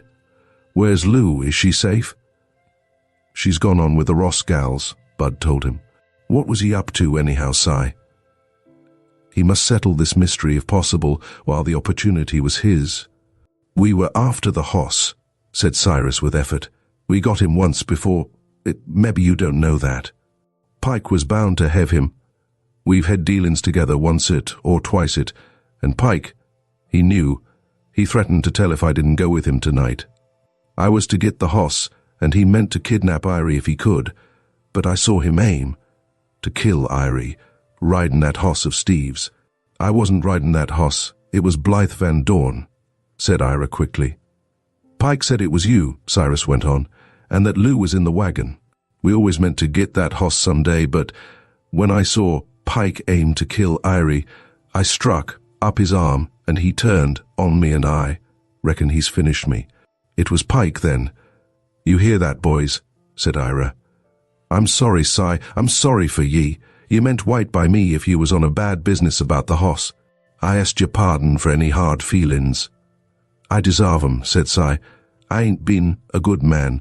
Left my wife and child. Come here and done low down. Trixon was going to do more of 'em." He grew weaker and lay breathing painfully with closed eyes. After a time he whispered, "Louisa." "Oh man," said Ira, "I swore I'll be good to you, gal, if that's what you mean." "Don't tell Lou I was stealing the hoss." "No, sir, I'll not. You understand, boys. This here's my wife's father, and I want to keep this here little transaction quiet." "We'll not peep, Irie, not one of us," his companions assured him. Cyrus put out a feeble hand, and Ira clasped it in his strong ones. Tell Lou I didn't mean—" The breath came shorter. Then presently there was a new effort. Pike knows, Steve, and that was the last word. It was a subdued and serious group that carried Cyrus Sparks, now dignified by death, to the nearest shelter. This happened to be Pedro's cabin, where Blythe Van Dorn lay wounded badly, but not dangerously, it was hoped. Here John and his sisters, with Louisa, had attended to the young man's wounds, and he was fairly comfortable. Ira and his friends laid their lifeless burden outside on the grass and called John, telling him of what had happened. Then Ira faced his next duty. "I'd like to see Lou," he said. "John, you send her out to me, and you boys go off for a while." He waited with folded arms till the girl appeared. "You wanted me, Ira?" she said, coming up and slipping her hand in his. "Yes, my gal. I've got a hard something to tell you." He drew her close to him. "It seems right mean that I've got such a thing to say on our wedding night, but my gal, that there's your dad." He looked down at the quiet figure, with face covered, lying there at their feet. Louisa gave a startled scream and hid her head on his breast. Ira stroked her hair gently. "He was trying to save my life, Lou. He kept Pike from shooting what he thought was me on hero Steve's hoss, and Pike turned on him in a rage at being interfered with. Your dad had time to say a few words to us. He thought about you and spoke your name at the very last. He knowed he was a-going and he died with his hand in mine. Thar, gal, thar." Louisa was shaking with sobs. "Poor father, poor dad," she murmured. "Maybe he warn't a saint, Lou, but he died trying to save another. I reckon the master up in heaven'll understand that. Thar's something in the good book about a fella laying down his life for a friend, ain't they? I reckon he'll get leave to join your mother yit. Lou, my gal, my poor little gal." And Louisa, with a sudden sense of a new and beautiful love enfolding and protecting her, received such comfort as never before had been hers. The next day Cyrus was buried by those who strove to hide his faults from the world, and who turned from the lonely grave with reverence and sincere pity, but who sternly vowed vengeance against his slayer. Those last words of Cyrus's brought a gleam of hope to Christine, but there seemed little chance of their being more discovered, for, though the men scoured the country, there was no sign of either Pike or Hero. Blythe improved slowly, but it was felt that he must not be moved for the present. Therefore Mrs. Van Dorn was asked to take up her residence, for the time being, at the Rosses, that she might be near her boy. Louisa, too, at the urgent request of the girls, remained till Iris should make his home more habitable. Therefore it was a large household, and the days passed busily enough for all. A certain question troubled Alison during these days, and at last she took it to her brother John. "Do you think all promises ought to be kept?" she asked. "If one makes a promise which seems right at the time, but which, if broken, might help justice, ought one to keep it a secret?" "That's a mighty tough problem," returned John. "Can't you give me a little more of a clue?" Alison pondered upon the question. "It concerns Pike Smith," she said. "I will tell you some things, John, for I half suspect you know about them. You know poor old Cyrus Sparks and Pike were the ones who tried to steal Hero that first time when you were away. Bud told me that Cyrus had confessed that." "Yes, so he did, but he didn't want Lou to know it." "Lou did know, for he was the man we shot at and brought in the house. But he made her believe that he had bought Hero from Steve and that he was only taking his own. I never half believed that myself, and I think Louisa doubted it after she knew her father better. I think Cyrus was bent on getting Hero. He knew he was a very valuable horse, and if he and Pike could get him, they could sell him for a high figure. I think he and Pike went shares on such deals, and I shouldn't wonder if they stole horses all the time. I don't know that Cyrus was always with them when they went on their expeditions, but I think Pike was an out-and-out horse thief, and a very bad man." "No doubt of it," said John. "Do you think Pike's only object was to get hold of Hero the night of the wedding?" "Not altogether. I think he was crazed by jealousy for one thing, and I think he wanted to get Ira out of the way and took that way to do it. He had been watching and evidently thought Ira was riding Hero and that Lou was in the wagon with us, as it was arranged that way at the first. Pike's idea was to get Ira out of the way, if he could, grab the horse, and make way with it as he did. I have no doubt but that he thinks he has killed Ira as well as Cyrus, and though it is not doing him any good, he is satisfied that he has prevented Ira from winning Lou, so he has gratified his revenge, as he supposes. We've long thought that he has been working with a band of horse thieves, and he is no doubt hidden somewhere in the mountains and will make his way over the border. We have never been able to prove that he and Cyrus were doing crooked work, but we have thought so. You remember that Cyrus said Pike could tell about Steve. That is what makes it hard for me to keep my promise to him. To Pike? You don't mean to Pike? John looked amazed. Yes, Pike. Oh, John, I must tell for Tina's sake. Pike followed me one day when I was coming from Louisa's. He thought I had a note or something from her to Ira, and he wanted to get it away from me. I did have that lock of hair, but he didn't find it out. As I said, he followed me and carried me off to a little old hut in the woods. John made a fierce exclamation. He didn't hurt me, said Alison. There was an old woman there who searched me, but you know what an evil temper Pike has. And I made him angry, so he did mean to keep me prisoner till I showed him. I knew that he had been one of those who tried to steal Hero, and I told him that Bud and some of the boys were coming to meet me. And I knew they would track me to the place, so then I promised not to tell of his having carried me off, and to say nothing of his being with Cyrus that night, and he let me go. He knew perfectly well he didn't dare to keep me, for Bud would be hot on my tracks. I've never told anyone anything except that a man followed me and that I lost my way in consequence. I'd have been fair wild if I had known it, said John. We have been to that hut, but there was not a sign of anyone there. Oh dear. Alison was disappointed. However, John went on, this is worth following up. I'll not say a word of your share in the matter, and you were perfectly right to tell no one but me.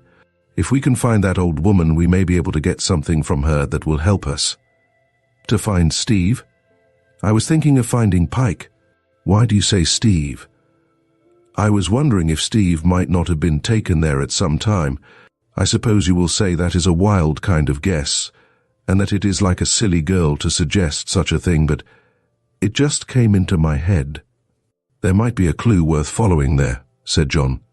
You women folks often jump at a conclusion that turns out to be the right one, while we men will beat around the bush and never guess the right thing. Our best plan now is to hunt up that old woman. What did she look like? She was old, very old, and I remember her name. It was Brigida. Good. That's something gained. You're a smart little coot, Alison, and if you think of anything more, you'd better come tell me. I wonder if Pedro would know anything of the woman. He might. That's worth trying too. He's perfectly devoted to us, and I know he would do all he could to find her out if we wanted her. That old Sophia that we had here might be looked up. She is pretty near as old. I believe we'll get hold of something yet by reason of your sharp wits, said John. I'll go and pump old Pedro. I've been thinking of turning off the old fellow and getting 2 or 3 darkies on the place, but I don't know, but I may as well keep him too. You couldn't turn him off while Blythe is there. That's so. And I am sure Pedro is much more faithful than anyone you could find among the darkies. There's not much love shown for the greasers nowadays, you know. Well, I don't care. Pedro is not like a common greaser. He's a real gentleman. Especially in his table manners, returned John, laughing. He's no worse than Bud Haley, and I am sure Lolita is far above dear old Hannah Maria, who looks down on her. Lolita is something of an anomaly, I admit, said John as he left the gallery where the two had been talking. Chapter 12. A Clue. That so large a family was quartered at the Ross Ranch caused no special comment. It was the custom of the country, destitute of wayside inns and sparsely settled, for any house to be open to the passing traveller, and families often received for any length of time. Those whose circumstances made it difficult for them to do otherwise than accept such hospitality as was offered them. In the case of those congregated at the Ross Ranch, all were acquainted, they were neighbours, and were as congenial a party as could be found in that much mixed country. Mrs. Van Dorn was a more than usually refined woman who had come to Texas because of her husband's ill health, and after his death had remained because of her eldest daughter's marriage to a young Englishman who had settled in the neighborhood. Both Christine and Alison enjoyed her gentle presence, and though she spent most of her time at the bedside of her son, they appreciated such half hours as she found time to give them. She was joined often by her daughter Laura, a pleasant girl, devoted to Alison and glad of an excuse to see her often. Louisa, feeling that she was in some measure responsible for Blythe's plight, took it upon herself to supply the invalid with dainties, and not a day passed that she did not bear some covered dish to the little cabin. The likely darky from Fidgetty, now reigning in the kitchen, rather resented Louisa's claims to being the best cook in the land, but allowed her full sway in the matter of preparing dishes for the invalid. The effort to hunt down Pike Smith proved unavailing, though an attempt was made to carry out Alison's suggestions. And one day John beckoned to his younger sister and led her to a spot where they could be free from interruption. "Can you go with me for a ride?" he said. "We've unearthed the old Mexican woman, Bridget, thanks to Pedro." "Good. And have you learned anything from her?" asked Alison eagerly. "Not yet. She professes ignorance on all subjects connected with Pike Smith. That's why I want you to go with me to interview her. One thing we have learned, though not from her, and that is, her son has been concerned in some horse thieving, and we believe he belongs to the gang of which Pike was the leader. That is a good point to know. We think so too, and though we have no proofs, it will be as well to use our suspicions as facts." Alison did not delay in getting ready for her ride. She expected great results, was so sanguine and built up such possibilities all the way along, that her brother finally told her that she ran ahead of all reason. "I believe you expect her to produce Steve from a box or a bag," he said, as if he were a cat or a hen. "I shall not be surprised at anything," declared Alison, laughing. But when they reached the little adobe hut, matters did not look so promising. At first, the old woman declared that she had never seen Alison before, that she knew no Americanos and did not wish to know them. She wished to be left in peace, and could not be disturbed by curious persons asking questions about what she could not tell. "But surely you do remember me," said Alison, bending down to look into the skinny yellow face and to catch the expression of the bleary old eyes. "Look at me well," she insisted. "Don't you remember the little hut where Pike Smith one day brought a young woman for you to search?" "No, no." The woman pushed her away, and Alison looked at her, surprised and chagrined. "The old wretch," she said in a whisper to her brother. "John, suppose you go out of hearing for a few minutes, but first give me a little money." "You are right," said John. "That is a salve that will often cure poor eyesight." He slipped $1 into her hand and walked away. Alison beckoned the old woman to one side, displaying the money as she did so, and was pleased to see that she followed eagerly. "You shall have this," said the girl in a low tone, "if you will answer my questions. It does not matter whether you remember me or not. One often forgets faces." She found herself sufficiently fluent in the use of Spanish to be at no loss for words. "Now, good mother," she went on, "please tell me if I was the only one Pike Smith ever brought to that hut in the woods. Did he ever bring there a young man about my brother's age? My brother is over there, you see. This young man of whom I speak was darker than he, and his name was Stephen. It was about a year ago, a little more, perhaps." The woman shook her head, her eye on the money which Alison held conspicuously. "Tell me this, at least. Was it your home or his?" Alison continued her questions. "It was not mine," Bridget ventured. "Then it must have been his. Can you not tell me something of this man, Smith?" Bridget would not inform upon him he had been good to her. "Then he must have had some reason for being so," Alison said conclusively. "I have no doubt he spared that son of yours, and he probably threatened you to expose him if you did not keep silence about those doings of his." She kept her eye upon the old woman and saw that the shot told. "Now we know all about that son of yours," she added. "Oh, no, no, señorita," began Bridget, beginning to show signs of alarm. "Do not be afraid," said Alison soothingly. "Now, if Pike Smith threatened to expose your son in case you did not do his bidding, I can understand why you are not anxious to remember me. But, my good Bridget, if you are not willing to answer a few questions which can do neither you nor your son harm, I am afraid it will be the worse for your son." My brother and his friends are very determined, and they have discovered things which are not to the credit of those you are trying to shield. I happen to know who it was that was with Pike Smith when he came to our ranch last fall to steal our horses. It was the night that Cyrus Sparks was hurt, you may remember, and if I were to use that knowledge against your son, it would go hard with him." Alison jumped at her conclusions, but she saw that she was making an impression.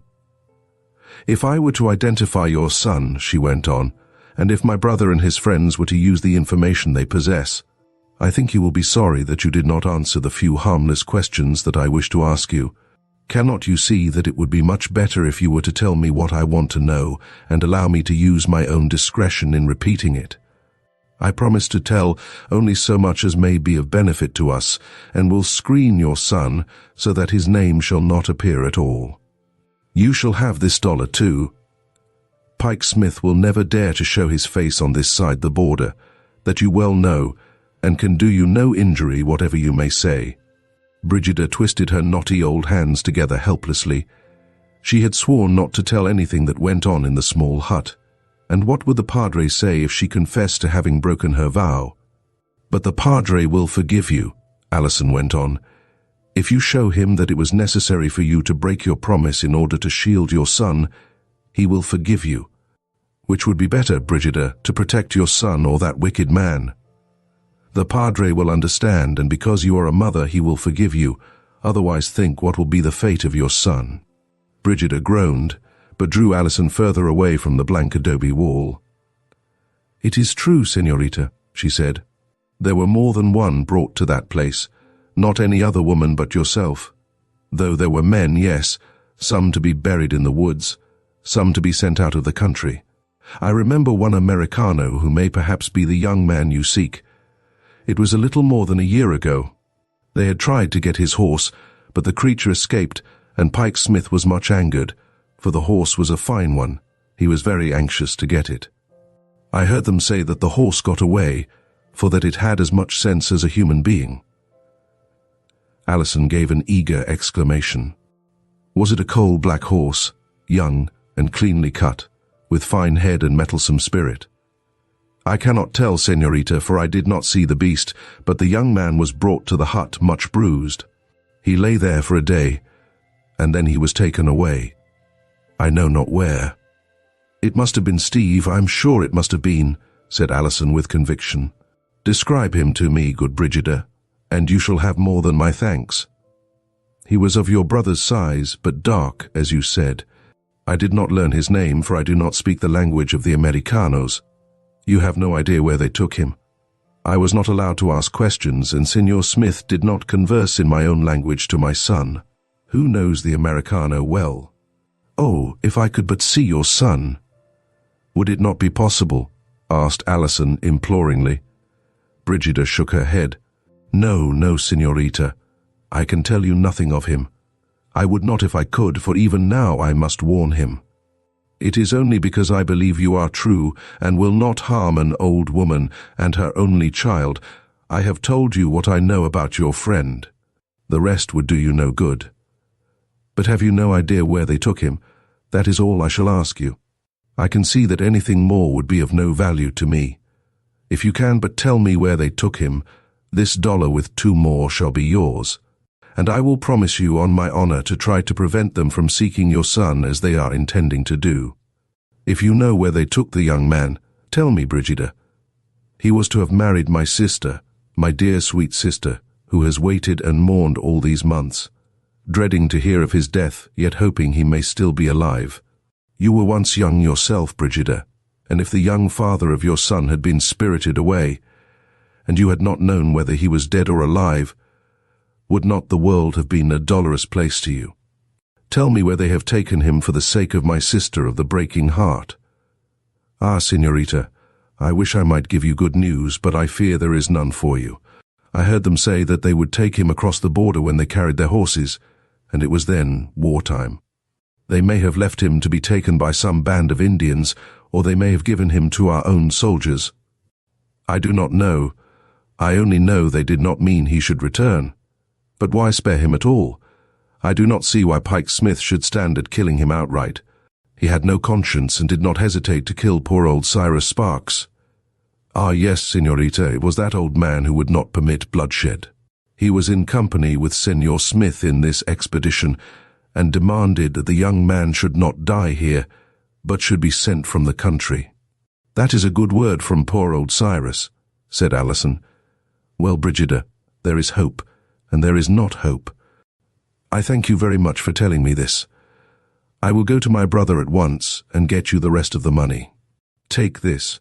She slipped her coin into the woman's hand and returned to her brother, who was waiting impatiently. Well, what luck? He asked eagerly. I have learned a great deal, but I must have $2 more at once, and then I will come back and tell you. I think my information is worth the money. Then I cheerfully give it, said John, diving down into his pocket and producing the silver, which Alison promptly placed in the old woman's hands. Returning to mount her horse and to pour forth her tale into her brother's attentive ears, though she allowed no reference to Brigida's son to escape her. Well, exclaimed John, when she had finished, that is well worth knowing, though what I can't see is why Pike didn't get Steve out of the way for once and all instead of packing him over the border. I suppose Cyrus had his say in the matter. You see, they were in cahoots, and no doubt, each being in the other's power, everything had to be agreed upon unanimously. Or else the one who differed felt that he might be informed upon. I think that is quite true. I suppose you didn't learn anything of the Mexican who it is believed was the third one of the gang. No, I don't know a thing about him. If he is Brigida's son, she took precious good care not to let me know his whereabouts. I had to scare her nearly to death before I could get a word out of her, and it was only by pretending to know much more than I did that I found out anything at all. Evidently, the old woman had been made to take a solemn vow not to disclose anything that went on under her observation, and I think, even now, she is in deadly fear that something will happen to her. That was why I had to give her the extra money, so she could pay it to the priest. What do you think, John? Is there any hope of Steve's being alive? Of course there is hope. Now that we know he was taken over the border, we may expect almost anything fortunate may have happened. But why hasn't he tried to come back, if he is safe, or why has he not written a single line? He should know that we, especially Christine, must be anxious. I cannot say why. In war times, communication is not easy. He may be in some out-of-the-way place from which it is impossible for him either to escape or to send a message. When the war is over, we can begin to look for him. Yet, in spite of this cheerful attitude, John felt that there was very little expectation of Stephen's return, and in this opinion most of his friends concurred. Christine, however, caught at this last straw of hope, saying, when Alison related her story, "And he was alive while I was mourning him as dead, so why should he not be living now? For the first time, Alison, I have a real hope that he will come back. Oh, why did we not know this when Cyrus Sparks was alive? I cannot forgive him for keeping silence when he knew how terrible it was for us to have found Steve missing. You could not expect him to tell of a thing so much to his own discredit. You know what would have happened if it had been known that he belonged to a gang of horse thieves. He might have found some way of letting us know without implicating himself. I don't see how he could, for if Steve had come back it would have been all up with Cyrus and Pike." I see, sighed Christine. "Well, little sister, you have brought me some good news anyhow, and I thank you for it. How did John happen to take you to see that old woman?" "Because I can speak tolerable Spanish. You see what an immense advantage my acquaintance with Lolita has been," said Alison, laughing. "I am sure I never objected to it greatly. It is Ira and Neal and the Haleys who despise the Mexicans. If they were all like Lolita, I should think them very foolish. But those I have seen today are certainly not descended from blue-blood dons, or if they are, they have deteriorated." "I wish I could see that old woman and could talk to her," said Christine, striking her hands impatiently together. "I would ask her 1,000 questions about Steve. Oh, Alison, to think that he was so near and we did not know it. I am fairly wild when I think of it. Now where is he? Ah, if I but knew, if I but knew. Never mind, dear, it will come out well yet, mark my words. See, there comes Mrs. Van Dorn. My bonny laddie is sleeping quietly, said Blythe's mother, as she came up to the gallery where the girls were sitting. "And, as he does not need me, I thought I would join you for a while," she added. "I left Louisa in charge, and she has promised to let me know when he wakens. What a dear, good, cheerful creature she is, and that big rough husband of hers is my delight. Isn't it strange, girls, upon what a different plane one is willing to place oneself down here? Now at home, anyone who murdered the King's English, and who lived as most of our neighbours do, would be considered impossible." "Alison and I have often spoken of that," said Christine. "Look at dear old Hannah Maria Haley, for example. That is another peculiarity. Everyone here is old so-and-so. If it is a boy of 18 who happens to be married, or a young woman of 25 who isn't married, they are spoken of as old. Now Hannah Maria cannot be over 30, yet everybody calls her old Hannah Maria." "I suppose it is because she is so fat and motherly," suggested Alison. "She certainly is the best old soul." "There you go again," laughed Mrs. Van Dorn. "It is a pity she has no children of her own to mother." "But what would the neighbourhood do without her?" said Christine. "She is the dependence of everybody in trouble." "Yes, and after all, what a higgledy-piggledy house hers would be in which to rear children, chickens, hounds, cats, and sometimes even pigs, running in and out, and no care at all for neatness and order." "It is so in lots of places," Alison remarked. "So it is. I thought when we first came down here that the household arrangements in the few places where we stopped must be the exception, but they are certainly the rule. I have seen as many as 3 beds in the main room where everything went on, cooking, sleeping, and eating. It seemed perfectly dreadful to me then, but I found it was a matter of pride to set up as many beds as possible. The more beds, the more generous the accommodations. And I actually came to it myself when I found that I was expected to entertain any casual wayfarer who happened to want lodging. I shall never forget what a delightful surprise your house was to us," said Alison. "After staying at Hannah Maria's it seemed a palace. I don't see why so many want to live in such a lop-lolly way. John told us a great deal about it before we came, and we stipulated for several things. We were determined to have our own milch cows for one thing, so we could have good butter." "Such butter as they give you," ejaculated Mrs. Van Dorn. "Then we were bent upon having a good tight house. Half of them are open to the gallery, and when there comes a norther, the way the wind sweeps through that great triangular space is a caution. They complain that lumber is so scarce. And 3 sawmills within 10 miles. We inquired into that, and John built our house accordingly. It is not a very showy affair, but we think it fairly comfortable. It is a mansion compared to the Haleys, and is very comfortable. Of course, there must be a place provided for every Tom, Dick, and Harry to sleep, but they usually want no more than a corner of the gallery and a blanket, and since John has added the man's room, even in winter we can accommodate a good many. For ourselves, we have an unusual arrangement of 2 bedrooms upstairs, though they are pretty hot in summer, and I think now it was a mistake not to have all the rooms on the first floor. It will come to a bed in the living room yet, I think." "Another thing that we were quite set upon," said Alison, "was good, wholesome food. I think I should die of indigestion if I were obliged to live on what they consider sufficient down here.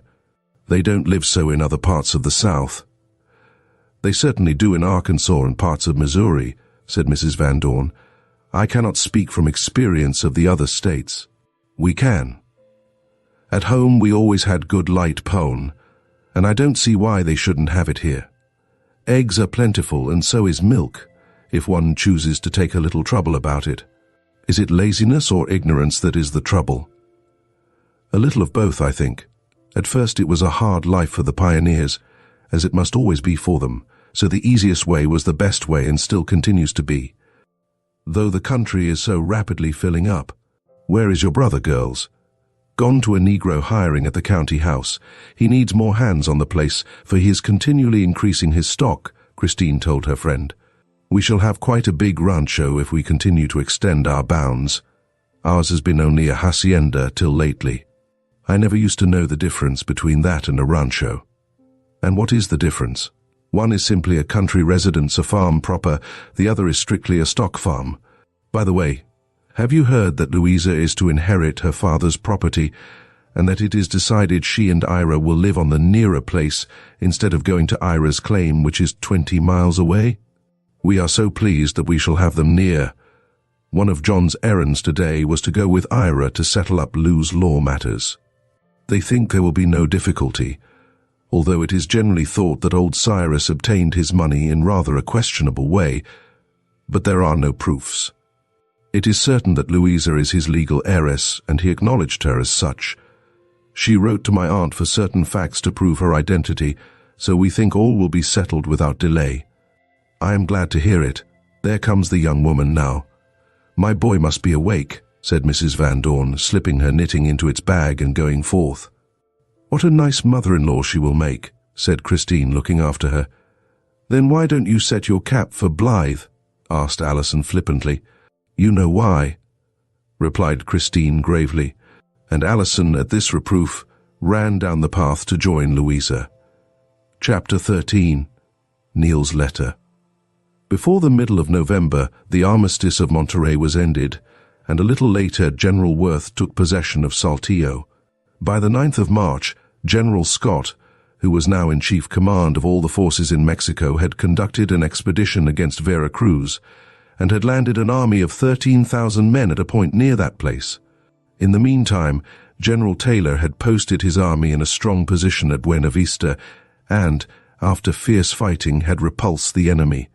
Then began the memorable march upon the city of Mexico, during which the towns of Jalapa and Perote, with its fortress upon the summit of the Cordilleras, were surrendered, and Puebla, that ancient walled and fortified city, the third of importance in Mexico, was entered in triumph. From this place came a characteristic letter from Neal Jordan to his friends. We have had some tall fighting, he wrote, and there promises to be more of the same variety before we get to Mexico. He then gave them a short, graphic description of the battle in which he had lately taken part, and closed by saying, I wish some of you all would write to me. Tell one of the girls I'll bring her something pretty from Mexico if she will sit down and write me a real good letter, and tell me what you all are doing these days. I've not heard a word since John left, and that seems a long time ago. I'd be glad today to see even an old hound dog if he came from any of you, and I ain't sure but what I'd hug him. That sounds just like Neal, said Alison. Tina, you must write to him. Why must I any more than you? Oh, because you are the older.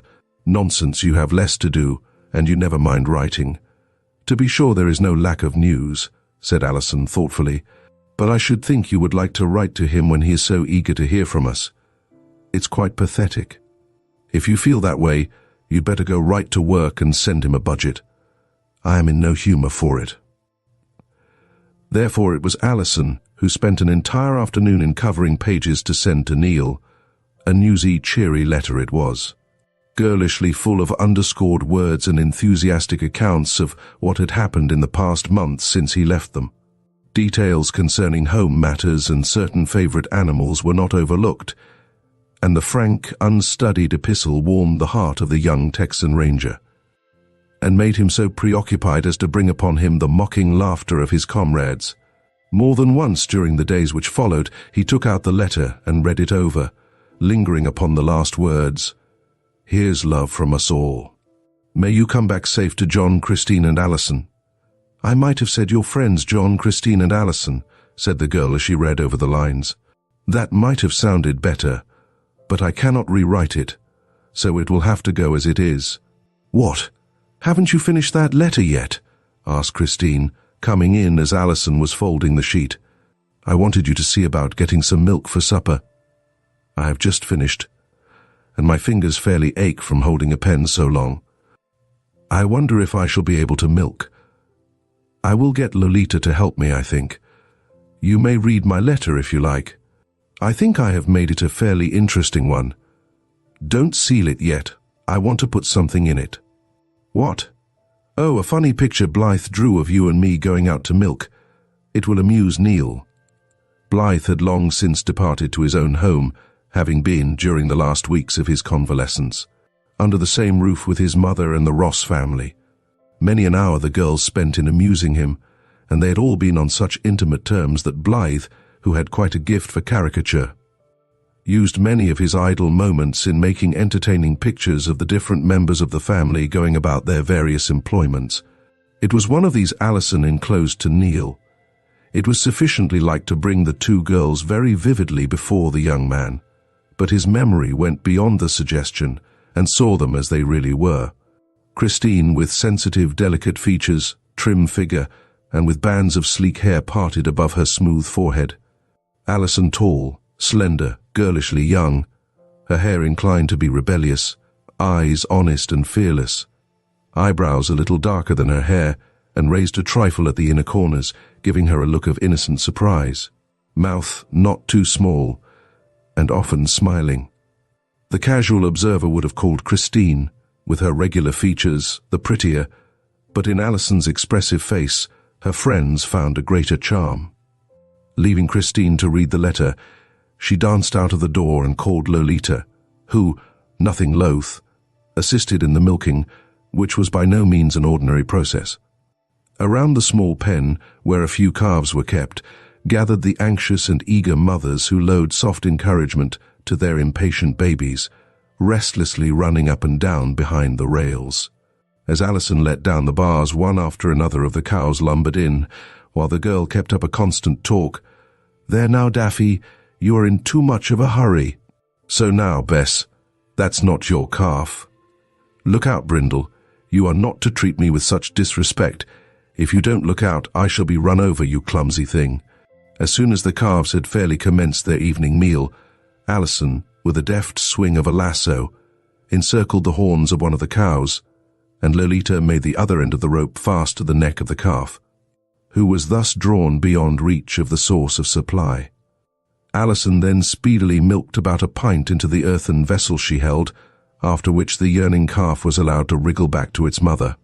This process was repeated till each cow had contributed her proper amount of milk for the needs of the family, each supply being separately conveyed to a bucket set outside the fence. This method, generally employed upon the ranchos, was one against which Alison constantly inveighed, so that her brother promised if possible he would have a cow specially gentled for her, although a Texas cow was not willing to stand until her calf had been allowed to receive a first share of her milk. John's stock had now greatly increased, and his rancho was becoming one of the most prosperous ones in the county. To be sure, his neighbors complained that he was too energetic, and that he would never hold out at the rate he had begun. Moreover, he was thought to be a trifle particular in his conduct, and his sisters were sometimes called stuck up, yet this was simply because they were not content to be shiftless, and despised the makeshifts which were considered good enough by most of their neighbors. "I cannot see," said Christine, to whose ears some of these reports had come, "why we are considered to hold our heads so high simply because our gate is on its hinges and because we have light bread when we can get it. I suppose we ought to tie the gate together with a bit of rope and disdain flour." "One would think that with so old a civilization as Mexico's," said John, "this part of the country ought to be far ahead of the other states. But though we are spared many of the experiences of other pioneers who have gone into the actual wilderness, we have to overcome traditions and replace indolence with energy before we can develop as we should. Texas will be a rough country for many a year, but she will work out of that and into a greater refinement in time. She is too much the refuge for outlaws, and offers too great inducements to those who want to live an irresponsible life for her to attain to great heights at once. We must give her time, Tina." "Oh, I'll give her all the time she wants, so far as I am concerned, so long as I am not interfered with. But I must say I do not care to be criticized for maintaining mere respectability." John laughed. "Just jog along your own gait, child. That's what I mean to do. Let them talk. Who cares? Don't you suppose we are respected if we are criticized? All I care for is to do my duty and to make the best of my opportunities. And I am sure," Alison put in, "it is something to be an example, and that we are to more than one. I am sure Ira takes you for a model, and Lolita imitates us so far as she is able." "That's the way to talk," returned John.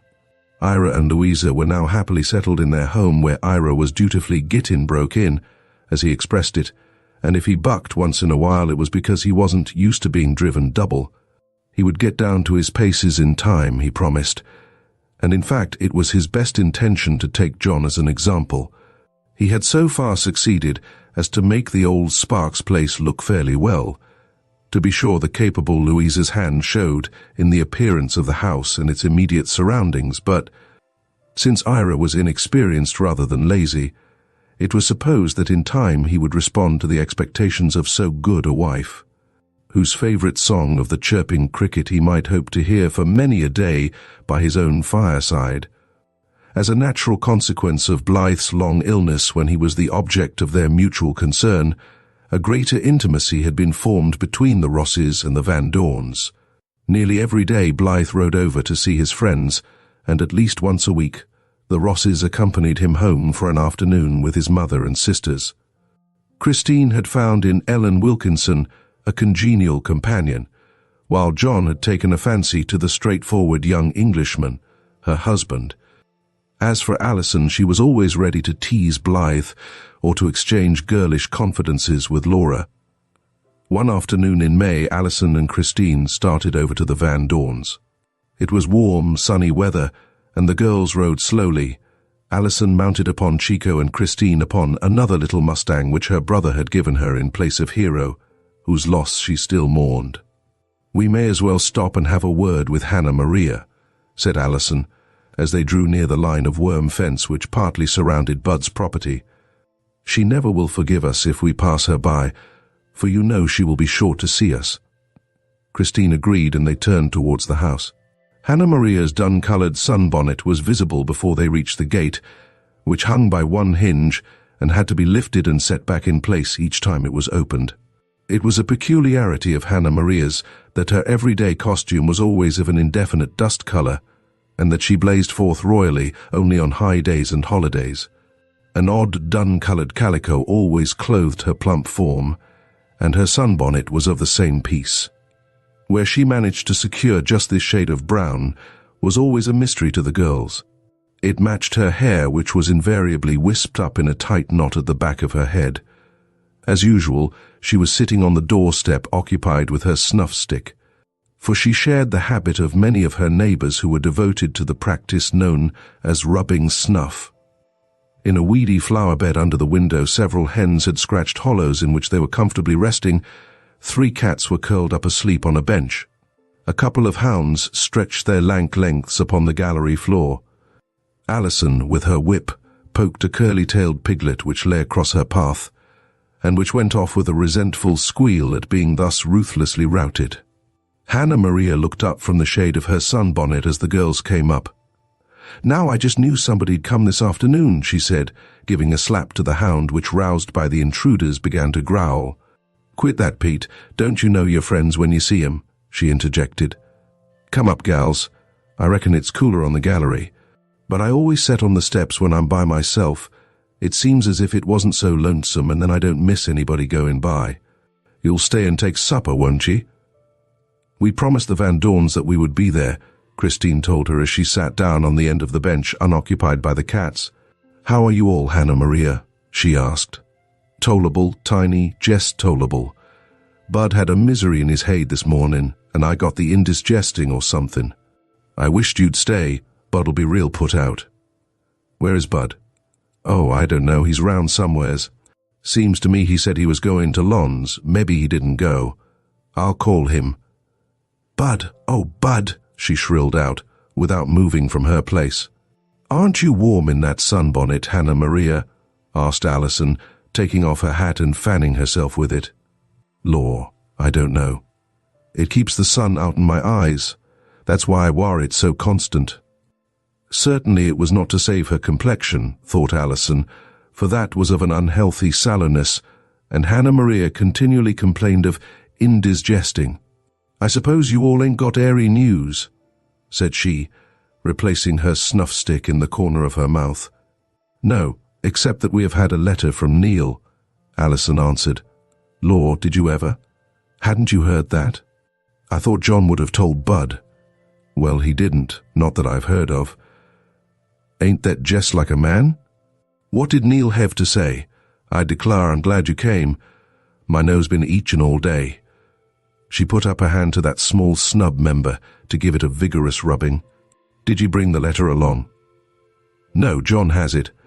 I can tell you what was in it," said Alison, and she gave an outline of Neal's news. "He's a real nice fella," said Hannah Maria approvingly. "I wished he'd pick out some good gal when he gets back. I wonder how Laurie Van Dorn would suit him, but then I reckon he'd be cutting out John if he took her. I was just settin' here a-thinking how nice it would be for Allie to take Blythe and Johnny to hev Laurie so they could hev a double weddin'. We ain't never had a double weddin' about yar. When John and Laurie going to fix it up?" "Why, I am sure I don't know that they ever will," said Alison. "John likes Laura, so do we all, but I don't think he has any idea of getting married." "Well, I certainly do like to see young folks get jined," drawled Hannah Maria sentimentally. "I like to watch 'em smiling at each other, like they was happy as turtle doves. Now, what was it you told me Neal was? I declare, I forget." "At Puebla," replied Christine. "They seem to be taking a rest there, and John says the men deserve it after all they have done in 2 months. They have captured as large a number of prisoners as they have men in their own army, and have taken many of the most strongly fortified places on the continent. Next thing they will be in Mexico." "That they will," broke in Alison, "and Neal will bring me something from there because I was the one who answered his letter." "Oh, that is why you wrote, was it?" said Christine. "Loaves and fishes, was it? I thought you did not seem averse to the task." Alison laughed. "That is where I got ahead of you." "He will bring me something too," said Christine. "See if he doesn't." "Oh, of course," pouted Alison. "You think that because you are the older."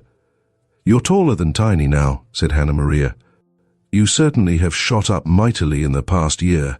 It's been that since Neal left, ain't it?" "It is just about a year he left with John." "So he did. Rube and Irie went ahead of 'em, I remember. Well, I'm sure I hope they'll get back safe. You ain't a-goin'. The girls insisted that they could not stay longer, and in spite of Hannah Maria's protests, took their departure, leaving the good soul still sitting on the step comfortably rubbing snuff, the hounds which had moved at the leave taking again dropping down heavily on the floor, and the piglet complacently grunting in a mud-hole by the gate. By contrast to the Haleys, the Van Dorns' neat house seemed doubly attractive. The gallery here was enclosed by slatted shutters which protected it from the sun, providing a cool and pleasant retreat. One of Blythe's dogs lay outside, but after lifting his head and perceiving friends, he simply thwacked his tail upon the step and went to sleep again. The fence here kept out all visiting hens, and the little garden smiled in its luxuriance of bloom. Vines clambered over the house, and a huge oak at a little distance rustled pleasantly and cast long shadows across the grass. From its thick foliage a mockingbird sent forth a few liquid notes, for the day's heat was over, and the darkness, which in this latitude shut down suddenly, would soon invite the night bird's song. Mrs. Van Dorn and Laura were sitting in the gallery, work baskets by their sides. Both looked restfully cool and content. Laura's neat muslin gown was fresh and crisp. A tidy little apron protected it. Her brown hair was smoothly arranged, and when she lifted her clear grey eyes to see who entered, a smile broke over her face, which made her fairly pretty.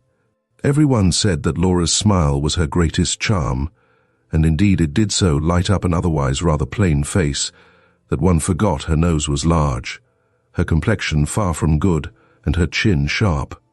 "You did get here," she said, jumping up and coming forward. "I told Blythe you had promised. Where is he?" "Putting up the horses." "No, we staked them out ourselves." "Why didn't he meet you?" "He said he was going over for you. We stopped at Hannah Maria's for a few minutes, and that is how he must have missed us." "Too bad," said Mrs. Van Dorn. "I am sorry you missed an escort. Come in, girls, and cool off. Ellen will be here in a minute, Christine. Isn't it real summer weather today? I suppose at home the roses are only beginning to bloom, and see what an array of flowers we have for May. The prairie is fairly carpeted. Did Hannah Maria have any gossip for you?" "No.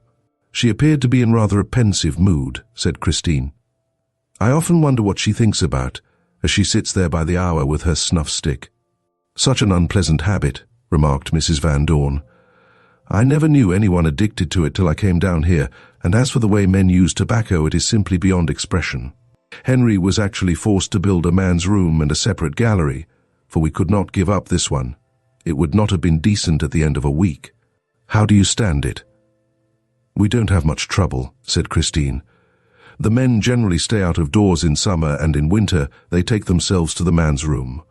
So, only our particular acquaintances expect to be received in the gallery.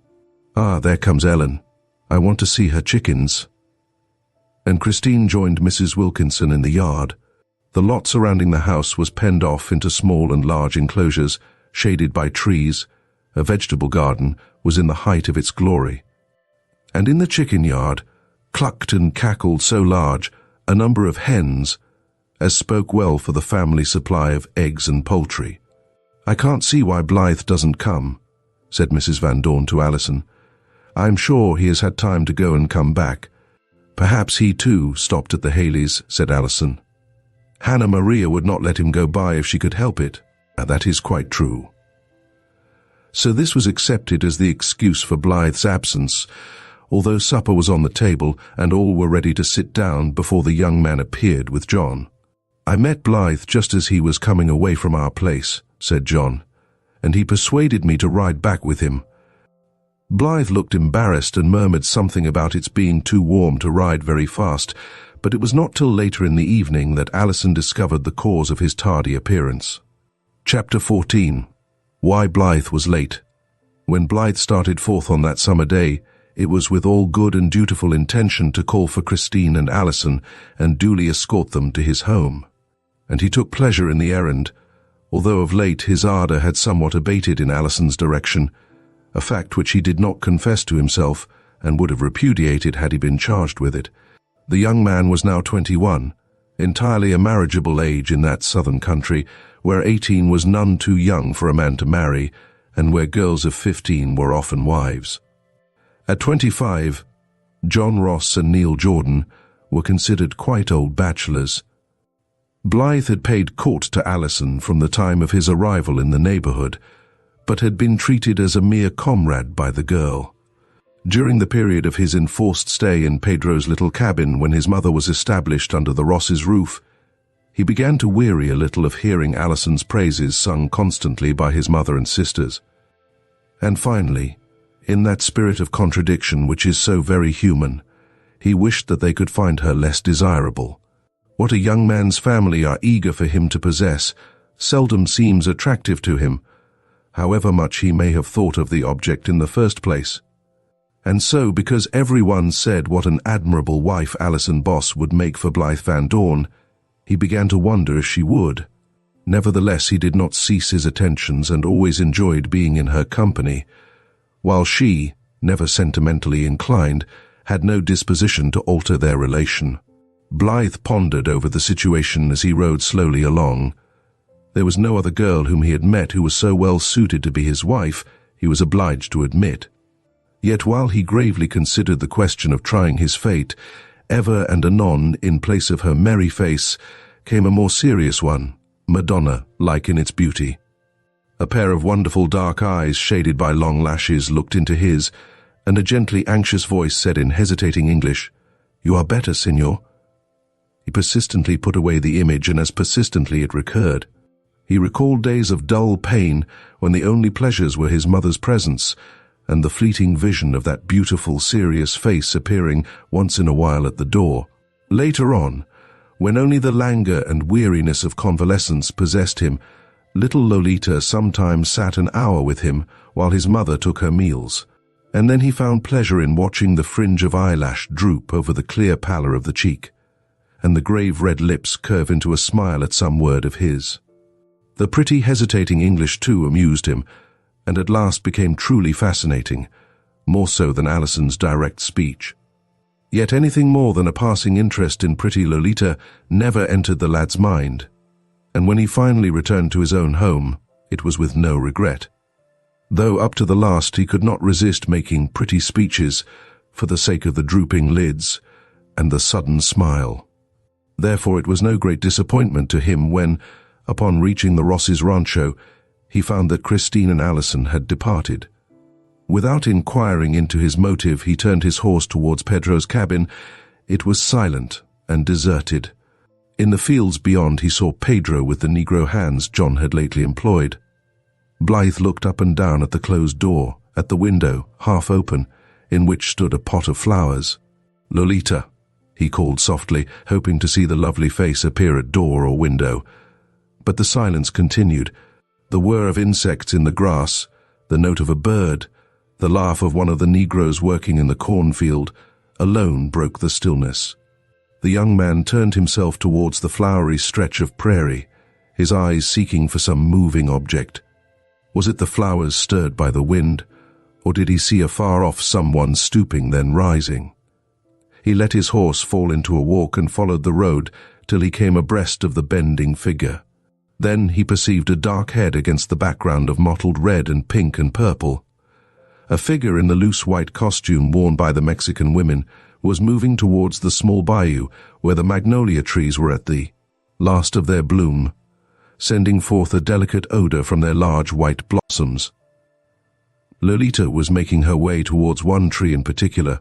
Her hands were already full of flowers, but these she laid down on a stone nearby. Blythe alighted from his horse and tethered him, then started on foot to the spot where the girl was standing on tiptoe reaching up for the white blooms. The simple garment she wore, low-necked and sleeveless, did not disguise the roundness of her arms, nor the graceful turn of her throat as she clasped the bough overhead to bring it within her grasp. "Lolita!" called Blythe. She turned with a start, still holding the bough. Her face broke into a smile as she saw who it was. "Signor!" she exclaimed. Then the bough flew up from her hand and she came forward. "You look like a magnolia yourself," said Blythe. "Now I know what it is you have always reminded me of, Lolita. You are like a magnolia." The eyes drooped, and a smile parted the girl's lips. "You always say me very pretty thing," she murmured. "Sit down here and tell me what you have been doing today," Blythe went on. The girl hesitated. "You have seen Alison?" she asked. "No, I must have missed them." He involuntarily used the plural. "They had gone when I reached the house. It is warm. I want my horse to rest a little before I go back. Sit down and tell me what you have been doing. Making tortillas, of course, and what else? Have you read from the book I brought you?" For answer, Lolita seated herself and gravely drew from her dress a small book. "I read a little," she said. Blythe sat down by her side and the two bent over the book together. The lad had discovered that Lolita was by no means as ignorant as many of her class, that her father had taught her to read her own language very well, and she was desirous of learning to read English. Very haltingly, and with much mispronouncing, she stumbled over the lines, taking Blythe's corrections meekly and making patient efforts to improve. "I am wishful to surprise Alison," she told him. "And you will," he encouraged her by saying. "You are getting on famously." She looked up gratefully. "Some days I am speak English very good, maybe." "You certainly will. You are a very industrious and patient little girl. I wish I could learn Spanish as readily. Now you must give me a Spanish lesson. What were those pretty words you taught me?" "Mi alma, mi vida, mi corazón de los osos." He pronounced the words lingeringly, and the dark lashes again drooped over the clear, smooth cheek. Then, for some reason, neither spoke for a few minutes. The flowers stirred around them. The sluggish waters of the bayou plashed softly against the bank. There was a whisper in the trees overhead. Brightly colored birds flashed out from the deep green of the live oaks, making a vivid streak against the shining leaves. Occasionally there was a rustle in the grass, as some small animal slipped to the bayou's edge and glided into the water. Blythe was absorbed in gazing at the girl's beauty, while she pulled from their center the creamy petals of a magnolia blossom. "Don't hurt it," said Blythe, breaking the silence, and placing his hand over hers to arrest the act of destruction. The color flew to Lolita's cheek and she sprang to her feet. "It comes late," she said. "My father returns. I have not his supper prepare, and he will have an anger for me." The ready tears started to her eyes. "Oh, I hope not." Blythe looked consciously around to see Pedro returning home across the field. I should not have kept you so long. I too should have been at home by this time, but it was so pleasant, wasn't it, Lolita? Goodbye." He held out his hand, but she did not respond to the gesture. Instead, she ran home with not a look behind, leaving her flowers neglected on the stone. Blythe watched her as she ran on without stopping. Then he turned, gathered a flower from the forsaken bunch, looked at it for a moment thoughtfully and stuck it in his coat. He drew a long sigh and went to where he had picketed his horse. As he rode thoughtfully towards home, he realized that he was on dangerous ground. He was an honorable lad and had no idea of playing fast and loose with the pretty Lolita, though she moved him strangely.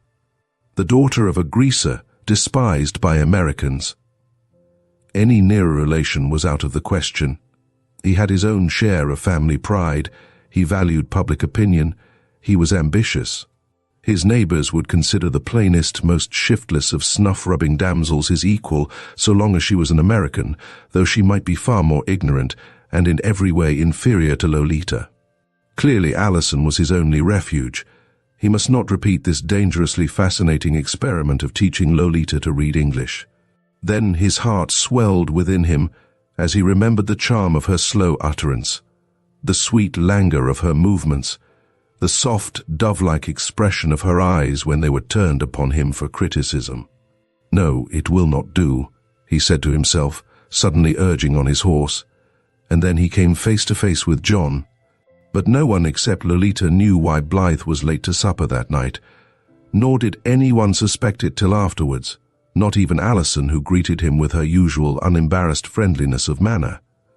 He seemed more than usually grave and distrait, she thought, but did not wonder at that a little later. When the others gathered in a corner of the gallery, and she found herself alone with Blythe, on a rustic seat in the garden where Laura pointedly left them, "Your wits certainly are wool-gathering tonight," she said, rallying him upon his silence. "I have asked you the same question twice, and I am still waiting for an answer." "Oh, are you?" Blythe had picked up a stick and was making indefinite figures upon the ground. "I suppose I was thinking of a question I wanted to ask you. Will you marry me, Alison?" "For pity's sake." Alison looked at him in surprise. "What in the world did you ask me that for? Haven't I been devoted to you long enough for you to expect it? My mother and sisters would be delighted if I could tell them you had accepted me." Alison gave her head a little toss. "I don't purpose marrying any man's sisters and mother. No, I will not marry you." "Why not, Alison?" "One reason is because you are not in love with me, and another is because I am not in love with you. I think those two reasons are quite sufficient for the occasion." "Why do you say I am not in love with you?" "I protest." "No, don't protest." Alison raised her hand. "I think for a little while you thought you cared, but you are bravely over it, and I am very glad of it. When a man begins to tell a girl how pleased his mother and sisters will be before he has said a word of his own feelings, it is quite evident that he is not as much in love as he would have it believed he is. We have been good friends, and we will continue so to the end of the chapter. I am devoted to your mother and the girls, and I know exactly how they feel towards me, for they have told me so. I know, too, that my sister and yours have hashed up some sort of scheme by which they think our future is to be arranged. But we are not puppets to be pulled by a string, and I shall marry a man of my own selection if it happens to be Bud Haley or a Mexican greaser." "You wouldn't marry a greaser, Alison, you couldn't." "Why not? I would if I loved him." "Could you love one?" "I don't know. Like the boy who was asked if he could play the violin." "I can answer, I don't know. I never tried. Some of those Mexicans are very handsome. If Lolita had a brother as fascinating as she is, I am sure I could not resist him." By what fatality, thought Blythe, had the conversation turned upon that subject? "Oh yes, Lolita," he began lamely, and then stopped. But something in his tone and in his embarrassed manner, a quick and suspicious look that he cast upon his companion, suddenly gave her an inspiration. "Blythe Van Dorn," she said, leaning towards him. "Why were you late for supper?" There was mockery, a confidential sort of sympathy and amusement in her voice. "Why do you ask?" he said, nervously digging holes with his stick. "I shouldn't think you would be particularly interested after you have just refused me." Alison's laugh rang out unaffectedly. Now, look here, Blythe Van Dorn. Don't pretend any longer, you don't have to. I am sure I don't know why in the world you asked me that silly question a while ago, unless you had promised your mother you would, for you know perfectly well that you are not a bit cut up about my answer. Confess, are you? He remained silent for a minute. You are the only girl about here that is worth having, he remarked after the pause. That's begging the question. I am not the only girl in the world. There's Lolita. Blythe threw away his stick. That's all nonsense. You know it is out of the question. I don't know anything of the kind. She is a dear sweet thing. She is not like those dreadful mixy people, half Indians and half Spaniards, or with a mixture of Negro, Spanish and Indian, mestizos or castigos or whatever they are. She is almost pure Spanish, she told me so. Her father's people came from Spain, but being born in this country he is a Creole. Her mother's father was a mestizo, for his father was a Spaniard, and his mother an Indian, though Lolita's mother's mother was a mestizo who married a Spaniard. So you see, except for that little drop of Indian blood, she is Spanish. And who would hesitate to marry a Spaniard? She is so beautiful, and has such a lovely disposition, and such a good mind. Really, Blythe, I don't wonder at you. But consider how Mexicans are regarded by our countrymen, said Blythe, denying nothing. They are regarded almost as the Negroes are. That is because sometimes they intermarry with the Negroes. But Lolita has no relatives but her father, not any at all, and you would not need to worry about that. I think it is very unusual, and in this case very lucky, for she is proud and feels as we do about such things. You must have noticed how old Pedro, though he is on good terms with the ordinary greasers, holds himself a little aloof from them and never allows Lolita to go to fandangos and such things. He is too poor to associate with the upper classes and too proud not to work at anything he can do. I think he is much pleased to live with us, for he is ambitious for Lolita and does not care to have her associate with those whose circumstances are similar. No, Blythe, you need have no reason to be ashamed of Lolita. For some minutes Blythe made no remark. He was surprised at Alison's quick comprehension of the situation. How could this girl intuitively guess his attitude of mind? How could she so readily put into speech those vaguely formed arguments which he had scarcely made to himself? Alison, he said solemnly, you are a wonderful girl. And why, Judge Van Dorn? She asked, laughing. Because I am good at guessing. Yes. How did you know I saw Lolita today? I didn't know. I jumped at the conclusion. You were embarrassed and nervous when I happened to mention her. I assure you I didn't suspect before that. Then I remembered that you had gone over quite early for Christine and me, and had come back late. You met John near our house. So, you see, Judge, my legal mind immediately followed out the line of circumstantial evidence, and I drew my conclusions. You did see her then, and probably more than once you have met her in the same way. I am not sure what old Pedro would say, but as for myself I cannot blame you. However, Blythe, she dropped her bantering tone, there is one thing of which I must warn you. If you make that dear child unhappy, I shall despise you. I declare to you, Alison, I never dreamed of doing such a thing. I confess I admire her immensely. She is a bewitching little girl, but I never thought of marrying her. But if you were also a Mexican, how would you feel about it then, Mr. Blythe? What then? Answer me that, if you please. Alison, you are the most desperate cross-questioner I ever met. I am not a Mexican, so how can I tell? I am pleased to know she is of better stock than I feared, I confess that. And you can confess more if you will inquire of your own heart more closely. If Lolita were here instead of me, and you knew there was not the least obstacle in the way of your marrying her, what would you do? The young man arose and paced the walk. Alison, Alison, you are a temptress. Why do you suggest such things? You know what my family would say. True. I should have thought of that. I allowed my interest in the subject to carry me beyond bounds. Of course, as you say, it is out of the question. It is really impossible. I didn't say impossible. Well, never mind what you said. We have settled the matter, and I will give you a parting word. I will stand by you if you need me, and if you will stop pretending that you are in love with me. As I think of it, I suppose I should be feeling quite aggrieved that I am only second best, and that you offered me less than half a heart. Still, as I did not take it, we are quits, and we can still be the good friends we have always been." She held out her hand, and Blythe clasped it warmly. "You are even finer than I thought you were, Alison," he declared. "It will be a lucky man who wins you, and as for me, I am your friend for life." "I may need your friendship when you are judge," laughed Alison, rising. "We must be going, for it is growing late. Come over just as usual, Blythe, and we will talk over this difficult question whenever you are put to it to restrain your emotions. And until you set your affections upon some other girl, I will not vouch for your constancy." And with a laugh, she preceded him to the house. Chapter 15. Sir Knight.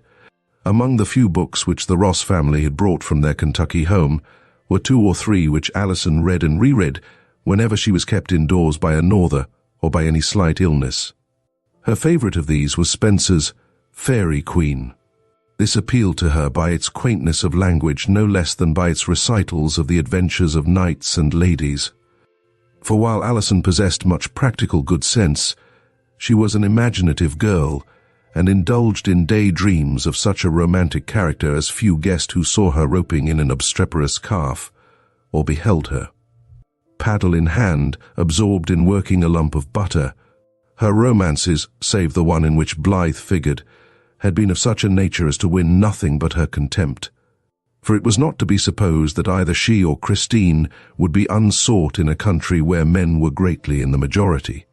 But Alison flouted all her lovers, made fun of them to her girl friends, and seemed utterly devoid of sentiment, so her sister told her, for even she did not know of Alison's air castles. These daydreams concerned a dashing young knight who for her sake would undertake some arduous quest, and wearing her colours would go through weary adventures, returning at last to claim her hand. She knew all this was rather foolish, but novels were few and romance she must have. She was amusing herself one day with thoughts of her imaginary knight as she was riding home from a visit to Louisa. The summer had come and gone, bringing no great change. In spite of continued hope, nothing more definite had been learned of Steve. Pike Smith had disappeared utterly, and there was no hope of ever seeing Hero again. Christine had refused more than one bluff suitor, and into her brown eyes was creeping the patient look of one ever seeking, ever hoping against repeated disappointment. The friendship between John and Laura remained upon a comfortable basis, but it was believed by everyone concerned that they would one day marry. "A gentle knight was pricking on the plain," repeated Alison to herself as she rode along. "That could not have been my knight, for it was the Knight of the Red Cross. I don't quite like that name, neither do I like Sir Scudamore. I think I like Sir Guyon or Sir Artegall the best. No, Steve would have to be Sir Guyon, because he lost his steed. That was stolen by Braggadocio. Pike Smith is more like the blatant beast, however. I think I am the Lady Florimel. My knight shall be Sir Artegall because of that magic sword Chrysor. Well, here I am, riding through the forest. Suppose I should meet the blatant beast or the giant with the flaming eyes. I would call for help, and my own true knight, Sir Artegall, would come pricking along, clad in mighty arms and silver shield. I, on my snow-white palfrey, would seem to him a vision of angelic loveliness. They always have flowing locks bound by a fillet of blue. Wait a minute, Chico." She unfastened her fair hair and let it fall over her shoulders, binding it back with a blue ribbon from her neck. "My wanton palfrey should be overspread with tinsel trappings, but we shall have to imagine those, Chico. On, my gentle steed. I fear the blatant beast. What, do my eyes deceive me, or is it a noble knight I see pricking this way?" She suddenly checked Chico in his progress, for there was, indeed, someone riding towards her, a man in the dress of a Texan ranger, buckskins, hunting shirt, and broad-brimmed sombrero. Alison felt not a sign of fear, but drew Chico to the side of the road and waited the approach of the man. As he drew near, she gave a glad little laugh. "It's Neal, Neal, Chico," she whispered. "Now we will have some fun." And raising her voice, she shrilled out, "Help, help, Sir Knight. I am pursued by the blatant beast." Neal, for he it was, put spurs to his horse and galloped rapidly towards her. "Alison, Alison," he cried as he came up. "What is the matter? What is wrong?" "The blatant beast, he is there in the chaparral." "Dear me, I shouldn't say chaparral, I should say thicket." She altered her voice. "Why, Neal Jordan, where did you come from? Never mind, tell me what is the matter. What frightened you?" "Why, nothing, except an imaginary something. I was only playing that I was a lovely lady as I came along, and you came in the nick of time to fall into my whim, so I just called out to fool you." "You are the same old Alison, I see," said Neal, smiling. "Yes, I believe I am. One would suppose that I might stop playing such childish things by this time, but I like to do it." Neal scrutinized her closely as she gathered her hair into place, dismounting in order to do so. "You are taller," he said. "Why, I believe you are taller than your sister." "So I am, but that is not answering my question. Where did you come from?" "Directly from Mexico. The war is practically over." "And did you bring me something pretty for writing you that long letter?" "I brought you something if you will have it." "Where is it?" "I want to see it." "I have it safe. I will give it to you soon, I hope." "You might have brought it with you. How did you happen to be on this road?" "I have been to your rancho and they told me where you had gone, so I came out to meet you." "Thanks, Sir Knight. And if I had really been a lady in distress, you would have been on hand to rescue me." "Still acting that play?" "Well, no, I am coming out of that. You are such a very evident reality that I cannot dream." "My, but you are fine. I didn't notice at first that you had such an elegant outfit. All that silver mounting on your saddle, and those spurs, I suppose you got those all in Mexico. If you had a silver shield and a spear, you would be quite like a real knight. You have seen some hard fighting, I have no doubt, but you are back safe in spite of that saber cut on your forehead. Tell me about the other boys, Rube and Tom Andrews and the rest." "We buried poor old Rube down in Mexico," said Neal gravely. "Oh." Alison's bright face saddened. "I am so sorry. So many of the boys came safely through that I believed you all would."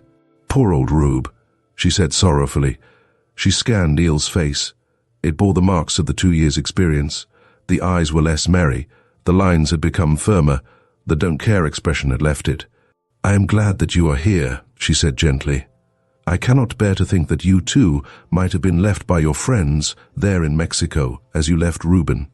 I am so very glad you have come back." "Are you glad, little girl? Then I am glad, too." "But you are glad anyway, aren't you?" "Of course." "Did you see Christine?" asked Alison suddenly. "Did she tell you all the news?" "She told me some of it. I learned that she still hopes against hope. She is very true." Alison looked at him, as though she would read something in his face. His eyes met hers frankly. "Perhaps someday she may feel differently," said the girl. "Yes, she is young and one cannot wait forever," said Neal thoughtfully. "Shall we go on, Alison?"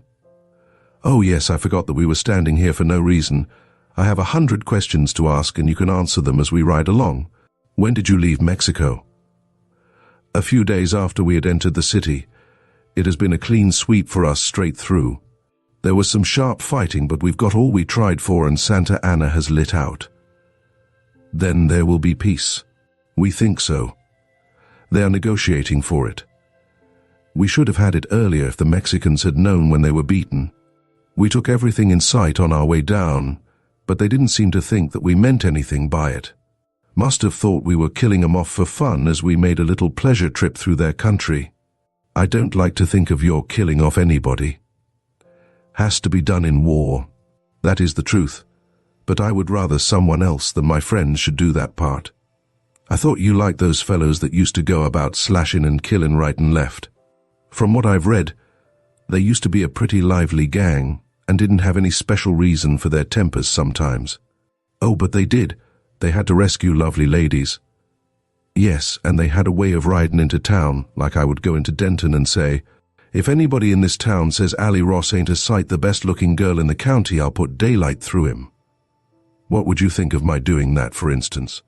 You'd call me some kind of fool, wouldn't you? Very likely I should. But they were not all that way. They went on quests and delivered prisoners from dungeons and slew wicked beasts and giants and things. You think that's a heap nicer than the way we all do, don't you? Said Neal with a smile and a side glance at her. Ain't any of us ever rescued our friends from the Injuns, and what worse beasts will you find than them? Ain't any of this generation gone into mountain hiding places after a gang of thieves? I call that just about as good as any of those book adventures. But it doesn't sound so romantic. You don't do it for some fair lady's sake who binds her colors on your shield and sends you forth. Perhaps if I didn't know you all, and if you were not named such plain names as Ira and Bud and Tom, it wouldn't seem so commonplace. Maybe it doesn't sound romantic, but if it was written up and somebody put in a lot about roses and posies and stuff, they could make it sound pretty. Now there's that about Irie and Lou. It strikes me that was pretty romantic, though they ain't neither of them much for looks and they haven't those sugar plum names. Yes, that was romantic, said Alison. Ira did deliver her from the blatant beast, Pike Smith, you know. I do think that was a truly romance. Neal, do you know your grammar has suffered very much by your having been so long away? You were getting to speak quite like a gentleman when you went away. Laws, child, I forget. It is so easy to drop into the way the other boys talk. But it isn't as if you didn't know better, for you say you never used to talk so before you came to Texas. I shall have to take you in hand again. I'm perfectly willing. I always enjoyed your taking me in hand. He smiled reminiscently. But I set my face again, not agin against. Against your making me talk book talk. You can play all your tricks and call me anything you choose and can make believe all you want to, but I'll not be made to say hence, lady, hence, and such bosh as they do in plays. Alison's merry laugh rang out. I won't make you say that, and you needn't talk booky if you don't like. I shall be perfectly satisfied with good plain English as we speak it. Oh, you haven't told me yet what you have brought me from Mexico. I don't mean to tell you yet. Did you bring Christine something? If you did, and it is prettier than my present, I shall never forgive you. I brought her some sort of foolishness, embroidery, I believe they call it. I think you might tell me what my present is. Can't do it. Then you are very mean. You have given Christine hers and you make me wait. Suppose I was one of those old-timers. What would you expect me to say? I have brought thee an offering, lady fair. I prithee honour thy poor knight by thine acceptance. Neal threw back his head and laughed. Did you ever hear such fool talk? You shall not make fun of me. I'm not making fun of you. I'm making fun of those old gumps. Now, suppose one of them, those knights, came to you. What do you reckon you would want him to do? Oh, I should want him to go on a quest. What's that? Oh, I'd want him to relieve some fair lady in distress, or to kill some ogre, just as I was telling you a while ago. I'm not talking about suppose you lived way back in that time, I'm supposing now. Suppose I wanted to be one of those fellows, what would you say to Neal Jordan, for example? Alison bent her brows. I suppose killing Injuns wouldn't count. Well, hardly. Any of the boys might do that. It isn't so easy when it comes down to nowadays, is it? Said Neal. No, replied Alison slowly, but there is a quest I should like someone to undertake. What's that? I'd like to send someone to find Steve, and if he found him, what would you do? I would reward him with my hand, of course. I'll go, said Neal, looking straight ahead. Alison gazed at him in amazement. What do you mean? She asked wonderingly. Just what I said. If you'll keep your part of the bargain, I'll keep mine. Do you know where he is? Alison asked a little suspiciously. Haven't the faintest idea. Then, oh, Neal, you are joking. No, I'm not. Do you mean, why, I thought... She paused and looked down steadfastly at Chico's ears. What was it you thought? That might as well tell me. I thought you were in love with Christine. Alison spoke very low. Why, you were way off, weren't you? Said Neal without embarrassment. Was I? I should think so. Laws, child. You don't reckon I'd make love to Steve's girl? I don't mean that I thought you did, but that I would like to? Well, I never had any such notion. There used to be a little foolish slip of a girl that I used to like to look at and knock around the place with, but she was only a child, and when I told her brother I'd give my 2 eyes for her, he said she'd not waked up yet, and that I'd better wait till I got back. That was just before we went off to join the boys. I didn't get but 1 letter from her, but it was a good one, especially the last words. May you came back safe to Alison. I said John and Christine too, put in Alison quickly. Yes, but I left them out when I wanted to feel good. I took a lot of comfort in that letter, and the picture too, though it was a kind of comic. But I could supply what it hadn't, and it brought you before me and did me good. Now, you see, I've got back and the little girl has grown up some, but she's got funny notions, romantic ones. I'm perfectly willing she should have 'em, if it amuses her, and if she wants to take that way for me to show her how much I think of her, I've no objections. She can talk to me any way she likes too, so long as she doesn't expect me to answer back in the same lingo. I'll go hunt Steve and bring him back if he's above ground. If she will do as she says, give me her hand, only I want her heart with it.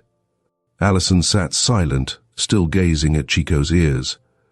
The effect of Neal's speech was such as surprised her. She trembled violently. Her heart beat fast. She could not speak. She wanted to cry. She wished she could run away and hide. She dared not look at her companion. They rode along in silence, Neal, once in a while, stealing a glance at her. At last he said gently, "Have I scared you, little girl?" I don't know," said Alison helplessly after a minute. "I think I'm going to cry." And she put her head down on Chico to hide her feelings. Neal at once stopped his horse, dismounted and lifted the girl from her saddle. "That isn't comfortable," he said. "If you want to cry, why cry ahead, but do it right." And she wept softly on his shoulder for a moment. But presently she dashed the tears from her eyes and looked up with a smile. "Did you ever know such a silly thing?" she said. "What is there to cry about?" "I'm sure I don't know. Ask me something easy, but if you wanted to cry, I wasn't going to object." "Oh, Neal, Neal," said the girl, "you have bewildered me. I don't know where I stand." "Right here by me, where I hope your place will be while we both live," he said with an undercurrent of seriousness in his voice. "You see, I've never thought of you in that way." "It isn't too late to begin." "No," she agreed faintly. "You don't mind my asking you one question, do you? You will answer me truly." "Yes, if I can. Do you care for any other man? They told me Blythe Van Dorn has been trying mighty hard to wear down the road between his house and yours. Blythe is a nice boy, but I never thought of him in that way. And there's no one else. No one, except... Who is it?" He grasped her hand so closely as to make her draw in a little quick breath. "Except Sir Artegall," she said, laughing. "I am the Lady Florimel, and he is my knight." "Oh, if he is only one of those dream fellows, I don't mind him. I shall get him out of the way, and besides, you have taken me for your knight. If you are to be my knight, you should call me Lady Florimel.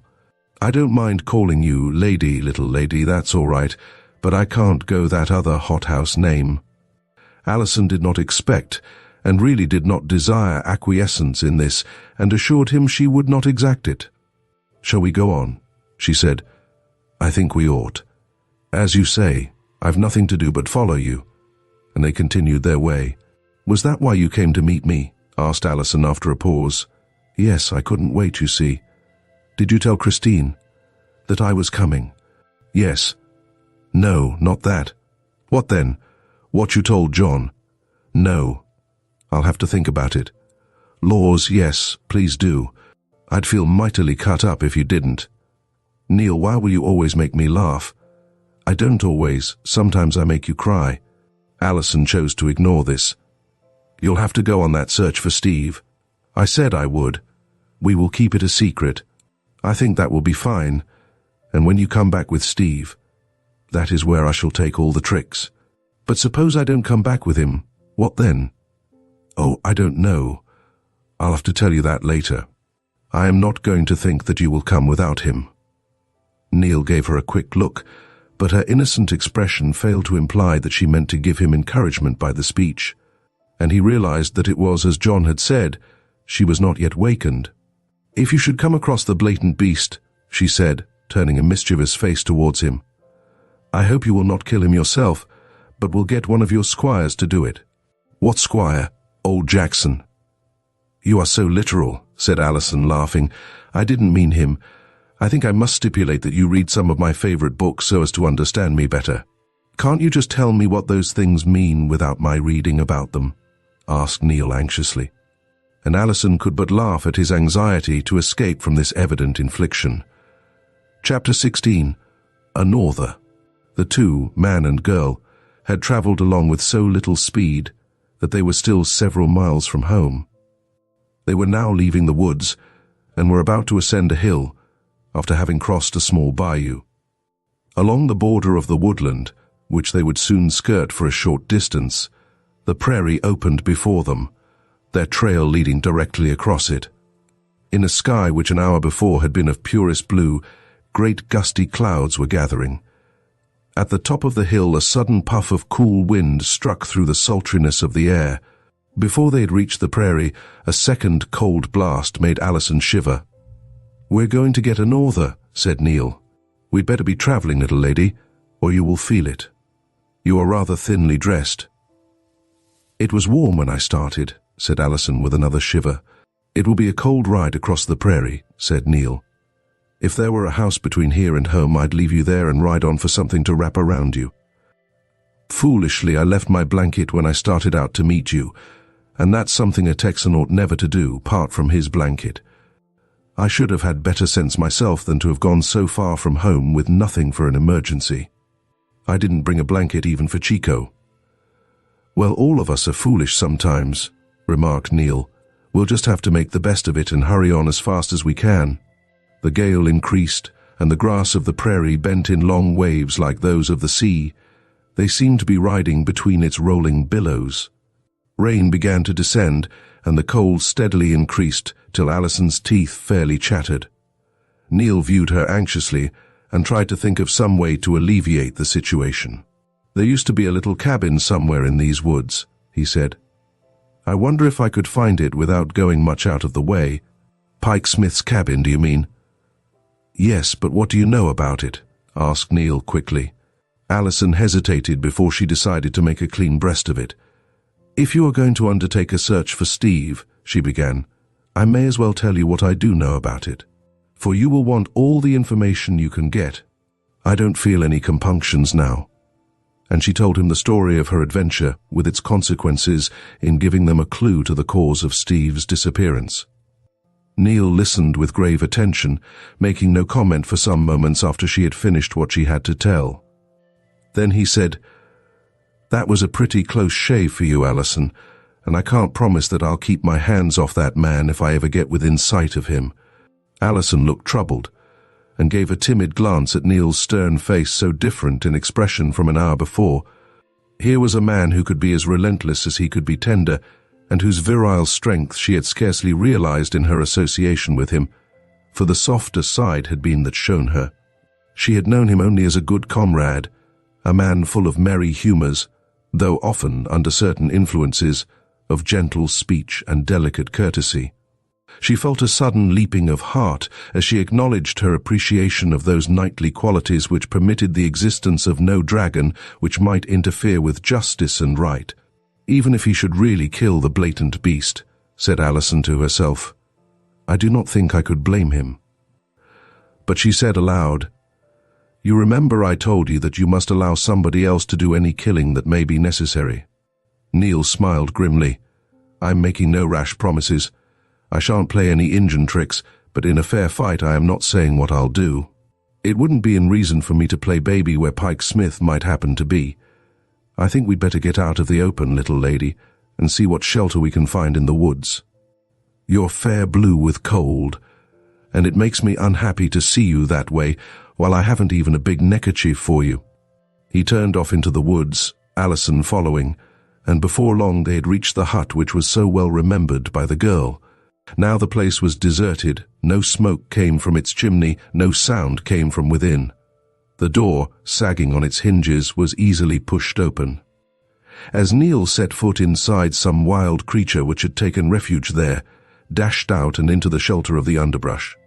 "What was it?" said Alison, startled. "It wasn't a haunt," said Neal. "Nothing but a jackrabbit. I thought I wasn't out of my calculations," he went on. "I reckoned the place was about here. Now, you go in out of the wind, and I'll have a fire started in a jiffy." The girl was stiff with cold and was glad to be lifted from her horse. The forsaken cabin furnished a shelter, but that was about all. A wooden bench was its sole furniture. Though pinned on the wall was a strange, uncanny woodcut of some dead-and-gone saint who seemed a fitting guardian of the retreat. Windowless, and with earthen floor, gaping cracks between logs and a general air of cheerlessness, the place was none too good for Chico and Neal's horse, which were led in and placed amicably side by side in a dark corner. It was not long before Neal had hunted up some firewood, and soon the licking flames shot up the chimney, providing the warmth Alison felt sorely in need of. Even this appearance of comfort did not add much to the looks of the room, nor did the fire do much more than remove the chill, for the wind howled through the crevices and swept keenly through the door, which would not stay closed until Neal placed a heavy log against it. "Now," said Neal, looking with satisfaction at the fire, "if we only had a good cup of coffee and something sociable to eat, we could be as comfortable as I would want to be." "I'm sure I am thankful enough for the fire," said Alison. "But I think I can wait till I get home for something to eat. Many's the time in the last 2 years I'd given a heap for a place like this," said Neal. "You've slept on the ground with nothing but your saddle for a pillow and a blanket to cover you. I know all about it, for John has told me. I am glad, very glad you will not have to do that any more." She was silent a moment, then she asked, "If you go searching for Steve, do you think it will mean sleeping out nights and going through all those hardships like a soldier has?" "Blaze, don't know, but if I do have that sort of thing, it won't be any more than I'm used to, and no more than those fellows you're so fond of had all the time." "That's the truth," returned Alison, but she gave a little sigh. "Are you good and warm, little lady?" asked Neal. "Oh, yes." Alison, from her seat on the bench before the fire, leaned forward and held out her hands to the blaze. Neal, who was squatting on the ground in the attitude affected by the Texan in general, arose to his feet. "It seems to me the best plan would be for me to leave you here for a little while and ride on to the house for something to wrap around you. My horse is a pretty good traveler and will take me there in no time. Do you mind staying here for an hour? I have been thinking it over, and there doesn't seem to be any other way. No one is likely to come this way. The house is too well hidden, and it's too far off the road to be seen by any passing traveler. Shall you be afraid, little lady?" "No, not if you can shut the door. I shall have Chico for company. I'll make the door fast on the outside, and you'd better not open it to anyone. I will knock 3 times when I come, and whistle Hail Columbia." Alison laughed. Blythe would have selected a more sentimental tune, but somehow she liked the idea of Hail Columbia. "I will listen for your whistle, and then I can peep out between the cracks to see that no one else has stolen your tune." So Neal left her, and she watched his departure from a crevice between the logs. He dashed off in desperate haste, and when the sound of the rapid hoofbeats had died away, she felt a great sense of loneliness. But she drew the bench nearer the fire, and sat there, elbows on knees and chin resting on her hands. Very quietly she sat gazing into the blazing fire and thinking, her early fancies driven from her mind by later absorbing realities. Her world of dreams had been invaded by a familiar figure which suddenly assumed the character of a knight. It was hard to fit Neal Jordan to the pattern of Sir Artegall, and yet, he would not call her Lady Florimel. But it came upon her as a great surprise that he answered in more particulars than one to the description she had given to Blythe Van Dorn of the man she could most admire. Like many another, she had looked far afield when her knight was near at hand. She reviewed her acquaintance with him, remembered how content she had always been in his society, and how ready he had always been to provide pleasures for her, to teach her such things as it seemed well that she should know. Why? She had been blind. Of course, it was never Christine who had received his first greeting, his last farewell. It was never she whom Neal had deliberately chosen to ride with, to walk with, on such occasions as there was a question of choice. "And I never discovered you at all, Sir Artegall," she said, nodding to the red castle falling to pieces in the midst of the glowing embers. "Your Florimel had a spell put upon her, and she did not know you were her knight." She laughed softly, and Chico from his corner turned his head and gave a little whinny. "Oh yes, Chico," she went on. "I am glad you appreciate the situation. We were very foolish, but I shall not tell him so. Let him go on the quest, and if he finds Steve, then I shall feel that I have a right to be happy without giving my dear Christine a pang by parading a joy which she must be denied. I have faith in my knight, and I believe he will be successful. How delighted I shall be to hear of his adventures and to know they were undertaken for my sake.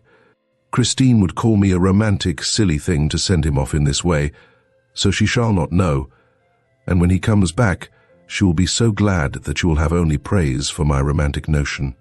Hark! What is that?" There was a sound of the sharp crackle of sticks under an approaching tread. Was it Neal returning so soon? Hardly, the girl decided. She went to the front of the cabin and peered between the logs. A man was limping towards the door. Alison tiptoed back to her place by the fire, determined to make no response to any summons. Presently there came a knock, then someone with lips close to the door said in a low voice, "Mi madre soy Carlos." Alison held her breath, not daring to move towards the door, but afraid not to do so. She was spared any decision, however, for a heavy shoulder pushed it open sufficiently for a man to enter. He looked wild and unkempt, and his face was distorted with pain. At sight of the girl he made as if to leave the place, but decided otherwise, for he turned and said imploringly in English, "You will no betray me, Señorita?" "Why should I betray you?" said Alison. "Who are you, and why do you come here?" "I'm seeing the smoke, and I think my mother is here." "Your mother? Brigida, then you are her son." Alison's mind was working rapidly. She looked at the man searchingly. Many possibilities arose before her. She perceived that it might be advantageous to detain him. "I will not betray you," she told the man. "I know your mother. She loves you, and I would not make her unhappy." "You are alone." The man looked around. "Just at this moment I am, but my friends will be here in a minute. You will have to hide somewhere. Are you hurt?" "I am hurt." He limped to the bench and sat down in evident pain. Alison viewed him compassionately. "I wish I could do something to relieve you," she said. "What is the matter?" "I am pursued. I go with much hurry. I fall. I think I break the leg at the foot." "Oh dear, that is bad. It should be set at once." She saw difficulties to be overcome in getting relief for this man. "Perhaps it may be only badly sprained," she said. "Who was it pursuing you, and why did they do it?" The man remained silent, and Alison, remembering that he was an outlaw, did not doubt but that some of her own friends were in pursuit. For it was he who was concerned in the thefts which Pike Smith had conducted. He knew where Steve was. At that thought her heart gave a sudden bound. "You are Carlos," she said. "I remember about you. The time is very short before my friends will be here. I must hide you, for you cannot get very far away with that hurt. I promise not to tell where you are if you in return will do something for me." She looked around the bare room, but a possibility occurred to her. "Ah, Señorita," murmured the man, "what can a poor wounded as I do for you? A great deal, and perhaps I can do you a good turn." She listened for a moment to the howling wind shrieking around the little hut. It was the only sound she heard. There was no whistle of Hail Columbia. "I can perhaps help you by getting word to your mother," she continued. "But first I must make you safe here." "Ah, Señorita, an angel you are." The man's dark eyes lost some of their fierceness as he gazed at her from under his matted locks. "I will tell you why I wish to do this," said Alison. "I once promised your mother that so far as I had power to prevent it, no harm should befall you. I did not foresee this situation, but I will not inform upon you if you will tell me where Steve Hayward is." The man looked around startled, as if to see if escape were possible. "No, no," said Alison. "Don't think of that. You would be taken. Quick, tell me. Would you have me give you up?" She spoke impatiently, and the man staggered to his feet, but dropped back again upon the bench with an expression of pain. "I was foolish to come back," he muttered to himself in Spanish. "Then why did you do it?" asked Alison. He looked at her surprised. "You know my language, señorita." "Yes, and I can be well understood by your mother. Now I will hide you. Lie down there." She pointed to the dark corner by the chimney. The man obeyed her, and she gathered up the armfuls of brush which Neal had brought in and scattered them over Carlos till he was fairly hidden. "That will do very well," said Alison. "Now, I am waiting for you to tell me what I asked. Otherwise, you understand, you are in my power." She bent her ear close to the pile of brush, and the man said, "I perceive, señorita, and I can do no less. I am grateful that you helped me, and I will also help you, but I know not where Stephen Hayward is." "Where did you take him?" asked Alison eagerly. "You see that I know of his having been taken away by Pike Smith and his men. We took him westward, señorita, into the mountains. There we left him." "Why did you leave him? What was your object?" "There were signs of Indians. We have fear of attack. We must escape. One horse is go lame, therefore we must leave him." "What Indians were they?" "We are told the Apaches." "The Apaches!" Alison spoke the name with horror. She well knew the bloodthirsty record of this tribe. "It was cruel, cruel," she said. "It would have been better to kill him at once. No one is wished to do that. It is promised Cy Sparks not to do so, but only to take him away to a place not return, where Mexicano is keep prisoner, but is come the Indian we cannot." "Did he have arms? Was there a possibility of escape for him? Had he food?" "Food, yes, a pistol also. He may perhaps make to escape." "Oh, I have hope," cried Alison. "Tell me exactly where it was that you left him." "In the valley of Night Creek, near Mountains, Guadalupe." Thank you, Carlos. I believe you tell me the truth. I speak truth." "Hush!" Alison sprang to her feet. "Keep very quiet. Someone is coming." It was not Neal's whistle that she heard, but the approach of horses. She ran to the door, forgetting Neal's charge to keep out of sight. 2 men had dismounted and were examining the trail of the man who lay hidden. Unheeding the chill wind and the beating rain, Alison stood in the doorway, but retreated a little as the men approached. They both stopped short at sight of her, and she saw Bud and Ira. "Alison Ross, what under canopy are you doing here?" exclaimed Ira. She laughed nervously. "I came in out of the rain. What are you doing here?" "We are hunting the worst kind of cattle, one of Pike Smith's gang. Caught sight of him in the road ahead of us, got after him, but he slipped us somehow, and we thought we had struck his trail here." He stepped into the room. To all appearances it was empty, save for the presence of Chico. "Them footprints certainly must have been his'n," said Ira, as he fell to examining the tracks. "Whose?" "Neal's," asked Alison innocently. "It was he who brought me here, you see, and he has gone home for some warm things." "You don't mean Neal Jordan? He got back?" "Yes, he came this morning and rode out to meet me. Neither of us had even a blanket, so I'm waiting for him to come back with something I can wear home. I didn't prepare for a norther." "That so?" Bud had been listening attentively. "Well, you had precious little sense, the 2 of ye, to come away without airy blanket. You are right, but it was so pleasant when I left I had no idea we should have such weather before I could get home." "Got a fire in there, have you?" said Ira. "Well, you need it today. We was caught same as you. We was making for home when we see that blamed Mexican. Yes, and we'll lose him sure, though he was footin' it," said Bud. "I move we go on, and don't waste no more time jawing about it. You're surely not going to face this norther." "I don't think he can be worth that," said Alison.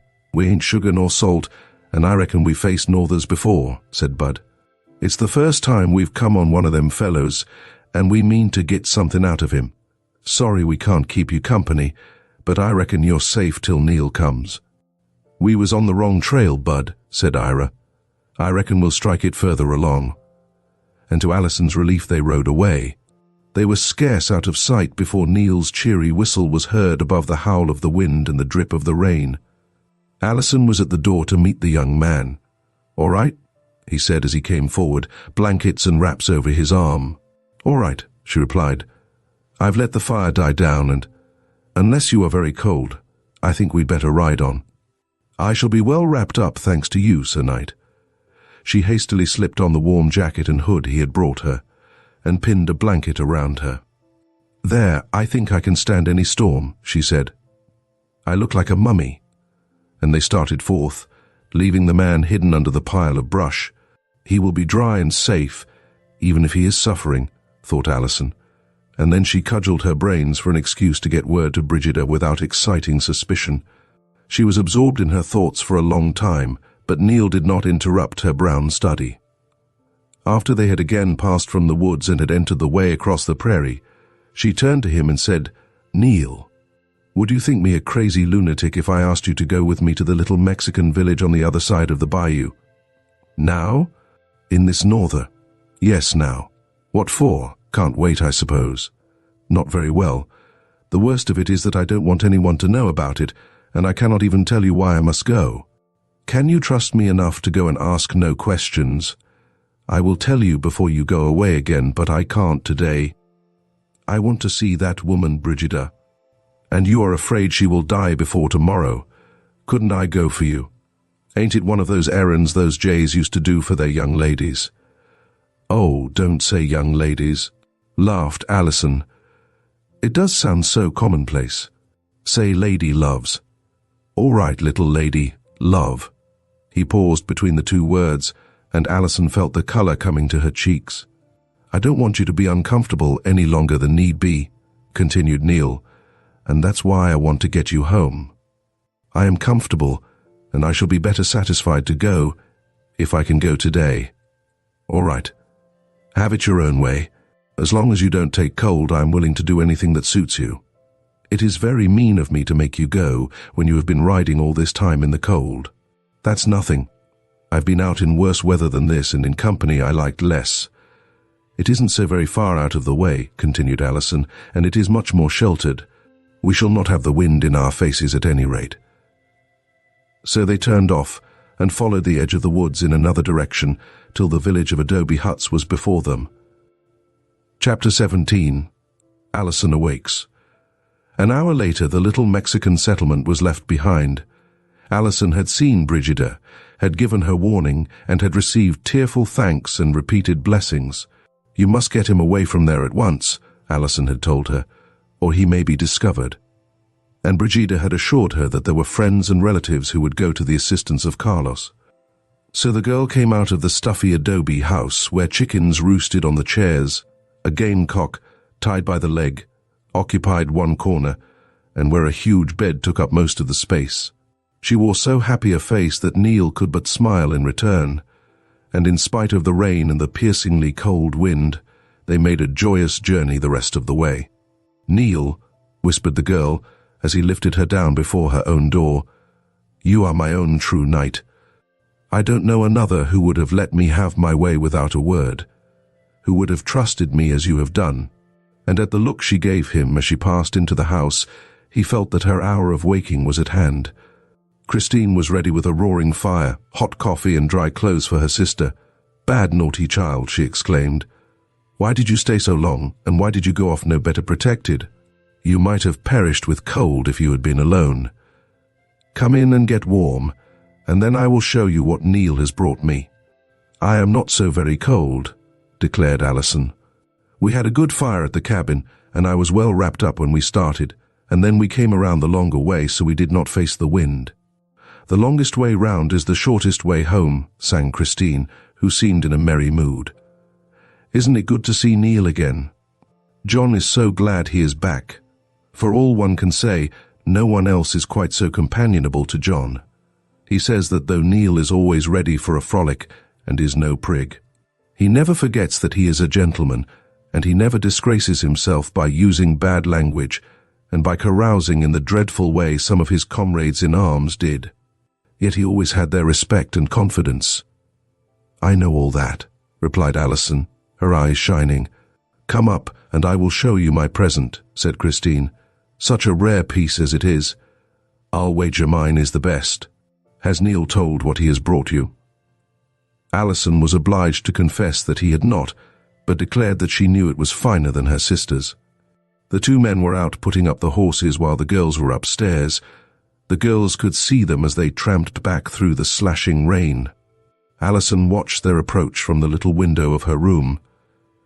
"When you were my age, did you know you were in love with Steve?" she asked her sister suddenly. "I always knew it," said Christine quietly. "I can't remember the time when I didn't. Here, Allie, put on this dry skirt. You will take cold if you wear that wet one any longer." "What time did Neal get here?" asked Alison, mechanically taking the skirt. "Quite early. He stayed to dinner and then nothing would do, but he must go in search of you." "Where did he overtake you?" "Not very far this side of Louisa's. Just as we reached that long stretch across the prairie, the norther came up and we turned off into the woods.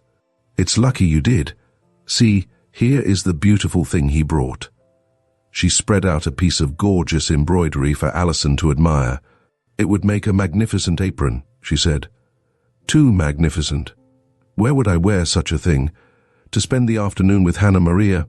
No, I shall keep it for the front of a gown to wear to your wedding." And Alison blushed. "Let us go down now," she said hastily.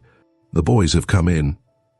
They found not only John and Neal before the blazing fire, but two travelers driven in by the storm to seek shelter, and the four were discussing Texas customs and the political situation.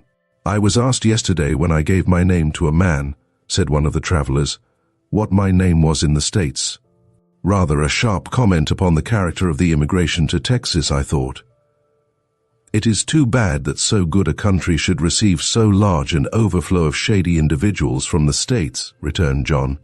"We do have a great many refugees from the law, but there are some decent men among us who do not feel it necessary to take a different name in order to hide an unenviable identity. As I think of it, very few, if any, of our immediate neighbors rest under the shadow of any crime, though there have been a few desperados in our midst. Pike Smith, you know him, Neal." He turned to his friend. "He is said to have worn another name before he came to Texas. Old Cy Sparks was pretty crooked, but he was born Cy Sparks and was buried under the same name. I think most of us, sir, in this vicinity can produce our family Bibles." "I am glad to receive so good a report," said the traveler addressed. "When a respectable man is attracted to a locality and is thinking of settling there, he would rather that his neighbors were not all escaped criminals." "We cannot boast of many intellectual spirits about here," said John. "But further west we have some German emigrants of the better class, who are building up a most promising settlement, and who have some scholarly men among them. They had a very hard experience at first, and had more difficulties to overcome than is usually the lot of pioneers, but now their village of New Braunfels is quite a model. Then there is Castro's settlement, and others which have brought a good class of people. So, sir, you see we are not all cutthroats and horse thieves." "I should have denied any such report, sir, after my own experiences," returned the gentleman politely, "for I have met with no finer hospitality than has been shown me here, and though I have encountered some roughness, I have been offered nothing but kindly intentions. What do you think, sir, of the situation in Mexico? Will it be Anaya or Almonte who will be the next president? The rapidity with which they change their presidents is only equaled by that with which our own army wins its victories over them. We certainly have been giving it to them good and hot," said Neal. "I never saw harder fighting than at Mexico." "You were with the army, sir," spoke up the second traveler. "I should like to hear some of your experiences." "I have but just returned," Neal told him. "Mr. Jordan was with McCullough, and afterwards with Jack Hayes," John remarked. "I think, gentlemen, he can entertain you with some very good adventures." And so the talk went on.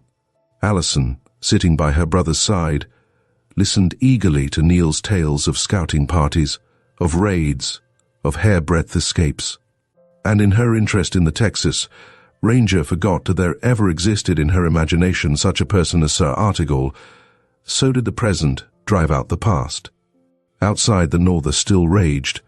It shook the windows and sent gusts of wind through every crack and cranny.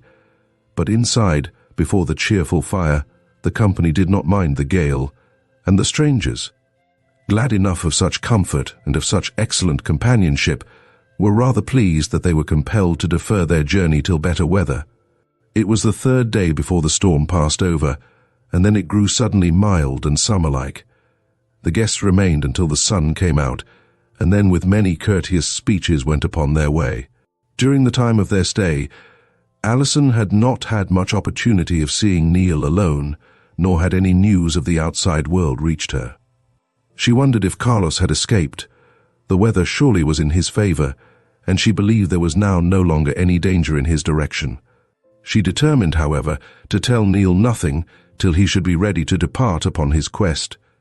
Upon the afternoon of the day that the norther ended, Bud Haley made his appearance. As might be supposed, he was not going to omit taking advantage of the first opportunity of seeing Neal. His good-natured face smiled upon the family assembled in the gallery. "Been a-wonderin' how you alls was a-gittin' along," he said.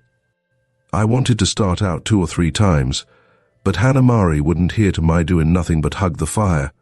Well, Neal, back safe, ain't she? Had right smart luck, I think, not losing no limb. Hallo, Allie, we didn't get our man arter all. It come on so blamed cold, and we give it up after we beat around for an hour or more. It looked like we'd ought to got him." "What man?" asked John quickly. "One of Pike's gang. Thought we spotted him sure. He was footing it along the road ahead of us. Soon as Irie seen him, he give a yell and let out his rope, but the fella jumped a leetle beyond the limit and got into the bushes. We struck right in after him, but somehow he got off." "Which man was it?" asked John. "That greaser, Carlos. It did look for one while like he'd made straight for Pike's cabin, but we was out on our calculations. The tracks we saw turned out to be Neal's. The greaser must have got picked up by the wind, it looks to me like, for there was 2 or 3 sets of tracks by the door, and what we thought his'n we followed straight from the road." Alison was bending forward, eagerly listening. She breathed a sigh of relief. Carlos had escaped. "You are sure he wasn't there?" said John. "There wasn't nobody there but Allie when we come by. I reckon she'd hollered if she'd seen him. He got off somehow, but we'll have him yet. How's things, Neal?" Things being matters in general, which would interest the 3 men, they betook themselves to the outside, where the sun was shining warm, and where they squatted down comfortably for a good talk, till Bud was ready to take his leave. Having loaded himself with all the news he could obtain from the family collectively and individually, Alison stood on the step watching him depart. John was keeping pace with the horse till he should be ready to pass through the gate. Christine was moving about the inner room. Neal leaned against the side of the house.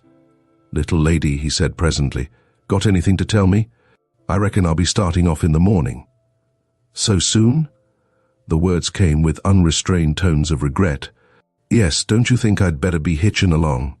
The sooner I get started, the sooner I'll get back, and the more likely I'll be to find Steve." "That is true, I suppose. Do you know you haven't given me my present yet?" she added reproachfully. "I'll show it to you." Alison stepped down to his side. He took her hand and laid it in his firm brown palm. Then he looked down into her eyes and smiled. She did not withdraw her hand, but glanced away, afraid to meet his gaze. "It's a young little hand," he said, "all pink and white and dimply.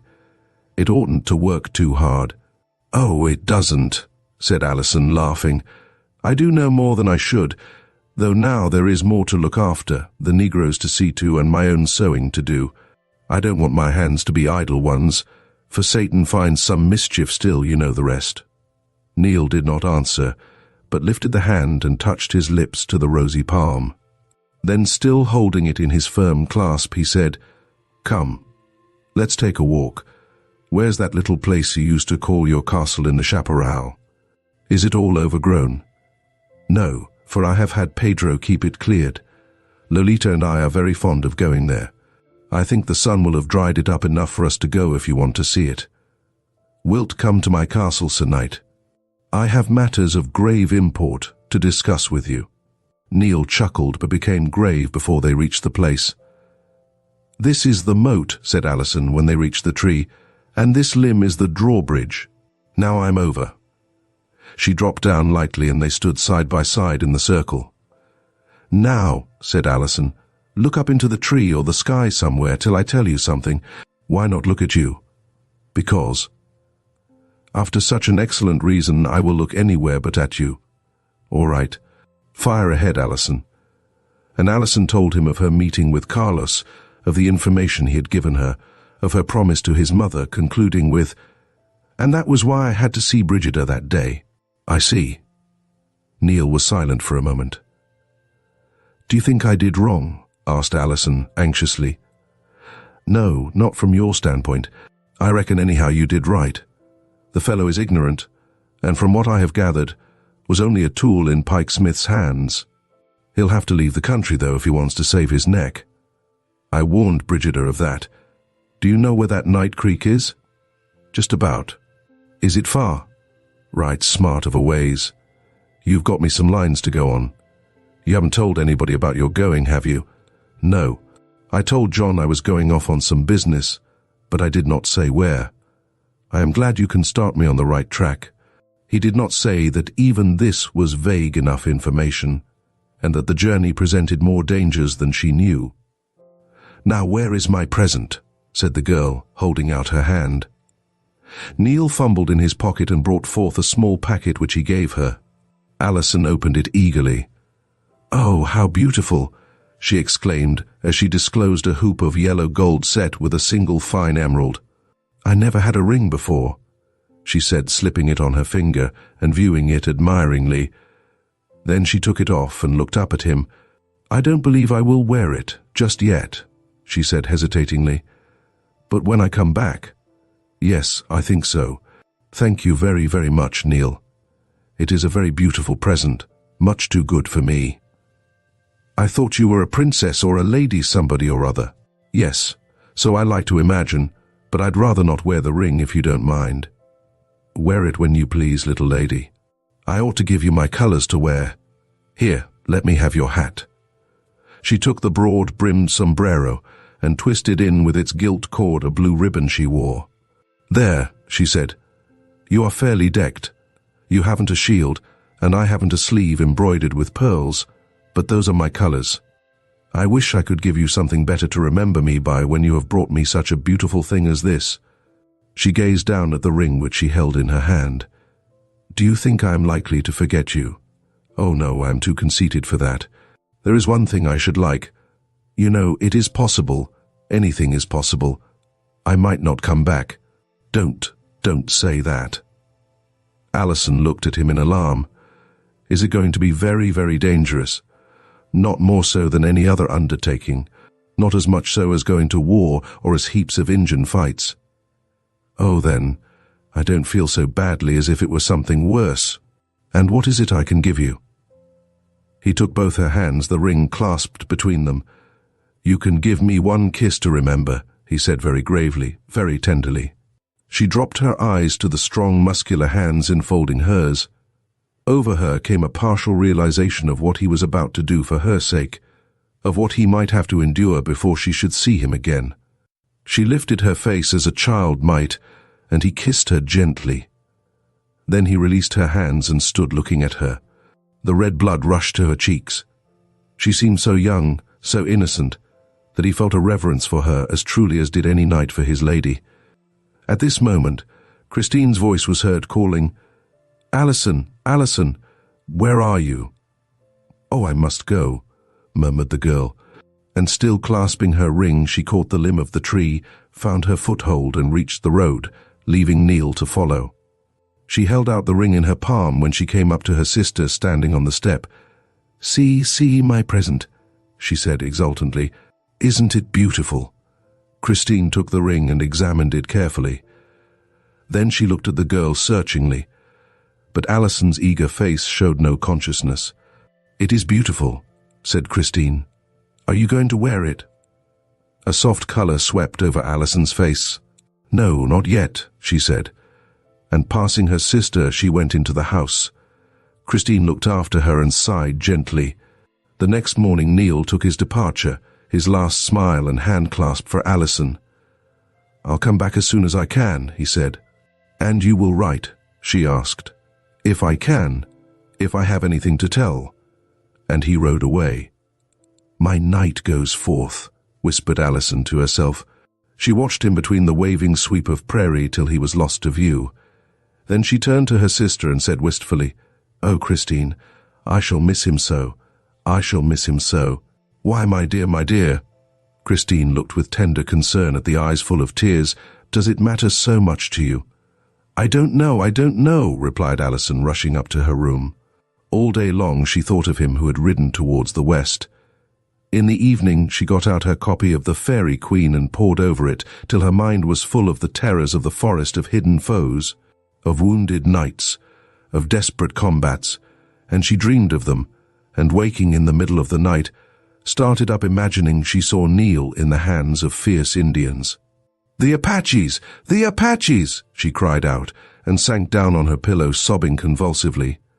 Her cry awoke her sister, who turned to soothe her, patting her as she would a child. "Why, Alison, dear child, you must have had a horrid dream," she said. "Go to sleep. There are no Indians." But Alison did not go to sleep. In the fastnesses of the mountains she knew there were Indians. She had sent her knight into their midst. What folly! What folly! Why had she not considered the danger? She clasped the ribbon by which she had swung her ring around her neck, and feeling for the circlet she softly kissed it. "Oh, Neal, Neal," she whispered. "If I could call you back, I would. I didn't know.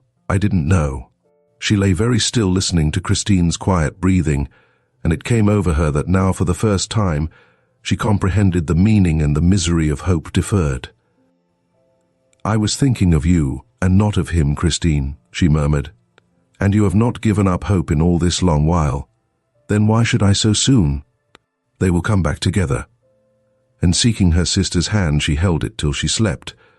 But the next morning she took the ring from its ribbon and wore it proudly on her hand. Christine looked at it questioningly. "When Neal comes back, I want him to see it there," said Alison, but she would discuss the subject no further. "I believe Alison is very fond of Neal," Christine said to her brother later in the day. "I'm glad of it," returned John. "She's all the world to him. He told me so 2 years ago, but I reminded him that she was but a child, that she had not waked up yet."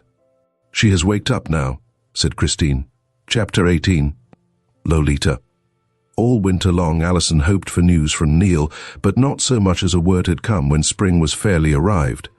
And many were the fears which possessed the girl as time went by, and she dwelt upon the possibilities of that adventure into which her knight had gone. But the events of every day occupied her, and with Christine's patience as a model, she did not give way to any actual despair. During this time it is not to be supposed that she saw nothing of Lolita, though, be the fact known, Lolita was much concerned in her own affairs and had room for little else in her thoughts. Blythe no longer made a secret of his devotion, and his family for some time had suspected that his visits to the Rosses' rancho were not on Alison's account, this especially after Alison began to wear her ring openly, and had confided to Laura that Neal had given it to her. Dear, and I hoped you would be my sister," said Laura. "Well, so I shall be," replied Alison, "for surely, miss, you will not play the coquette with my brother." As no one before had ever hinted that Laura possessed any of the qualities of a coquette, she was covered with confusion and indignantly repudiated any such charge. "You know better than to say such a thing as that, Alison Ross," she said. "How was I to know better after your speech, Laura Ross, that is to be?" laughed Alison. "You are in a box, and may as well own up. When is it to be? Come, tell me." "Oh, why, Alison, I don't know. But some day, truly." "Yes, I suppose I may acknowledge that it will be some day, but now we are all troubled about Blythe. I did think that when he married and brought his wife home, I might be satisfied to leave my mother." "Then why not have it so? Because she whom I hoped he would marry has thoughts of another." "If you mean me," returned Alison frankly, "John might have told you it would not be so." "How did he know?" "He knew before I did," said Alison, but would not explain this enigmatical speech. After this it was an accepted fact that Laura would one day go to live at the Ross Rancho, and the intimacy between the two families was even greater than before. Therefore it was no surprise to Alison when Laura one day hunted her up as she was busy with a brood of young chicks. "Hallo," said Laura, looking over the fence of the chicken yard. "A new brood, Alison?" "Yes, these are just out today." "Did you come over alone, Laura?" "No, Mother came with me. She is so worried about Blythe and wants to talk over the trouble with Christine and see if nothing can be done to cure the boy of his infatuation for that wretched Mexican girl. Mother says she will never, never consent to the match." "But why? Isn't Lolita pretty enough for a daughter-in-law?" asked Alison, as she put the last chick under its clucking mother. "What a flippant answer," said Laura. "Then is it because Blythe is the first American who has wanted to marry a Mexican?" Laura was silent, and Alison, rising from her stooping posture, shook out her skirts and picked up the basket in which she had kept the chicks. "I am sure Lolita is a good, modest, beautiful, sweet-tempered, capable girl, much better in every way than most you meet. What possible objection is there to her? She is not of our religion in the first place. I don't think that her own is so serious a matter to her that she would not be perfectly willing to accept her husband's. What does she know of the faith of her fathers? Once a year, maybe, she sees the old padre. She says her prayers dutifully every day as she was taught. She believes only what she has been told she ought to believe. She has never thought for herself, and she is so obedient that she would be a tractable subject for your efforts at conversion. But her father, would he not make trouble if we tried to change her beliefs? It wouldn't make a particle of difference to him. Old Pedro has no special belief, he told me so. Lolita's happiness has always been, and will always be, his first consideration. He has many American friends, and is not the bigoted old man you would think. Pedro is really a very superior person, if he is only a greaser. If you knew Lolita as well as I do, you would see what a lovable girl she is, and would be glad to welcome her as a sister." "Perhaps you would like to have had her for your sister," said Laura, who had always been a little jealous of Alison's love for Lolita. "If I had another brother, I shouldn't in the least mind. But as it is, I am perfectly well satisfied with John's choice," returned Alison. Which oil upon the water's speech caused Laura a pang of repentance after her tart remark. "Come," she said, "use your arguments with Mother. I confess you do make the matter seem less dreadful." And the two went to the house, where Mrs. Van Dorn was in close converse with Christine. She held out her hand to Alison. "I came over to escape a sudden and dreadful fit of cleaning which has possessed our old Hitty," she explained. "She cannot be made to endure a systematic weekly scrubbing of the floors, but once in a while she undertakes the whole place. Souses and swashes and flings water all over the rooms and ends by lifting up a board and sweeping all the overflow into the cavity. She persistently refuses to get down on her hands and knees to scrub, as my servants at home used to do." Alison laughed. "Oh, we have become quite used to that method. You see, the houses at home are not built on piles as these are down here. Consider how much easier it is to lift a board, which is always left loose for that purpose, and to swash the water down on the ground where it will run off instead of laboriously carrying it outside and emptying it. I must confess the plan has the advantage of saving muscle," said Mrs. Van Dorn, "but I cannot get used to thinking it as clean a process as ours. Come here, dear, and sit down.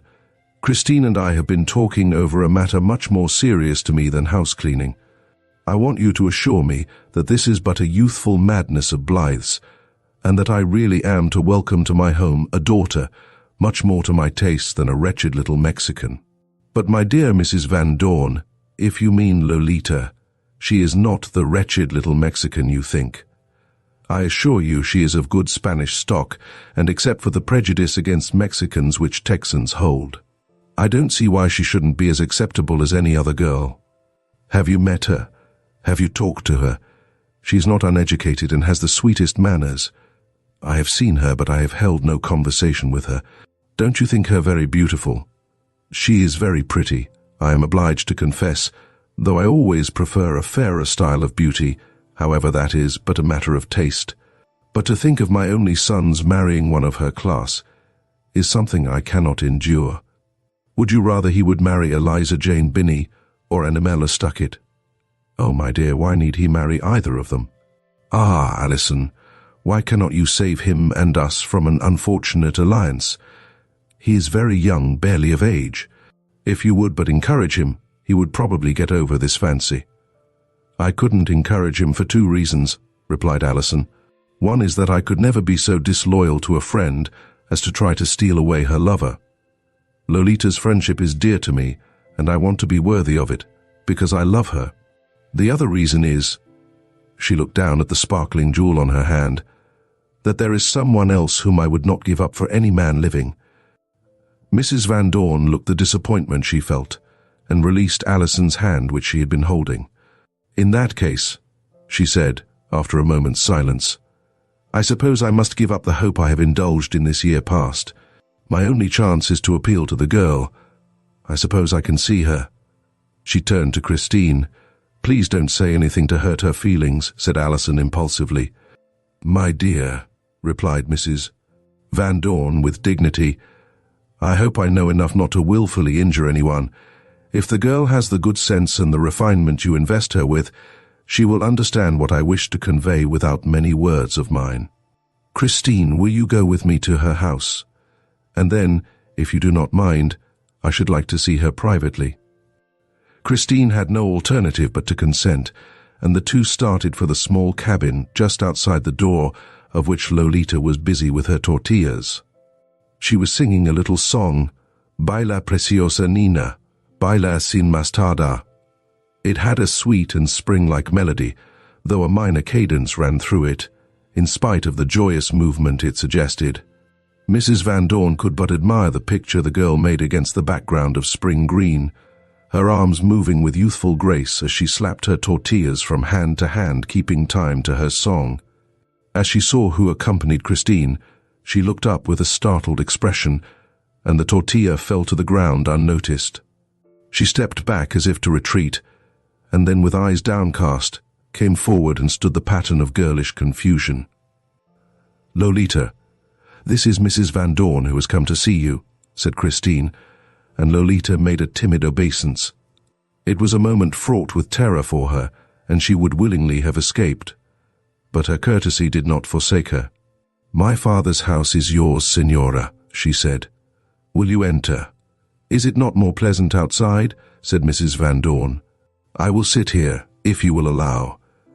"Christine, are not those magnolias nearly in bloom? I wonder if you would get me a bud. They are the first I have seen." And Christine, thus dismissed, left Lolita to face the situation alone. For a moment Mrs. Van Dorn said nothing, but sat looking at the girl standing before her, eyes downcast and hands clasped. It was useless to deny that she was a beautiful creature. Surely one would needs go far to find a maiden so near perfection. Her face in repose was very serious. The casual observer might have called it cold, unless he saw the expression of her eyes. "My son has been visiting you, I believe," Mrs. Van Dorn began. "He is a very good friend of yours, is he not?" "Si, Signora." "Yes, madam. I have the honor to call him so." "Do not stand," said her visitor, and Lolita gravely seated herself upon the grass, leaving the bench for her guest's sole occupancy. "I wish to know—" Mrs. Van Dorn felt that it was brutal for a stranger to try to probe the girl's secrets, but she remembered her son and steeled herself to go on. "I wish to know if my son is more than a friend, if he has said things to you such as young men will say, and to which girls like to listen."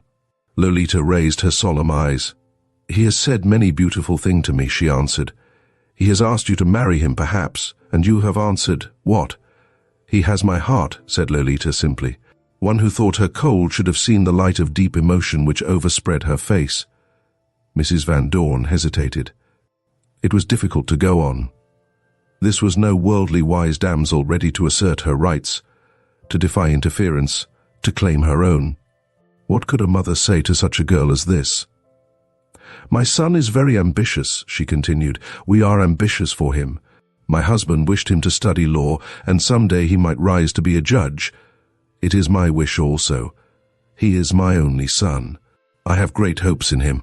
I think he is too young to marry." This subterfuge came suddenly. It was not what she had meant to say, But with those soulful eyes upon her, she could not come to her point at once. She turned her gaze away to where Christine was dutifully gathering flowers. Lolita made no answer. It was not her place to take the initiative, and consequently the difficulties for the mother increased. "I do not mean," she went on, "that I never wish him to marry, but that it may be later on when he knows his own mind better." And then she paused. His sisters, his family, I myself, would like to see him marry a young woman who could win him friends, who could help him in his career and gain him popularity. A man's wife can be either a great help or a great hindrance to him. She spoke as if impersonally, but Lolita understood. Her dark eyelashes swept her cheek. She was very pale. "Don't you think so?" Mrs. Van Dorn went on, feeling the girl's silence a reproach. "I think yes. I think who loves should not wish to harm her beloved." "Ah," Mrs. Van Dorn breathed with satisfaction. "I felt sure that you would be sensible, and that you would understand that this boy and girl affair is merely youthful folly, and that you will soon outgrow it. You are too fair a blossom not to be gathered by some brave young Mexican, and you will soon forget that you ever thought of doing things so foolish as to marry an Americano." "I shall not forget." "No. What is it that you wish for him, that you wish me to do for him?" "I do not quite understand." To tell her exactly what she did wish seemed the height of cruelty, but Mrs. Van Dorn had gone too far to retreat. "My dear little girl," she said, "I hope I am thinking of your own happiness as well as my son's when I say that I wish to be assured that you have no thought of marrying Blythe, that you will tell him so and ask him not to see you again." A quiver of pain passed over the girl's face and the clasp of her hands tightened. "It will really make but little difference to you in a few months," said the mother, trying to be jocular. "You will forget, and I shall hear of your wedding before long, I am sure." Lolita bowed her head, her attitude one of resigned grief. In a very low voice she said, "He has my heart, but I will not marry him to make him sorry some days. I will not marry to keep him from to be what you are wishing. No, no. You are the mother. You have the right to say obey, and I obey. But I think I am die. I think I am die." She lifted her face marble-like in its pallor, but suddenly she sprang to her feet with a scream. At the same instant Mrs. Van Dorn, who had moved her arm to rest it upon the low window ledge, heard a whirring sound, then felt a sharp, agonizing pain. Lolita sprang towards her, grasped her wrist, and applied her lips to the burning spot, unheeding the fact that the rattlesnake, which had been disturbed in his exit from the house, had also attacked her as she thrust him aside. Her scream brought Christine running to find Mrs. Van Dorn in an agony of fright and Lolita on her knees drawing the poison from the wound. "What is it? What is it?" cried Christine. "A snake, a dreadful rattler," said Mrs. Van Dorn. "Oh, child, child!" The tears began to course down her cheeks. "Where is the snake? Did it strike you, Lolita?" asked Christine. "I do not know. Yes, I think. There, madam, I do not believe you are to suffer," she added. "But you," said Christine. "It does not matter," said Lolita dully. "It is only my father who will care. For me it does not matter." "Hush, hush, such talk will never do. Come with me, both of you," ordered Christine, and fairly dragging Lolita, Mrs. Van Dorn running by her side, she hurried to the house. "Quick, quick, Alison," she called when she was within hearing. "Get the rattlesnake cure. Mrs. Van Dorn and Lolita have been struck by a rattler." Alison was not long in bringing a piece of the root, which every Texan provided himself with. It was poisonous of itself, but was considered a sure antidote for the bite of the rattlesnake, if taken in time.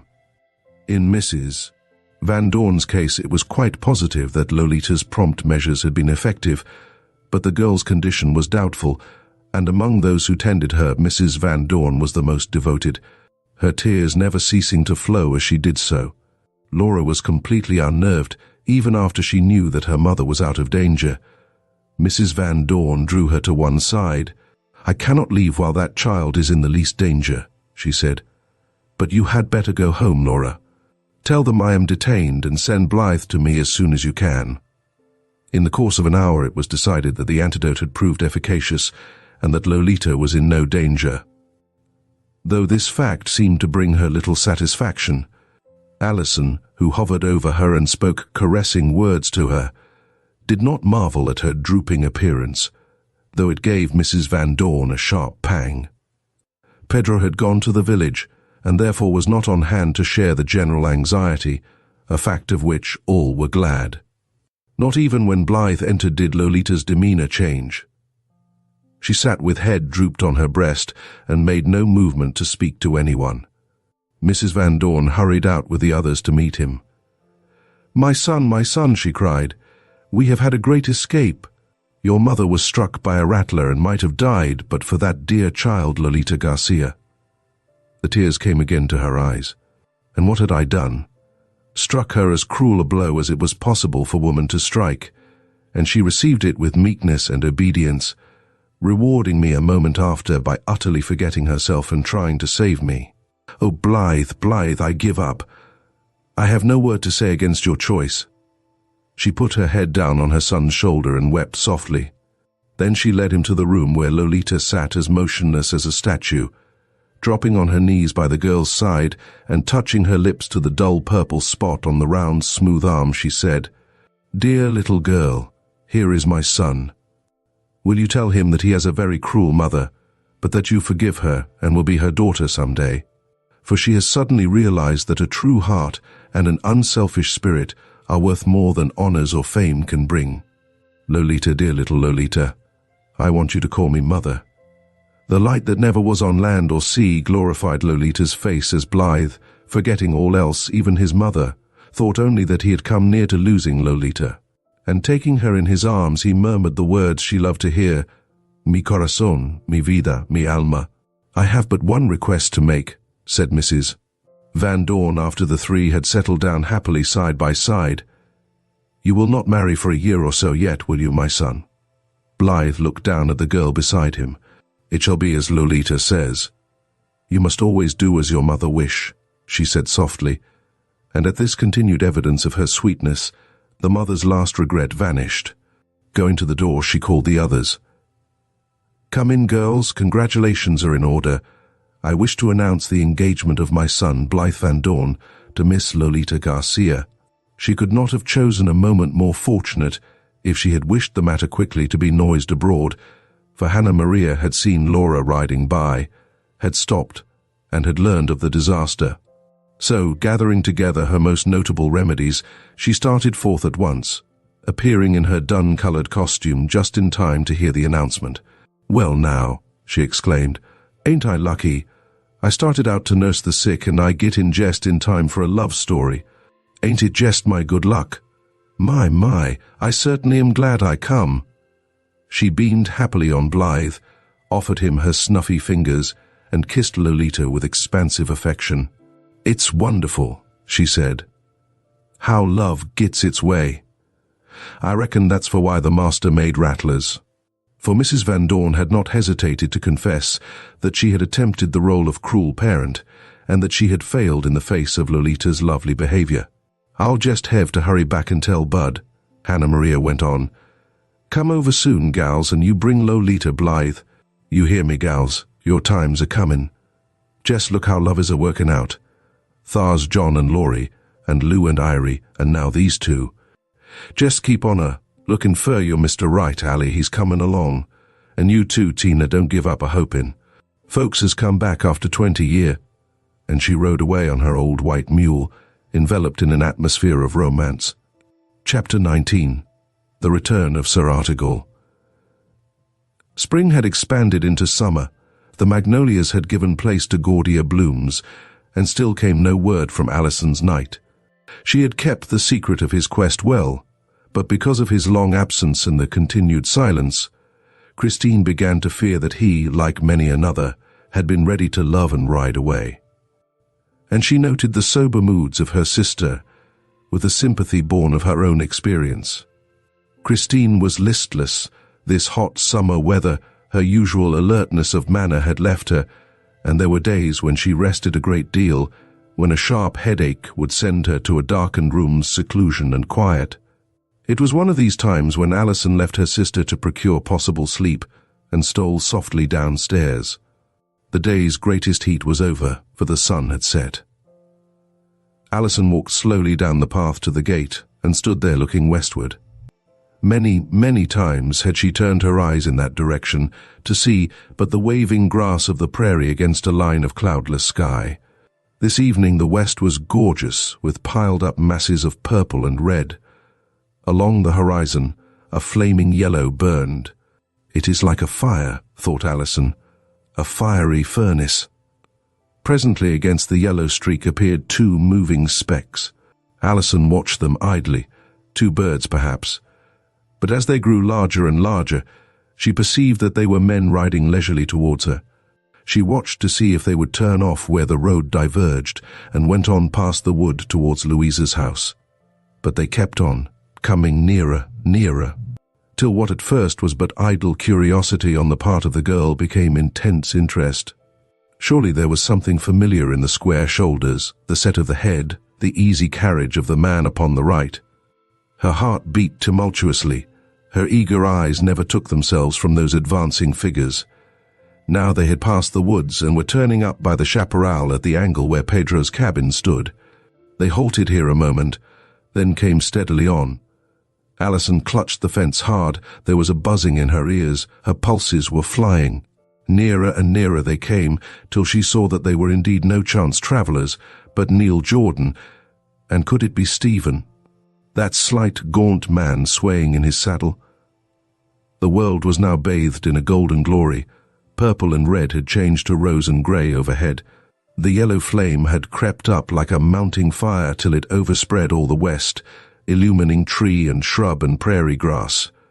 Its gleams struck the silver mountings on the horsemen's saddles, ran along the barrels of their rifles laid across their knees, and stole under the shadows of their sombreros to light up their faces.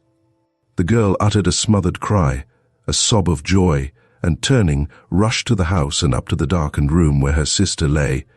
She ran to the bed and bent over the quiet figure. "Oh, Christine, Christine," she cried. "He is coming. They are coming." Christine raised herself on her elbow. Who? She asked in a shaking voice. "What do you mean, Alison? They are coming. At last they are coming. You didn't know that Neal went, that I sent him to find Steve, and oh, Christine, he has found him. They are coming." "Thank God! Thank God!" Christine tottered to her feet, and the two fell into each other's arms, weeping hysterically. Below stairs, there was the sound of feet moving across the gallery slowly, as if supporting a burden. "Come, come," said Alison, grasping her sister's hand. And they went down to find that John, too, had seen the approach of his friends, and with Neal's assistance was helping Steve into the house. He lay exhausted upon the couch. Christine dropped on her knees beside him. He raised a feeble hand and laid it on her head.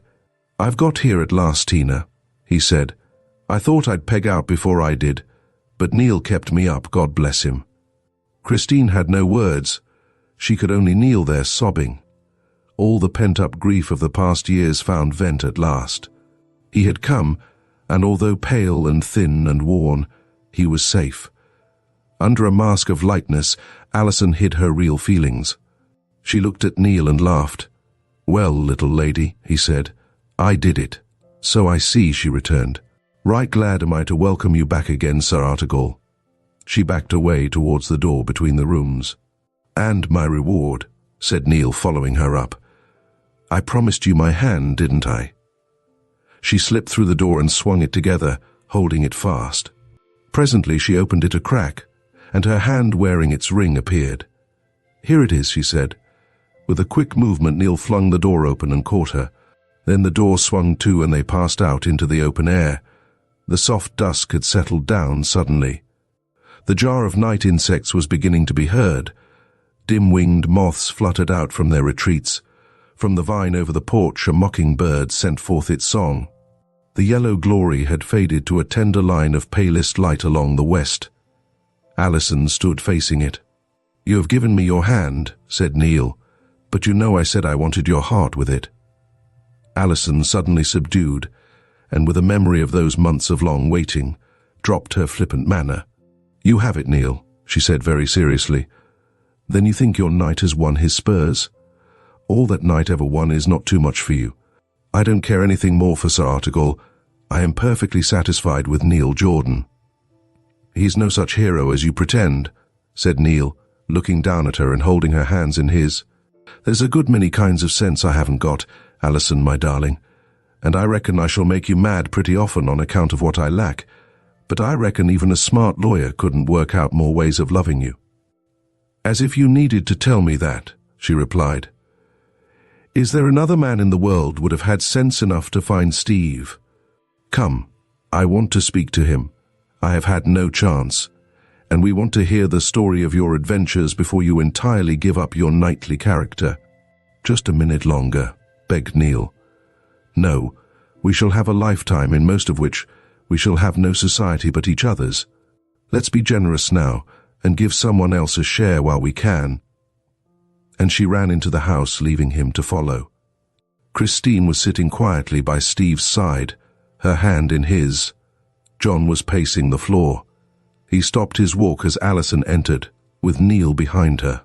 "Well, well," he said, "I am the happiest man alive tonight." "No," said Neal, putting his arm around Alison. "I am the happiest man."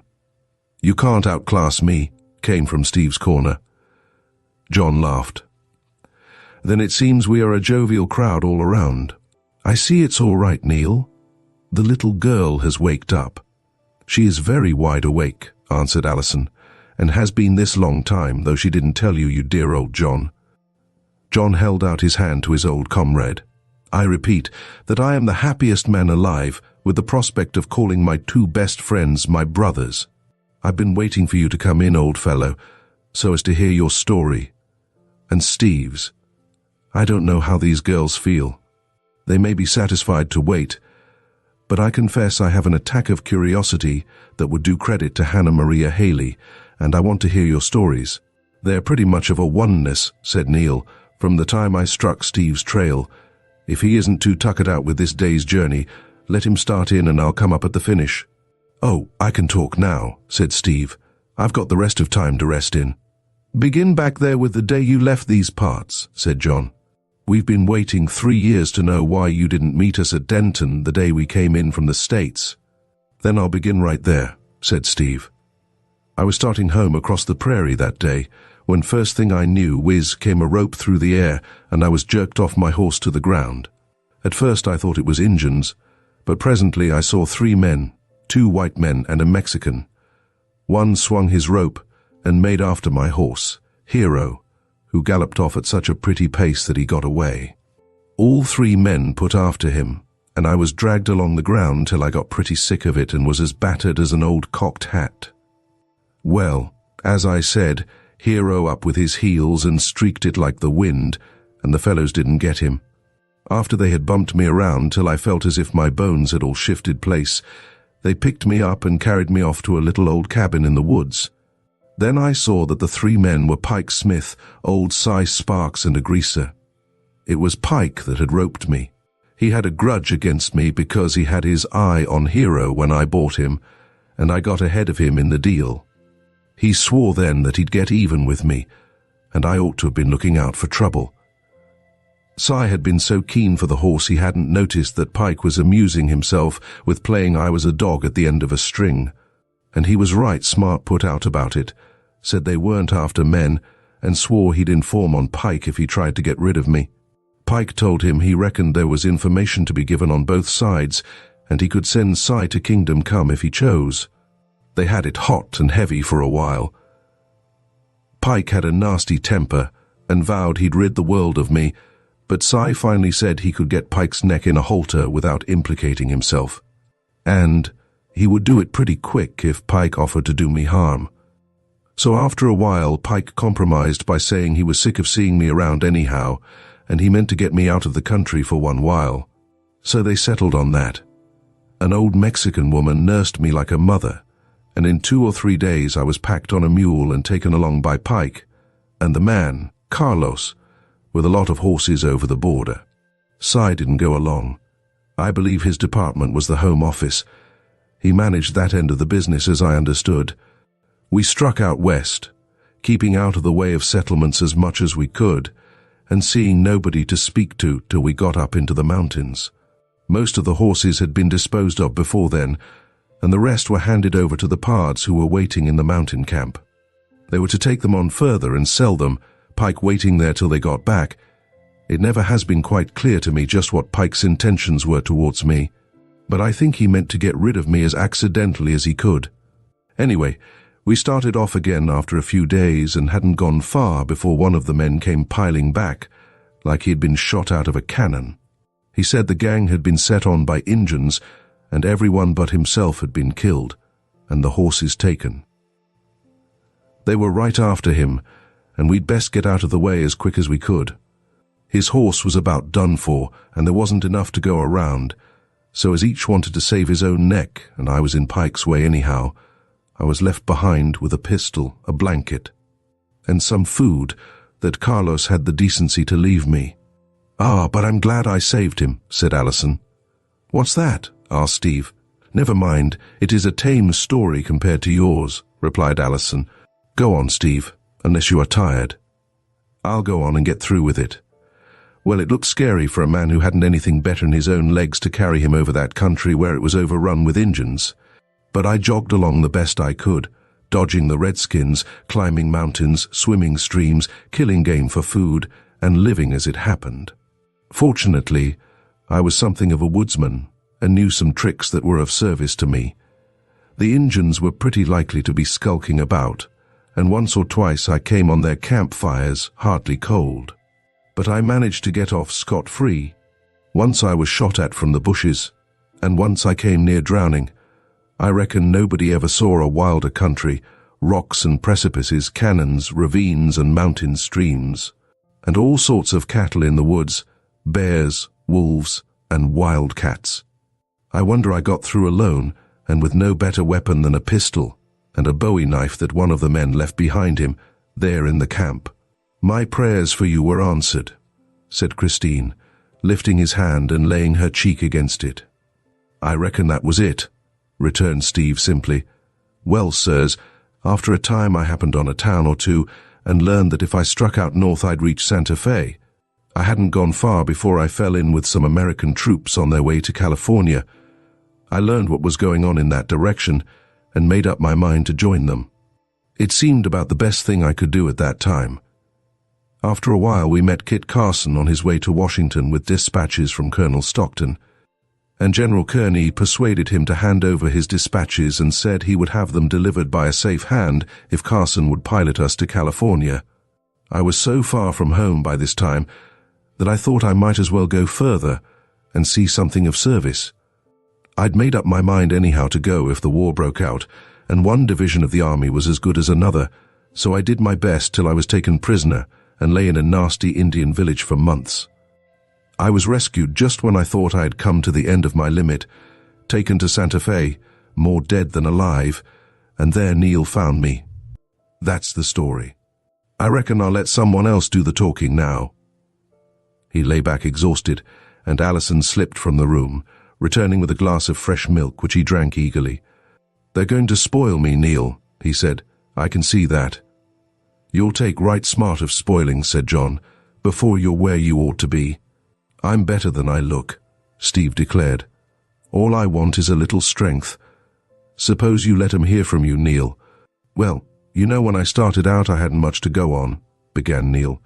"But I knew one thing, that the last scene of Steve was in the valley of the Guadalupe, not far from Night Creek, and I made for that place as straight as I could, following a trail I found. I got along as well as could be expected, had a good horse, and packed what I could. I didn't meet any ogres or such creatures, which wasn't surprising to me, whatever it may be to some others." He looked at Alison and laughed. "Quit your foolishness," she said. "Go on."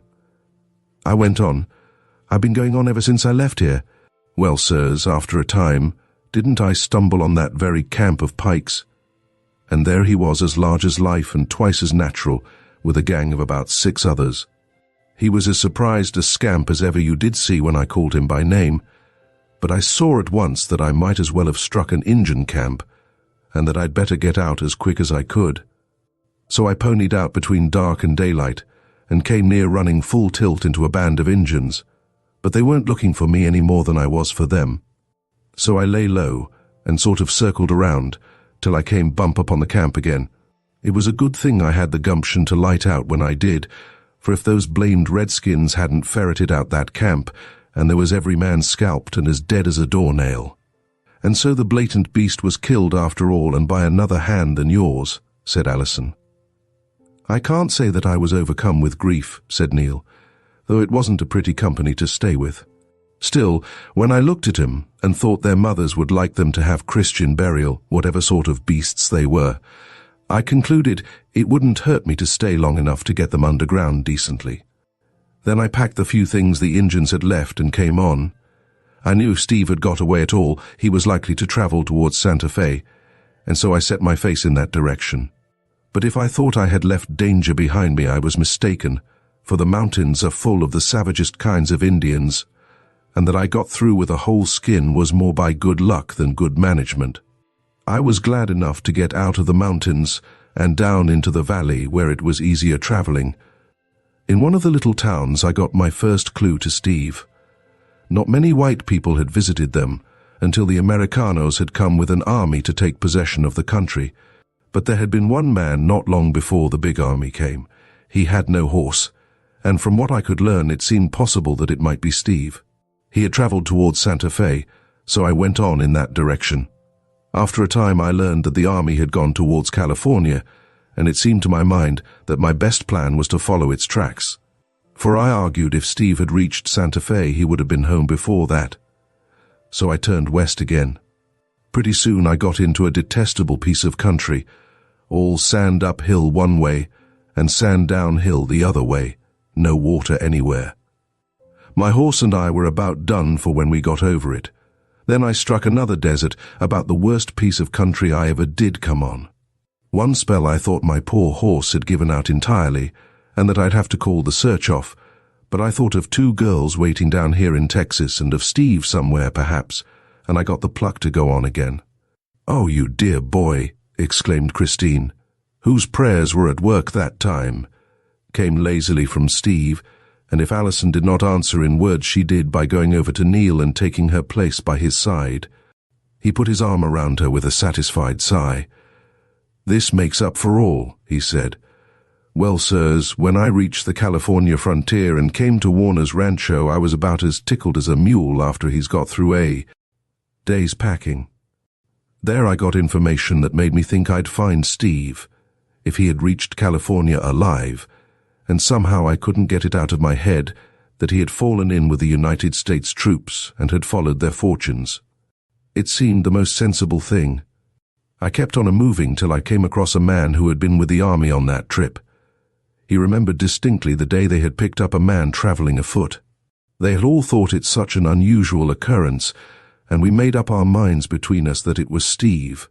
He would hardly believe I had come all the way from Texas by my lone, said I was some kind of a fool for trying such a journey, and there were times when I could have agreed with him without a question. Well, sirs, there was nothing to be done, that I could see, but to go back to Santa Fe where most of Kearny's troops were garrisoned, for my military friend assured me that I wouldn't be likely to find Steve anywhere else. It was right smart of a journey, and I wasn't particularly set on going back alone, but I managed to strike in with a party going that way, and it wasn't so bad, though it wasn't specially funny. After I reached Santa Fe, I went right to headquarters, where I learned that, sure enough, Steve had been one of their scouts and had been captured during one of those uprisings they got up there in New Mexico, and, although the war was over and peace declared, they had only located him recently in one of the little Indian villages, where there were some prisoners that had been kept over. They weren't certain whether he was alive or not, but said perhaps I could find out from a Captain Owens who had gone out with a company to bring in these prisoners. I wasn't very long in finding out, though they said at first he wasn't there, that he had died on the way. I made up my mind I wouldn't believe that till I had proofs, and at last I found him. "Oh, weren't you glad? Weren't you glad?" exclaimed Alison. "If you mean me," said Steve from his couch, "use some stronger word."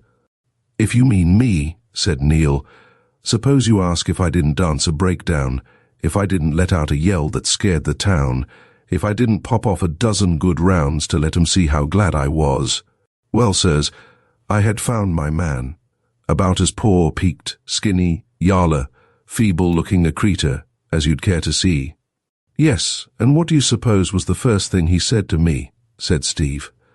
"He said, if I had known what a poor, miserable cuss I was looking for, I'd have taken a shorter cut, round by a graveyard."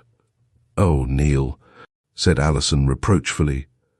Neal laughed, and Steve said, "Bless his old bones, why, Ally, that was his way of keeping me from knowing just how he did feel.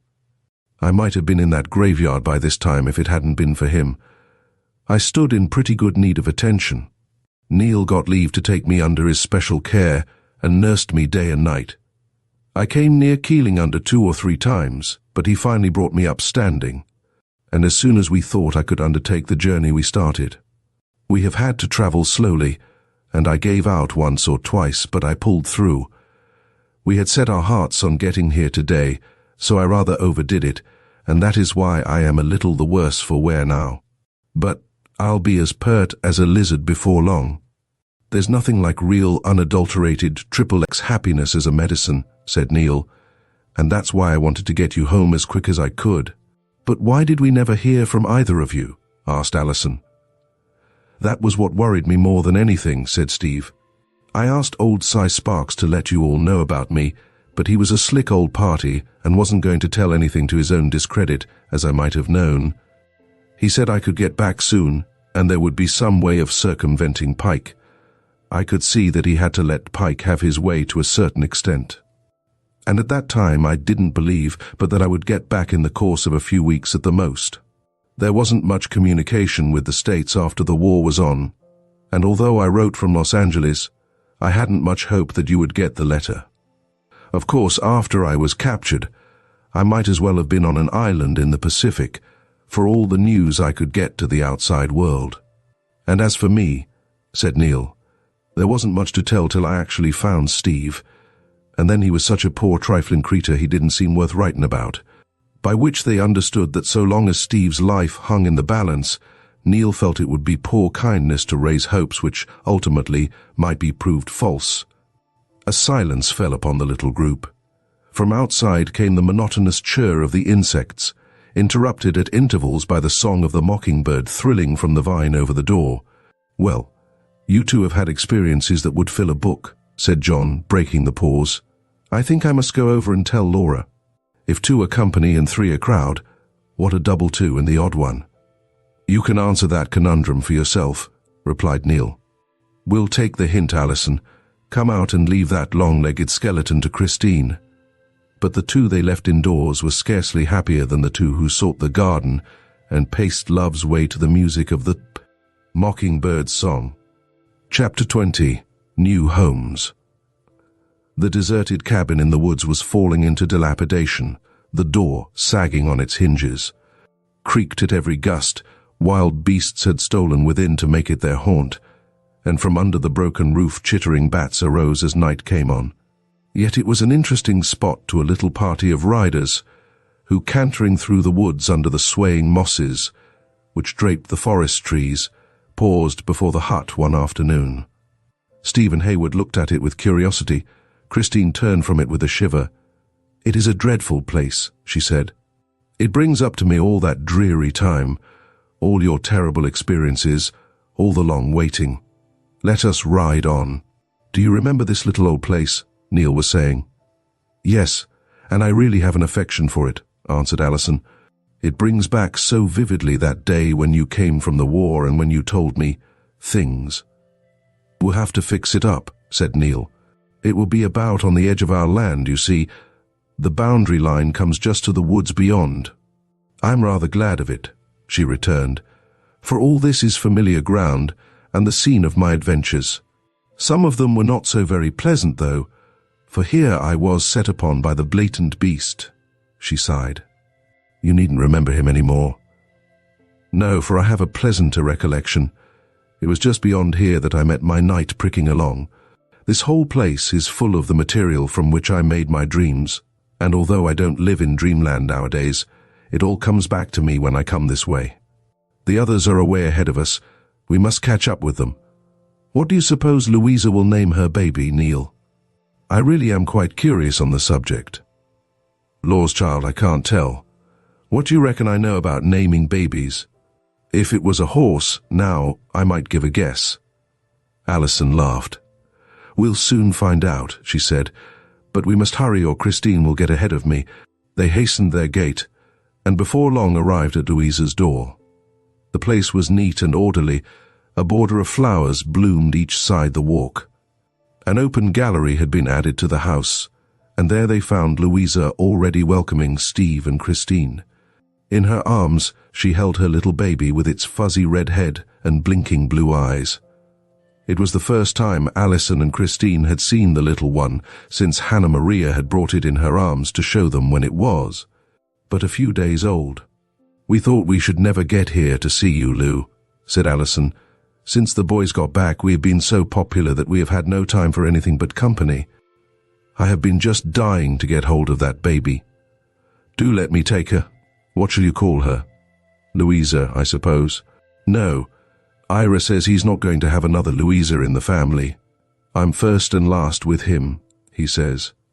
Now, is that a compliment or isn't it? Said Alison, taking the baby and looking down at it with interest.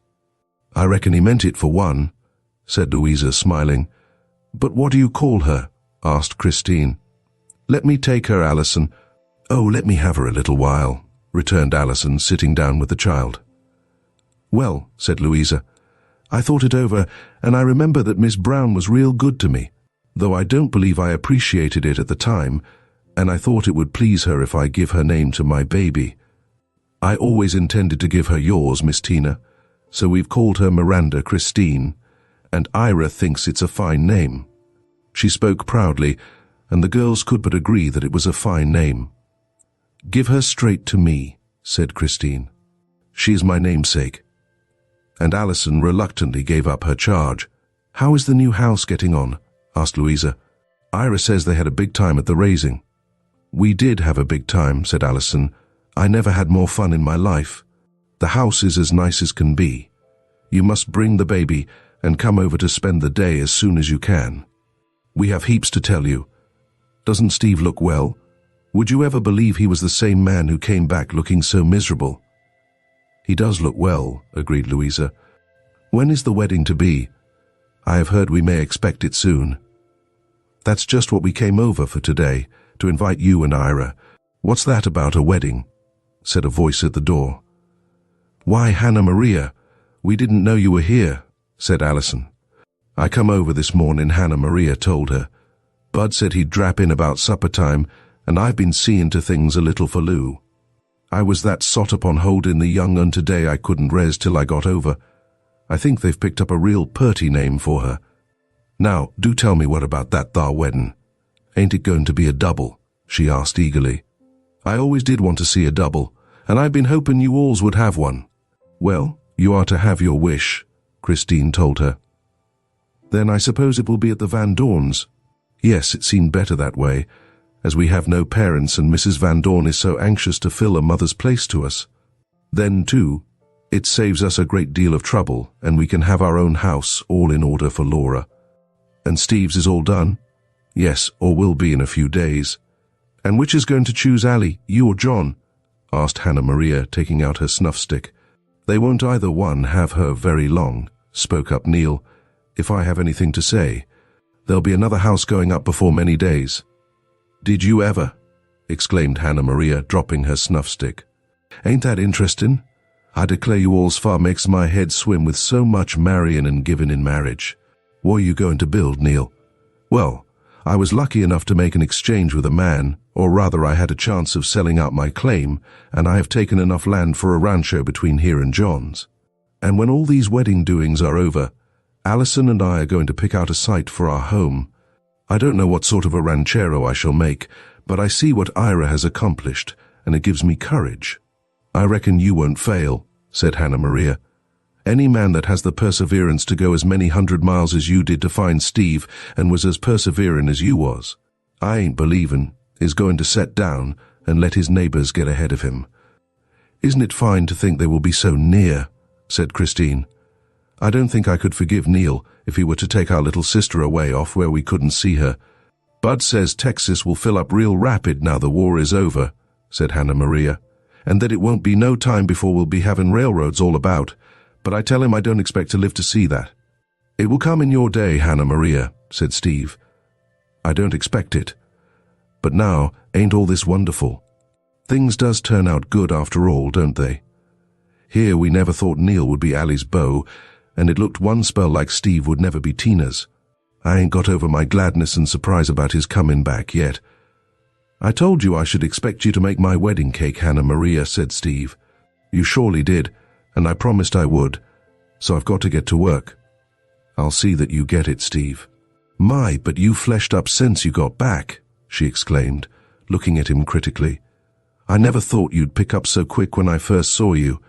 I reckon feasting your eyes on Tina done you as much good as feasting your body on wittles. I shouldn't wonder but you'd get real puzzly by the time you're middle-aged. How about your wedding, Hannah Maria? Asked Steve, turning her remarks from such personalities. When is that coming off? Laws a me, boy, don't talk about no wedding for me. I ain't see that Bud has picked out his gal yet, and till he does I ain't going to think of no bonds of matrimony. She looked at Alison as she spoke, and gave a little sigh. No one but herself suspected that it had been a blow to poor Bud to hear that Alison had given her heart to Neal Jordan. Alison never dreamed of Bud's sentiments towards her. He had never ceased to serve her, to watch out for her interests, to give her a faithful dog-like devotion, and she had been the light of his eyes. Those weeks under his roof had embraced the rosiest hours of his life. All of romance was held within that period, but it never had occurred to him that he could expect her to care for him. And so he had never put the question to a test. She was and always would be the object of his sincerest devotion, but he would never tell it, and only the loving eyes of Hannah Maria observed the truth.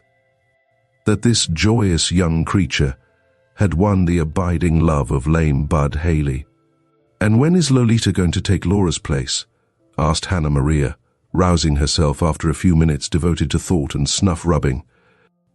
There is some talk of that, Alison told her, though Lolita is perfectly happy as matters are, except for the fact that her father is not well.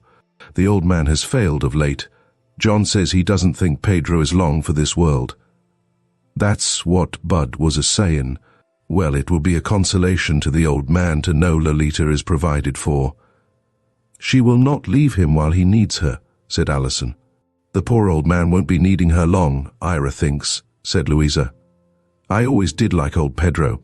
He was always as polite as a dancing master, said Hannah Maria, and Bud says he's real honest, if he is a Mexican. I believe there is some talk of Blythe's going to New York to study law, said Alison. Laws. Now ain't that just what I say, remarked Hannah Maria. I was telling Bud the other day that if Blythe would take a purty wife like Lolita to some other place where they didn't look down on greasers, he'd get along. She's sprunted up wonderful this last year. You don't see her always looking like one of them meechin' pictures the Mexicans pins on their walls. She's real smiling and lively, and she'll be a credit to him yet. That is what Mrs. Van Dorn thinks. She does hate to give up Blythe, but she thinks he would do better to go somewhere else till he has made a career for himself. And will he get married before he goes? Asked Hannah Maria, eager for all the details. It would depend upon whether Lolita could leave her father or whether he would be willing to go with them. Blythe has some money and would not have to think altogether of his profession as his support. All this is only talk as yet, Hannah Maria, so don't tell it. Oh, I'll keep it secret, said Hannah Maria, though she inwardly regretted that she must do so. However, there were exciting events enough on hand to occupy her mind, and she might well spare Blythe's affairs. Her desire to behold a double wedding was granted some 10 days later when from over the hills, across prairies, along the bayous, gathered guests to witness the ceremony. All was astir in the Van Dorn's roomy house.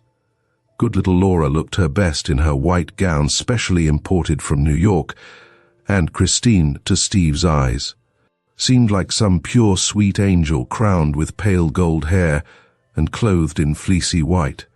"Isn't she beautiful?" said Alison to Hannah Maria. "Purty as a picture," answered she, "and you ain't fur from one yourself, Allie. White becomes you mighty well. I reckon Neal will want to step up whilst the preacher's here without waiting till his house is built. Thar comes Lou and the baby. I've got to go and get him a good place." And she hurried away. In a few minutes the bridal party was ready to appear before the minister, who was waiting for them at the end of the long room.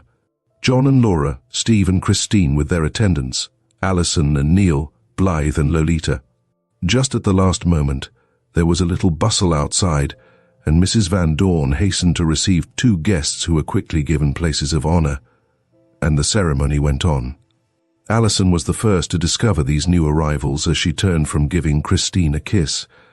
With a little cry of surprise and pleasure, she grasped her sister's arm. "Look, look," she cried. "There are Aunt Miranda and Uncle Brown." It was indeed these 2 who pressed forward to offer their good wishes. "We have been wanting to make the trip for a long time," said Aunt Miranda, "and this seemed the right occasion, but we came very near being a day after the fair. It is so good, so very good to have some of our own relations here," said Christine. "You remember Stephen, Aunt Miranda?" "I remember him very well, but he was a little boy when I saw him last." "Where has your uncle gone, Alison?" "He is talking to Louisa. She has something she wants to show you, I know, Aunt Miranda." And Mrs. Brown went with Alison to join her husband, who was looking curiously down into the little puckered face of Louisa's firstborn. He turned to his wife. "Here is Louisa," he said. "What do you think she's called this babe?" "She's named Miranda Christine after you and Miss Tina," said Louisa with pride, "and the preacher is going to christen her after a while." Aunt Miranda held out her arms. "It is the first baby ever named after me," she said in a gratified voice. And Louisa felt that her infant was a person of importance to others beside herself. Mrs. Van Dorn begged to entertain these lately arrived guests and to have the first week from them. And here began a series of visits which ended only after Alison's marriage, for Neal was diplomatic enough to get upon the good side of Aunt Miranda, so, at her earnest request, the wedding took place before the good couple returned to their own home. Aunt Miranda so far loosened her purse strings as to offer to furnish the new house for her younger niece, and sent to New Orleans for such things as were required, taking a great interest in them. The house was a good substantial one, with 2 rooms each side, a wide gallery, which opened on another running along the back of the house. It overlooked the broad prairie on one side, but was sheltered from the north winds by the woods on the other. True to her promise, Christine wore the gorgeous piece of embroidery, set in a gown, at her sister's wedding, which took place in her brother's house. It was a simpler affair than the other, but no one who saw the bride doubted that she was as happy a one as her sister.